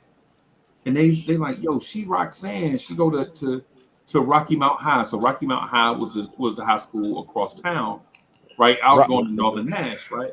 Roxanne was the name back then. Yeah, man. Mm-hmm. Roxanne, Mm-hmm. she came through there, bro. She didn't have to put on no red Really, light, right? and no, but I'm No gonna tell red you how light. I knew And I her had name to wasn't Shantae either. I had the bag. You know how I knew I had the bag of bully? She was wearing Nike Cortez with the Bobby Yeah, socks with the ball that come out. Remember the yeah, socks with the with the little I ball know on what the you're back? talking about. Yeah, that was sexy. I mean, for them, Oh, that was oh man, yeah, yeah, yeah. and That's a so I was problem. like, That's a problem. That's a problem. so for the record, everybody, Puff Nikes are Nike Cortez, Mm. Mm-hmm. right? So she Nike had Cortez, y'all. the light gray Nike Cortez, right? You couldn't hardly find them. All you could find was navy blue and black, really. That's right, navy Oh, blue. buddy. Yo, freeze. You know You what I'm right, saying? navy blue and black. Yeah, Facts. and so she had on the light gray ones, bro. And I was like, yo, who is that? And then Dre, she turned around, and this is how naive I was. So she turned around, and her eyes were gray, Yo. right? And me being so young and dumb as hell, I'm like, Mm. oh my God, she is beautiful. And she was a cutie too, by the way. She's a cutie, right? You know what I'm saying? Like nails done. You know what I'm saying? She had this Mm-hmm. thing back they used to do back in the day that make you look Spanish. What it is the sisters used to take like the hair off the edge of their hair and press it down on Yeah, their press head. it down. Yeah. And it They looked like still Yo, they still do freeze. that now. They still do that Yo, now. it freeze. looked like little baby hairs. They Yeah, little still do that baby now, hair. Freezy. They just use eco gel Oh, Oh, Deco, yeah, the Deco gel. and lay down the baby head. yes, yes. She Oh might have my been using god. Vaseline, bro. I don't know. She was fine, bro. Right. So I'm Yo. washing dishes. She walked by and she talks to my man, Kev. Kev from Philly. Shout out to North Philly. Kev actually Little went to her Phil. high school, right? And she talked to Kev. She like, I can see her like nudging her head, like, who's that over there? And Kev is like, yo, you haven't had a man that always tried to hook you up, but he did it so awkward and clumsy. He always used to fuck shit up for you. Yeah, Mm-hmm. so Mm-hmm. My man Kev, and her the same age, like they rising juniors, you know what I'm saying? And I'm a rising sophomore, or they might have been rising seniors, and I might have been a rising. So I was like 2 years younger than them. However you, so she's like, who's that? And so Kev like, oh, that ain't work. He ain't that. He live on my block. And I look at Kev like, what you doing? And so she go back out. She look and she wave like bully. Yo. She take the lollipop out of her mouth and wave Here we go. and put it back Here, in and walk off, right? here we go. Yo, Kev come over and Kev don't even Uh-huh. say me. I'm like, yo, what's going on? Kev was like, man, these dishes backed up. We gotta hurry to get Right. these dishes out of here. Right. And I'm like, Kev, who was that? He's like, man, that's Shantae, man. She's stuck up, man. She don't ever holler at nobody. You know what I'm saying? And I'm like, what? She's stuck up. That's right up my. I love it, bro. I love them, bro. I love them conceited, bro. I love them stuck up. That'd be the challenge for me, bro. Right. You know what I'm saying? So the dude, the bus boy, come back. He got like this big old tub full of dishes. Is a dude named Corey. So I'm like, yo, Corey, man, I'm gonna go get me a. Who, Corey Lee? Nah, not Corey Lee. Yeah, I'm He on the wasn't play. Corey Lee back then. I know. So Corey come back. I'm like, Corey, just stand here by the dishes. You ain't gotta wash nothing. I'm gonna just go get me a soda or something. He's like, man, you go and holler at Shantae. And As so you should. in my mind, I'm like, so? Yeah, man, I ain't gonna stand here while you go holler at Shantae. And I'm like, bro, just stand here by the dishes. If chef come by, just act like you doing something. You're like, nah, man, I ain't getting around these plates and stuff, man. I'm a busboy. I ain't stupid down there washing no dishes. This I tell you how people think back. How a busboy gonna say, man, I was a busboy too, man. He better. I'm better than you because I'm a busboy. You wash the dishes. But anyway, You should do both of them. I wash all the dishes, right? I wash all the dishes. And so I could see Shantae out through the double doors in front of the restaurant. So I get ready to go out there, and Miss Cabbage saw like, hey, fella, what you about to do? I'm about to go ahead and holler at Shantae. And she's like, man, Shantae, them college boys be trying to holler at Shantae. You know what I'm saying? I'm like, man, what? Boys. And I ain't trying. I'm gonna get her number. So I go out there, and so Shantae is there. I open the door. And Shantae is like, hey, you the new guy, right? Yeah, I'm new, but I just came out here to get to know you. They tell me, you know what I'm saying, that you're doing such and such and such. And Shantae was just like, yo, you can't go by what everybody tell you. And I was like, I know, that's why I came out here to get to know you myself, right? Them already, she like want to diss me, but she can't. She like, ain't you young? I'm like, what you mean? And Bully, this is how the conversation gets weird. How you can remember how you get dissed, right? So I go. I'm like, yeah, man, I might be younger than y'all, but I ain't young. Stop trying to play me like a, you know what I'm saying? And so I talked to her. Her ride come. Her mama in the car, like her mama blow the horn. You know how moms be mad impatient when they see their daughters trying to holler at somebody. Right. Come on here, girl. I got some beans on the stove. No good. Well, she ain't got no beans on the stove or something. Right. Just get in the car. So what happened is I lean and Shantae mama call and be like, hey man, how you doing? You know what I'm saying? And her mom like, all right. And then when she pull off, I can hear her mom like, Shantae, who was that? Right. So I go back in, I don't get her number. Right. And then our schedules was missing each other. You know how when you're young, you have a schedule or whatever. You know what I'm saying? It's like I would come in, Shantae wouldn't be there. Shantae would come in, I wouldn't be there, or whatever. Kev told me we was on the block. Kev was like, yo, Shantae asked about you the other day. That's where it started. I was like, work. Kev was like, she must owe you some money or something. You must have borrowed some money from her or something. I'm like, nah, man, blah, blah, blah. We get back to work. Shantae walked through again, right? So this time, before I could say I'm acting like I'm working hard, I'm 15, the man got me down. You wanted to give me a raise, I'm 15, bro. I don't need no raise. I'm living with my mom, you know what I'm saying? So she walked through, she takes the Tootsie Pop out of her mouth and she waved. Kev, dumbass, jumped in front of me and waved back like, hey girl, I just saw you in fourth period. Kev, what the fuck? So anyway, Just sit down, Kev. Just sit down. Yes, Kev, just something. Shout out to North Philly, by the way. So I'm getting off before her, but at the time, my mom used to always pick me up late, right?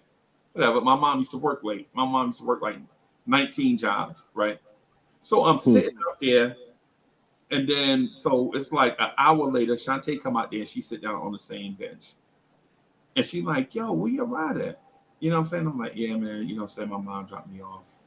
You know, I ain't got a car yet. I'm trying to save up some money to get a whip. Mm-hmm. You know, I'm lying, of course, because I ain't saving up money to get no whip. I'm saving up money to buy me some Atari cartridges, but I ain't telling her that. You know what I'm saying? Shout out to Atari, by the way. But yeah, I'm telling you, man. Go ahead. but so yeah, we sitting out, and 5200 was the best one. I ain't going for it. But go ahead. them, right? So she like, yo, where you live at? And I'm like, yo, you know, I live on Power Drive and blah blah blah. She's like, oh yeah, my cousin live over there. We about to drop off some rolls over there. I'm gonna ask mommy to, you know what I'm saying, if we can drop you off. I'm like, oh snap. I'm 15, right? Oh snap. Am I ready to marry this girl? I'm like, Yeah. you know, you 15. You know, you 15. You be thinking like all this wild oldies. You know what I'm saying? Yeah. So she give me the ride. Her mom asking me 1,000 questions. DSJ, you might not know anything about North Carolina, but North Carolina people ask a lot of questions, bro. They be like, yo, who your people? Where your mama work at? Where your daddy work at? You know what I'm saying? What school you go to? Blah blah blah.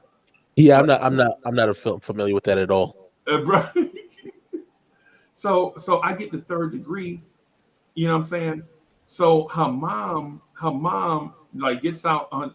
So this is a 2-door car. Her mom gets out and flip the latch. But what I do is I squeeze out the other side by Shantae. I slide past Shantae or whatever. Shantae get out the car. I'm like, hold on, boy, you too impatient. You know what I'm saying? Blah blah blah.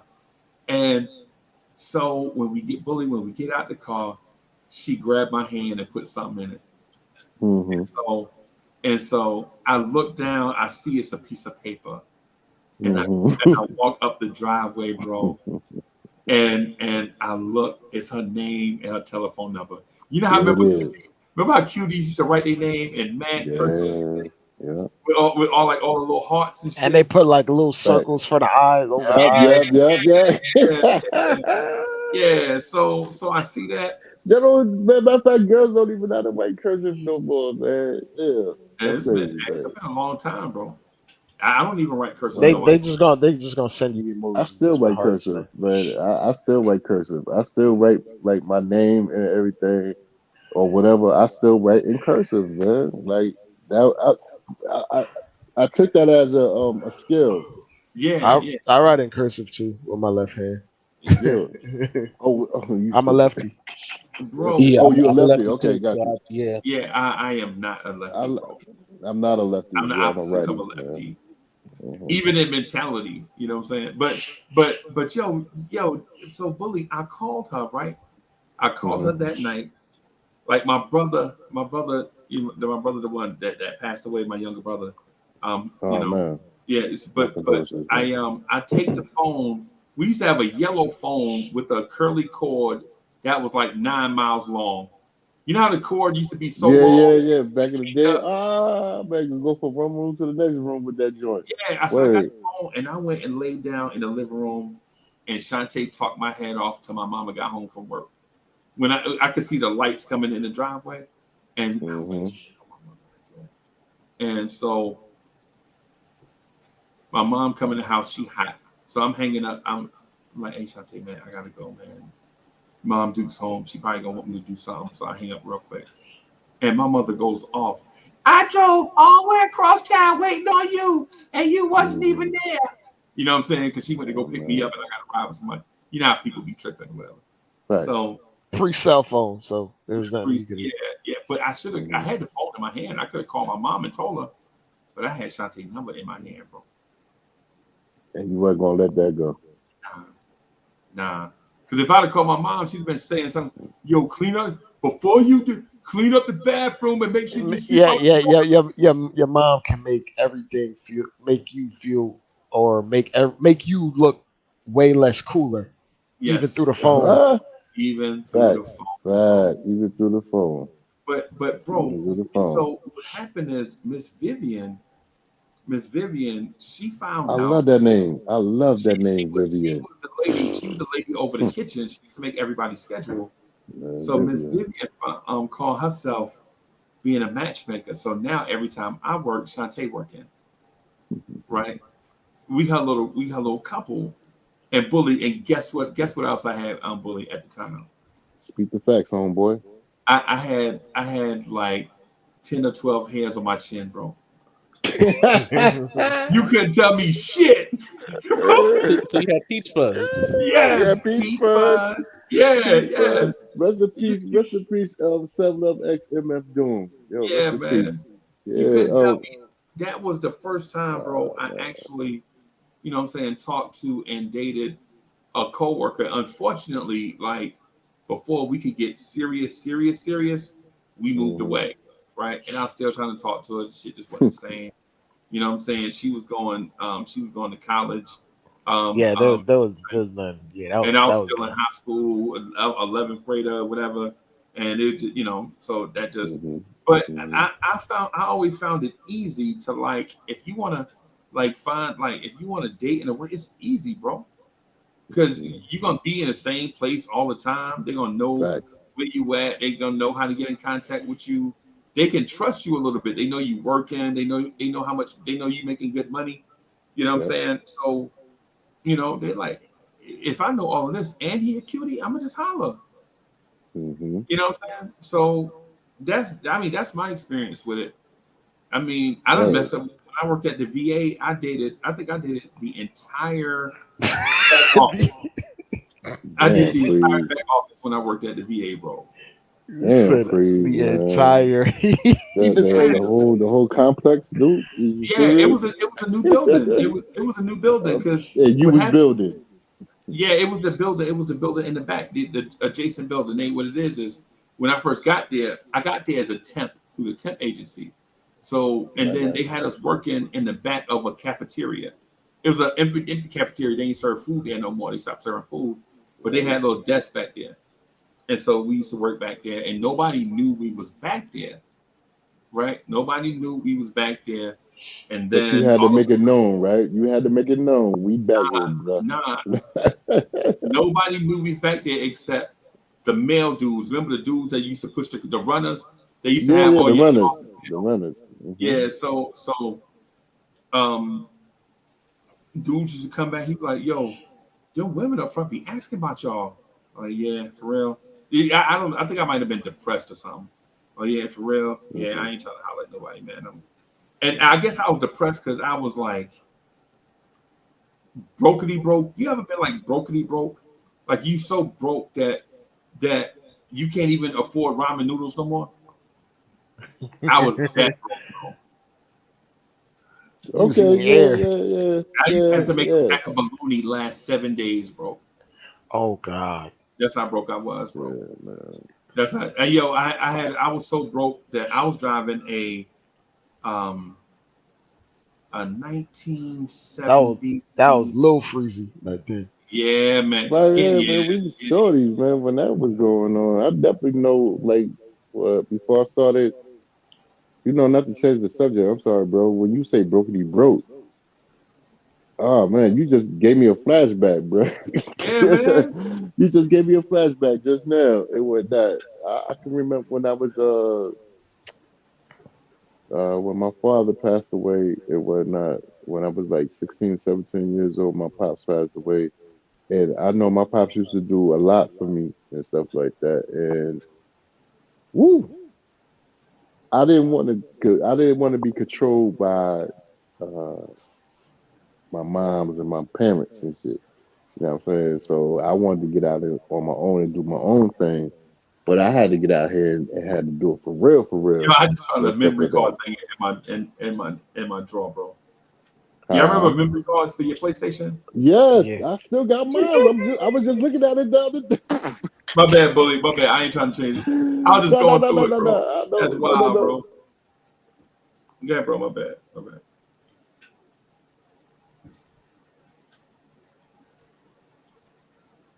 Is You see Bully? that? Bully must have dropped away then. Oh, maybe his phone might have died or something. Yeah, maybe. Yeah. Damn. But yeah, man, I was brokety broke, bro. Like I would like on Wednesday, I would borrow like $20 from my mom, or my Try to father make would. that stretch. Yeah, man, my pops would Western Union me like $50 and talk shit the whole time. I'm paying for a grown ass man. You told me you was grown. Yeah, I'm like, man, just either send me the money or don't, man. You know what I'm saying? You Just know he want to send it to you, but he yeah, just gotta let you hear it anyway. yeah, man. Cause he probably got that from his dad. Probably, It must be the code of fathers. it must be. It must be. But I was living in this teeny tiny little single wide. That single wide trailer must have been at least 30 years old, right? And so it was all rank when I got ready to rent it. It smelled like an old rickety place, and it had all the brown paneling in there from like back in the days or whatever. And so no matter what I did to fix that place up, bro, I just couldn't get it right. But I couldn't afford to live nowhere else. And like every 3 weeks, my car was breaking down, right? Oh Lord.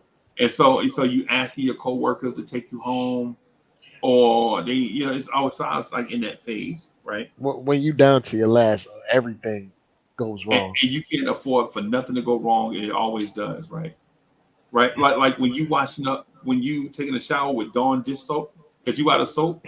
Yeah, yeah, I man. know you coming out that shower dry as hell. Ashy, bro. Oh my God, bro. My So phone keep dropping out, yo. My bad. so out, man. Also, but then this lady named Erica came through. Erica with a K is what she used to call herself, because it was also another Erica. She's like, no, I'm the Erica with a K. She came through the back, and she was Everything like, came from all my children. I guess, I guess. But I, I was so depressed because I was so broke, right? Like she was like, mm, yo, you don't never come by and talk to nobody. And I looked, man, when I looked up at her, like she put her hand on the desk, I looked at her hand, and I turned and I looked at her. Bully. When I tell yo, you, when I tell you, like she was like clean, like like clean, right? Like in the face, she was a cutie, but she wasn't Tootie from the Facts of Life, but she was a little cute. But everything about, but she was clean though, bro. I mean, skin uh, perfect, right? Everything, I know right? what you're talking about. I know what you're talking about. Go ahead, bro. So she's like, yo, why you don't never come talk to nobody? And I was like, yeah, I'm just at work, man. I'm just trying to, mind my business, stay out of trouble. I work for the temp service. They'll get. She's like, yeah, they be getting rid of people left and right. Yeah, you got to be on your P's and Q's. You know what I'm saying? And I'm like, yeah, I can't afford to lose. And y'all know what I'm thinking. Like, if I'm watching up with Dawn, y'all know I can't afford to lose that job, right? Mm-hmm. So she's like, yo, why don't you come up to the thing, blah, blah, blah, blah, blah. I was like, okay. They doing what you call that thing where somebody be pregnant and they be having a party at work. Oh, they Um, having a reveal party. I just started calling it a baby shower. baby shower. Yeah, Yeah, thank you, baby Miss Smoker. shower. Miss Smoker says it's a baby shower. So they Hi, having Miss a baby Smoker. shower. Good evening. They having a baby shower at work. Dre, now mind you, for breakfast, think about for breakfast, I had the ends of the bread. Oh, the booty part of the bread, man. Yes, I had the two ends of the bread and one of the little teeny packets of jelly. You know how you go somewhere and No. get the jelly packet or whatever? And I spread that together on there and ate one. Man, my stomach was touching my back. And so Yo. I come up there to the baby shower before you You get was the tearing, door. you was tearing everything up in there. Bro, Yeah. nah, I didn't. I had to be cool because they didn't know me yet. You know what I'm saying? Oh my God. So, bro, when I tell you they had like them little smokies and them Swedish meatballs with the Parmesan strip on Yeah, them, the Papa John's. and them finger sandwiches. You know how they cut them in little triangles. You pick them up with a toothpick. Some hors d'oeuvres. Yeah, and the cake, bro. And so I'm like, oh my God, man, I'm starving, but I got to be cool. I mean, even though I was broke, I'm still Uncle Freezy now. I mean, I'm still got to be the coolest, you know what I'm saying? So I go, man, stomach touching my back, bro. I walk in, and everybody's like, yo, there go Uncle Freezy. And I'm doing my little, at that time, it was before Heavy D, so I'm doing my little kid and play thing, No. you know, whatever. Oh, man. And so, You was in your house party mode. yeah. So, you know, I go, man, I see them little smokies, bro, and my stomach is like, so they're like, get something to eat. I'm like, nah, you know, I ate already. You know, I'm good. I appreciate it. But where's the lady of the hour at? You know, trying to be cordial, and she waddled over to me like the thing from Happy Feet. You know what I'm saying? And I look at it. I'm like, Dad, girl, you ain't gained a pound. Whoa. You ain't gained a pound, man. Where the real lady at that got company? She's like, it's me. And I'm like, nah, man, you too little. You know what I'm saying? You know how you just being, you know, whatever. Yeah. So I go back to my desk. I go back to my desk, man. So I go back to the desk and Erica with a K come back like, yo, you know you hungry. Why you ain't getting nothing? So she fixed me like one of them little small salsa, one of them little small paper plates with the stuff on it. And this is how I know she liked me, bro. This is how I know she liked me. She gave me a mixture of DSJ. You ever had those soft dinner mints and peanuts mixed together? You know what I'm talking about? Them real soft dinner mints and peanuts. They mix them together for the little sweet and salty thing. And so she's like, hey, I brought you something special. And she put the little bowl of the dinner mints and the peanuts together. Dinner mints? Is it called? That's what it's called, dinner mints? Yeah, man, them little soft mints, bro, them little starlight mints. But what? But so I stood up, right? And I was just gonna thank her, bro. She reached over to kiss me on the lips at work. Whoa. She's wilding. Yeah, man. Yeah, Man, get out of here. yeah. I ain't with all that. You know son. me. Nah, y'all bugging. I would have had her buy me about 7 pairs of Jordans by now. Y'all are crazy.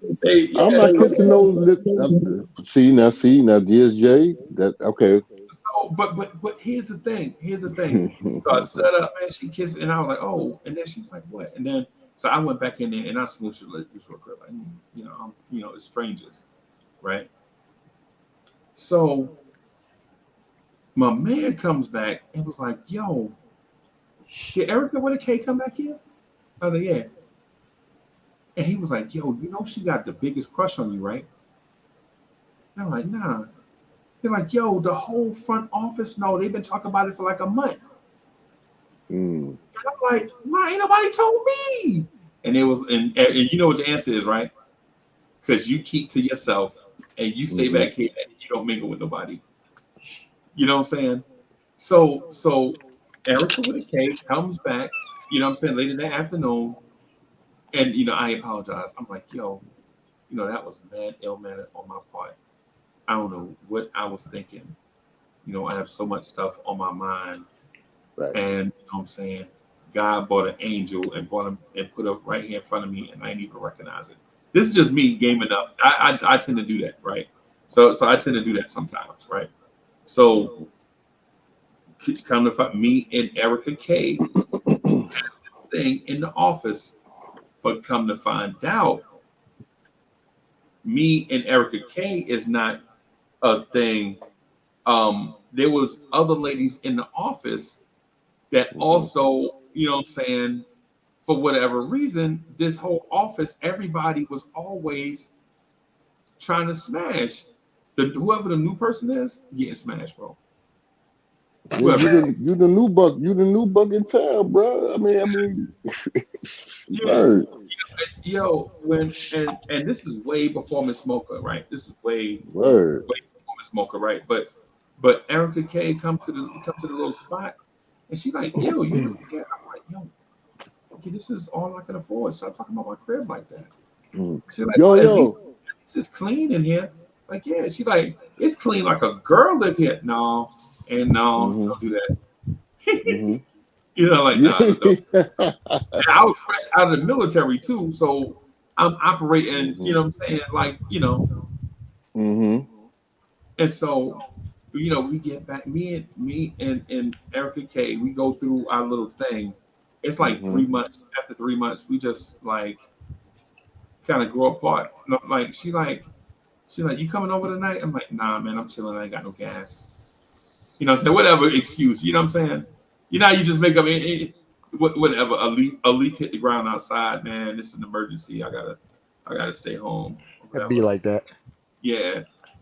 But fresh off that, once they find out me and Erica K split, right? Then Rhoda, not Rhonda, Rhoda. Oh, Rhoda, not that Rhonda, what female name is Rhoda now? Rhoda, Rhoda, that's not old Rhonda. school. That's old school right That's there, old school. Rhoda. Yeah, yeah. Oh my God, She Rhoda. make the bomb. She make the bomb pasta salad.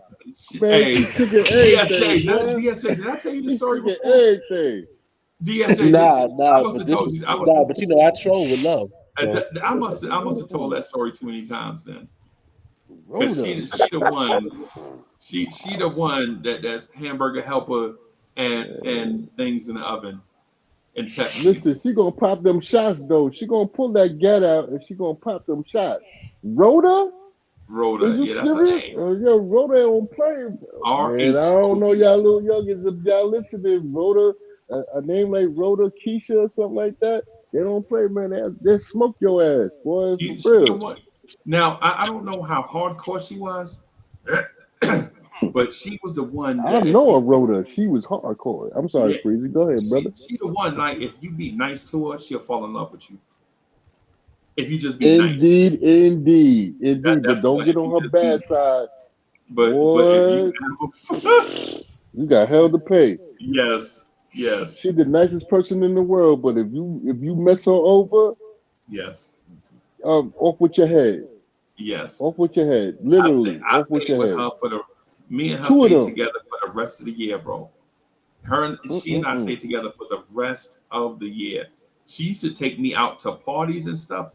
Like, she used to get dressed and go to parties, right, and wouldn't have nothing on, basically, right? I mean, I'm like, Rhoda, how you gonna be out with your man's dressed like that? She like, but I'm out with my man. I ain't worried about nobody else. And she was Just right. listen She to ain't the never did name nothing Rhoda. disrespectful.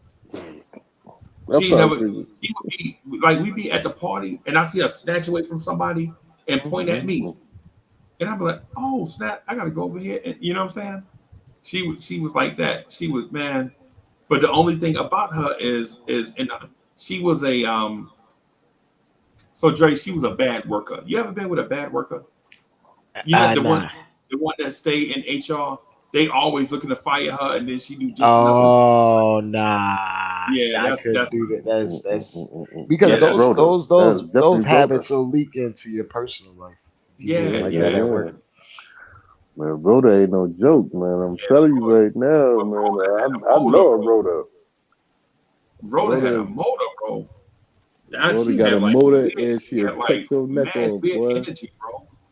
Like, Morning. she like you'll do whatever it is that you do for the night, and then she'll be up like Saturday morning. She'll be up like 6:30, like, you know what I'm saying, vacuuming with the motor on low so you can't hear it. You I know what I'm know. saying? Like Man. washing dishes and Mm, organize. mm, mm, You remember when the coffee table used to have all the magazines on it? mm. She'd be Yeah. like putting it on the coffee table, putting the magazines in order. She sounds Word. like she's OCD. Yeah, she was. I don't. That Is that too. a real thing though? Yeah. Obsessive compulsive? Yeah. Yeah. I Yeah. thought people Yeah. just say that, bro. No, that's Nah, some nah, nah, facts. nah, nah, nah. My That's mother facts. is definitely OCD.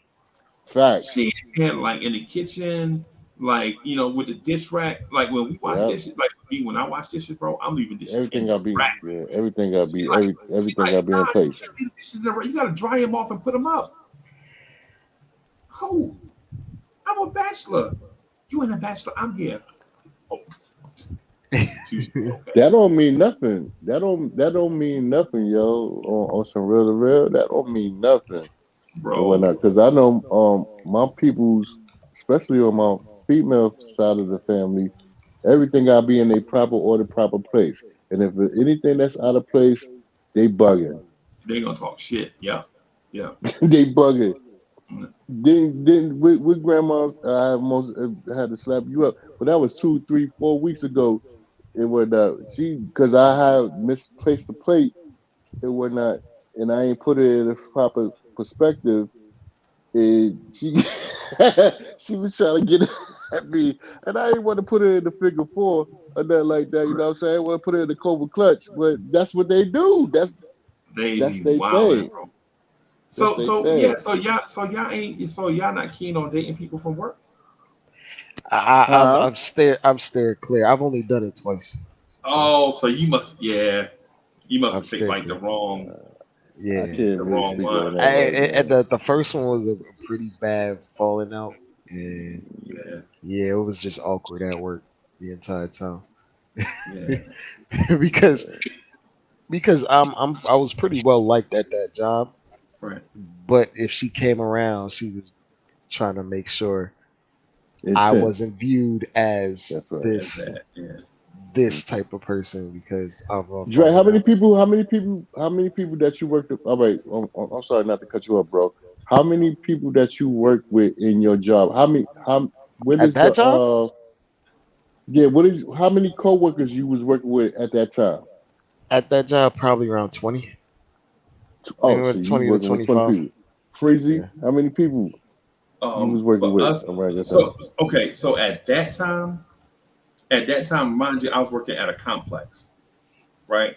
So Okay, you're talking about 800 people, and 800. then it's sectioned off.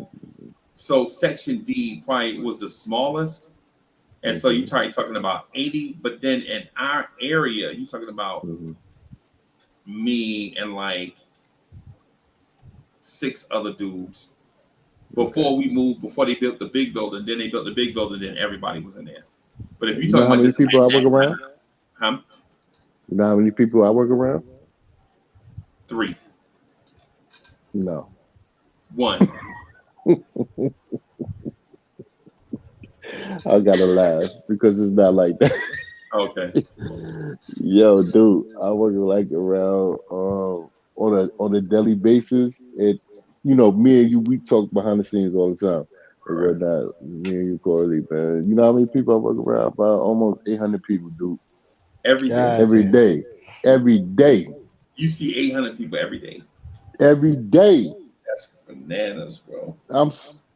That's why, boy, mine is Benoodles Right. Right. I know you don't every remember day. nobody name. No, I remember everybody. That's the funny part. I remember everybody's name. I Right. remember everybody's name, and I know everybody's face. Right. Facts, Right. But facts. but the thing is with me, like when it was talking about dating in the workplace, bro, I ain't never seen like a problem with it. My issue wasn't because I never like let stuff get awkward. Like um I Facts, dated this please. lady named Facts. Carmen. She used to try to bring coffee to my desk every morning. Like, Carmen, you can't do that. She said, but I'm right here by the coffee maker, and I gotta walk by your desk to get to my desk. And I'm like, but nah, it's just the perception is how people gonna view it, right? So she had her group, her cubicles and her group, and I had my group, and you know what I'm saying, cubicles in my group. And the one thing about the cubicle setting is this. Two things are gonna be true every day, right? People are always gonna complain about Mm. everything. Hmm. And the second thing is they always gonna I gossip agree. about the smallest little thing. I agree. So when Coleman was trying to bring Coleman, I was like, Coleman, you can't do that, man. and she was walking in my cubicle, like you know how your man. Okay, the way the cubicles is set up is like an egg carton, right? If you look at an egg carton, it's like people side by side and across from each other all the way. And then at the end was a big manager cube that was twice the size of a normal cubicle, and that's because the printer was in there. Like I had my printer and my file cabinet and all that stuff in there, right? And so she would walk in my cubicle and straighten up. I'm like, Carmen, you can't do that, man. She's like, why? And then we'll be like, we'll be off work, say we'll be on the lake or something. And she was like, yo, you can't be treating me like this. I'm your woman.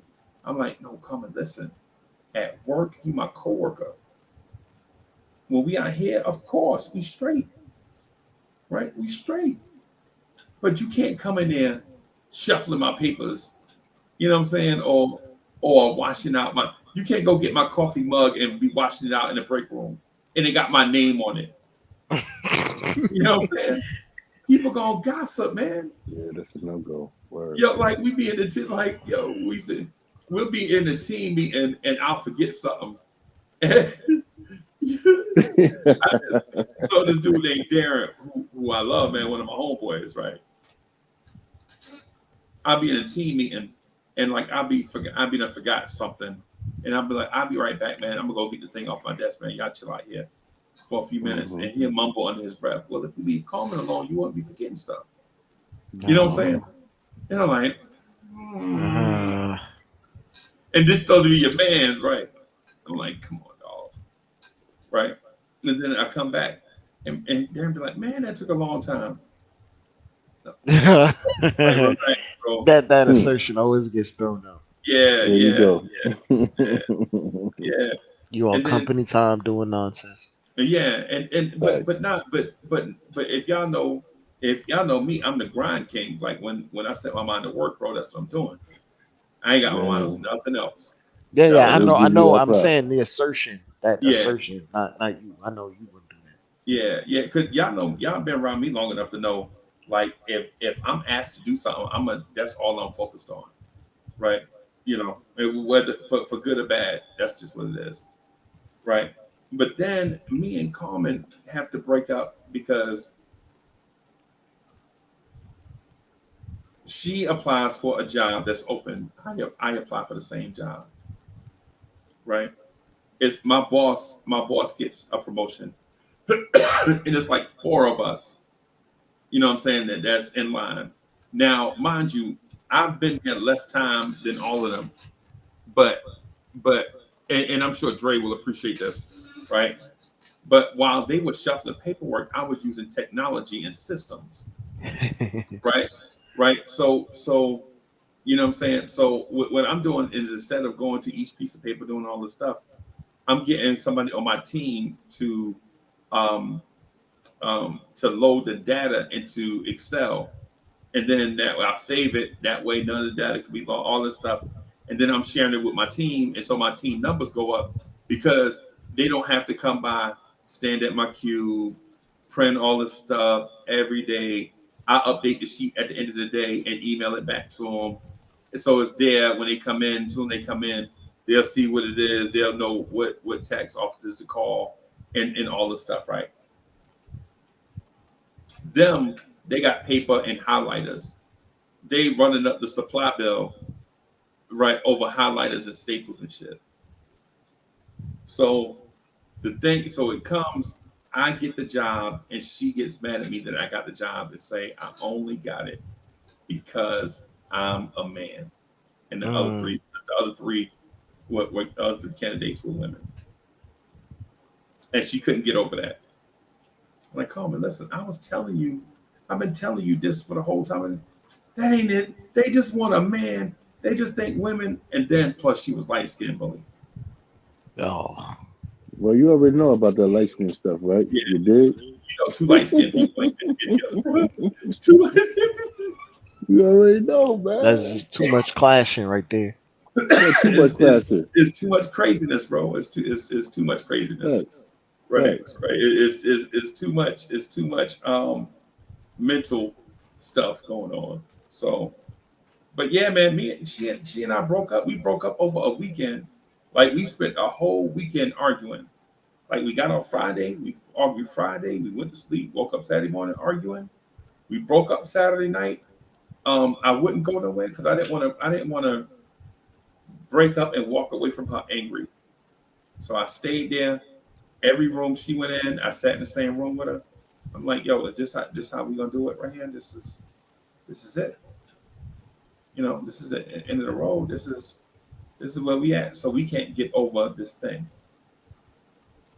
And so I asked her, I'm like, yo, why can't you just be happy for me? Happy for us.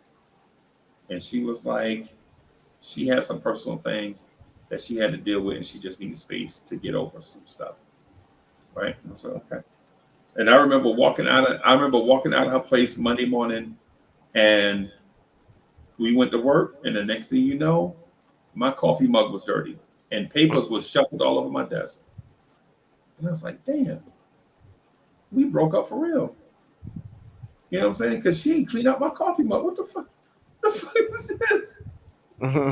You know what I'm saying? So, yeah, I'm in the break room washing, and DSJ, I'm in the break room washing out my coffee mug, right?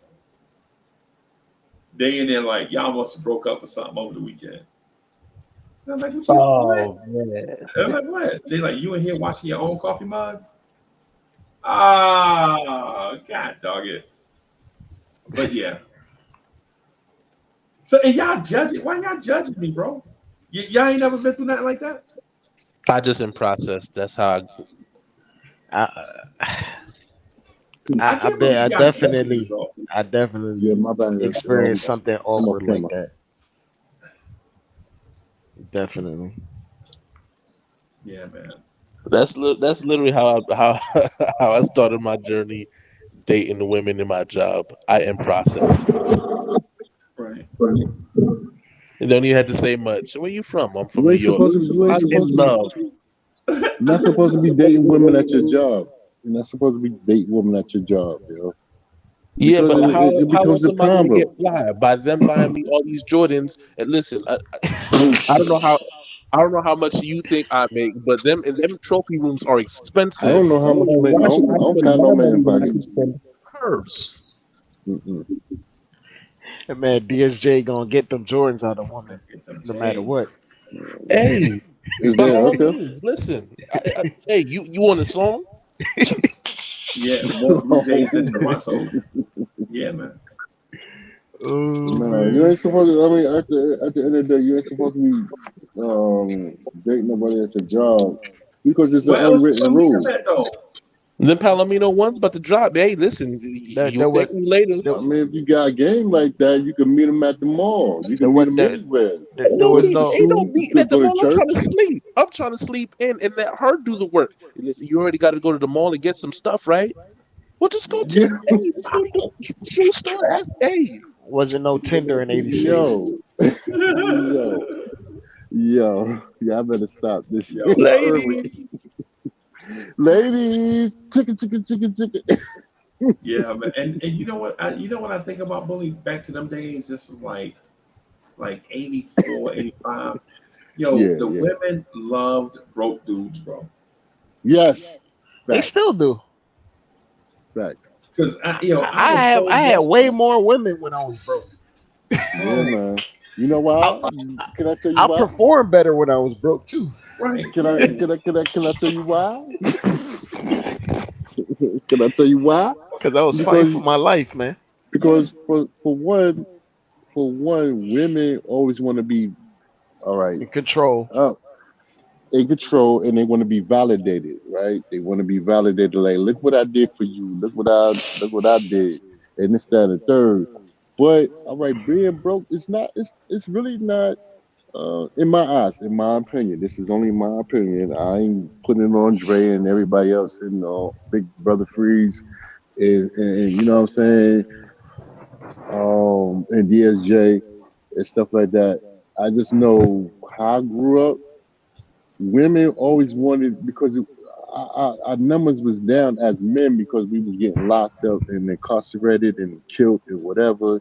It's that and third, and some of them turned their hand down to the to the floor and whatnot. Think about that. So, so women want to try to help you out and stuff like that. So they always going to try to take the lead in being the forefront of the Household. family, right? The household, the family. Yeah, thank you, Drake, and whatnot. You know what I mean? So they want to be in charge and stuff like that. But you already had your own bread, you had your own money, you lived your life and whatnot like that.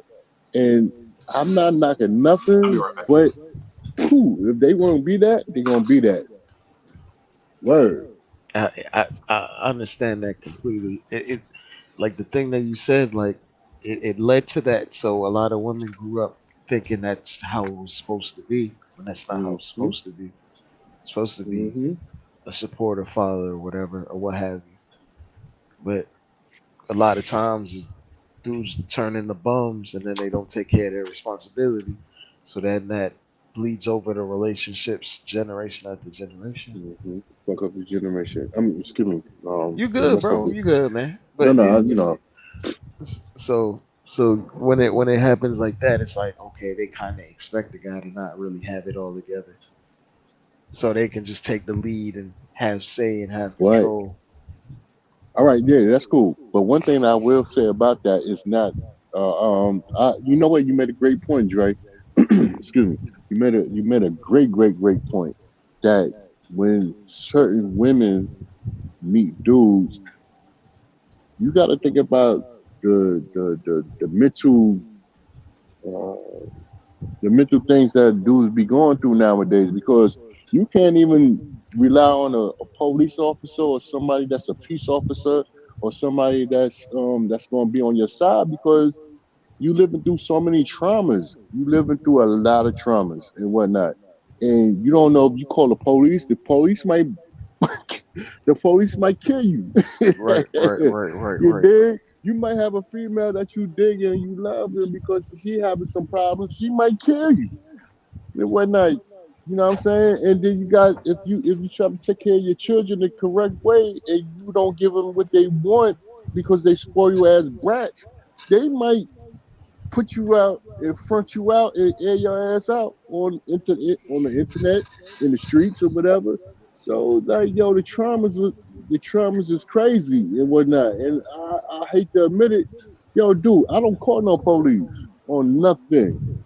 I don't want them in my business, even if I'm fighting my worst enemy and stuff like that. You know what I mean? And because you don't know if you're gonna get killed. The lady was sitting in her car, the little young lady she was pregnant down in whatever city that was, and they Walmart thought she stole some liquor, and she didn't steal no liquor, and they popped her they popped her in her head and whatnot. Like it's on site, like it's crazy and whatnot. But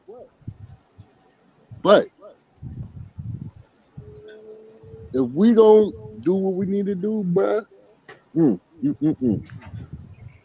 Yeah, I feel It's you, right here. It's 100%. right here. It's right here, dog. So I mean, it's more. I know I love the Knicks, I do, but it's sometimes it's a little bit more than the Knicks, man. For real, Yeah, for real. man, what I miss? that, Yo, what I miss, bro? that was me. That was me, Freezy, man. That was No, me I'm because Dre asking. Dre made a great point. Dre made a great point. Like, you know what I'm saying? When you're dealing with these lifestyles and whatnot, how can you deflect from one to the side or the other side? And I went a little bit deeper. Oh no, I didn't know. I just, I left to go get something to drink. I left thinking about light skin Carmen, and next thing you Let's know, get me common, busting yeah. shots at Walmart Oh yeah, parking yeah, lot. yeah, yeah, yeah, yeah, yeah. Like I'm Uh, just trying to find a way to get light skin Carmen to buy these Hall of Fame threes. That's all I'm trying to get into. right. Um, and then light skin Carmen looked like um the chick from 702, but Carmen was a little bit heavier than that. Yeah, I The remember the light that. little skin one or shorty, the the dark little skin one? shorty, yeah, the little shorty, Yeah, she looked yeah. You like the know same how I height as do. that. Hmm. That was a style back then, You bro. know my That was a stilo. You know my yeah, stilo. yeah. That was a style. That was a, and this is like '85. This is when everybody was having curly kits. Yeah, she had like this Anita Baker. You know what? She had the Anita Baker haircut. Can I Yeah, ask you a that's question, also Freeze? crazy. Can I ask you a Huh? question, Freeze? Yes, Anita Baker or Patti LaBelle? Anita Baker. Come on, bro. Mm. Mm. I'm not. See, I know. I'm not talking about singing wise, dog. I'm talking about, Haircut like Anita Baker. Think to Yeah. myself, Okay. Okay. I'll Cool. take Cool. her. Cool. I'll Yeah, take it. yeah, yeah, Yo, you was right on point with that. Yeah. yeah, yeah, Word. yeah, Yo, man. Illinois Scratch didn't really get the props. I'm not saying they was the dopest rappers, but they did have some hits and whatnot, right? Am I Yeah, correct? yeah, yeah, yeah, yeah. Avery, them a knockout, man. Me too. I'm gonna Man. get out of here Yeah. before Yeah. y'all be having all my business on the internet. Y'all be asking me these questions, bro. I be man. See, Yeah, all I I wanted to know. do was just say that Jay Dilla was very underrated or overrated. Oh, Now you had it right the first time. He underrated, and that now he not top oh 50. yeah, he's underrated. Yes, he's underrated. He not top 50, but man, come on, bro. Come on, He is man. I not Jay told Dilla, you top it man. five. was so old. He'll be top 73 next. Yeah, he top 70. Oh, okay, you beat me to it. Nah, Jay Dilla was that dude, man. He Yeah, was that dude, man. Treating I like Jay treating Dilla that man production. like he Dwight Howard at the NBA 25, at the no, NBA 75. no, he ain't Drake. no, he ain't no Hmm? Dwight Howard. No, he ain't no Dwight Howard. He more like Terry Cummings. Chris Terry Cannon. Cummings? Whoa, whoa! Wait a minute now. He's Chuck Person. He's the Connors, rifleman. you check purses. He was the rifleman. Yeah, he wish. He was He the wish right. he was a rifleman, bro. He was the rifleman. No, Yeah. Jay Dilla, man, you was the dopest boy, and I swear to God, your production was dope. Hey yo, Jay Dilla, DSJ and Dre, y'all look him up with the Far Side, man, the Far Side. I know, He, I know, I know. You ain't Yeah, gotta I tell know who me. Jay Dilla is. Man, come on, Yeah. bro. yeah, man, I he was Dilla, fit trying that I boat. was trying to Dilla get in man. my top 10. I was so sleepy. Y'all trying to get me to talk about Jay Dilla for another 4 hours, bro. He alright. Jay Dilla All is right. Quentin Grimes. You know what? I'm not going there. I'm not even touching Yeah. that. I'm not. DSJ always be like I'm not DSJ. touching that. Yeah, let me DSJ, close man, my come on, laptop bro. for this man ready Yeah, to come go. on, He bro. about, Come man, he on. about to get somebody shot. Next on the mix at night, Hey, we'll be comparing our producers to NBA players. Taking pictures. why I not, bro? know. Why not? Hold on. I know Tom Thibodeau is his Herbie. Tom Thibodeau is Herbie Lovebug to me. Yeah, pretty much. He biting. Right. Yeah, he But hey, biting. so tonight I'm gonna try to do review Dead Presidents. Soulfinger is not available, so I'm gonna try to do Dead Presidents Salute tonight, Soul man. Figure. Y'all welcome to come through I'm and with it. talk about I'll Dead be through. Presidents with me. You know what I'm saying? Yeah, I'm off this weekend too. Yeah. Yeah, Yeah, it's a holiday, man. Yeah, happy Labor Day to It's, everybody, it's yo. a holiday, man. So we're gonna try to do it. Hopefully it won't be like 5 hours and 6 minutes. Hopefully we can do it in like 2 hours. 90 Yeah, I just minutes, woke up, 120 man. minutes, something like Word, that. So word. all right, y'all. I'm gonna get out of here, man. Thank y'all for watching, hanging out Peace. with me. Peace, y'all. Peace.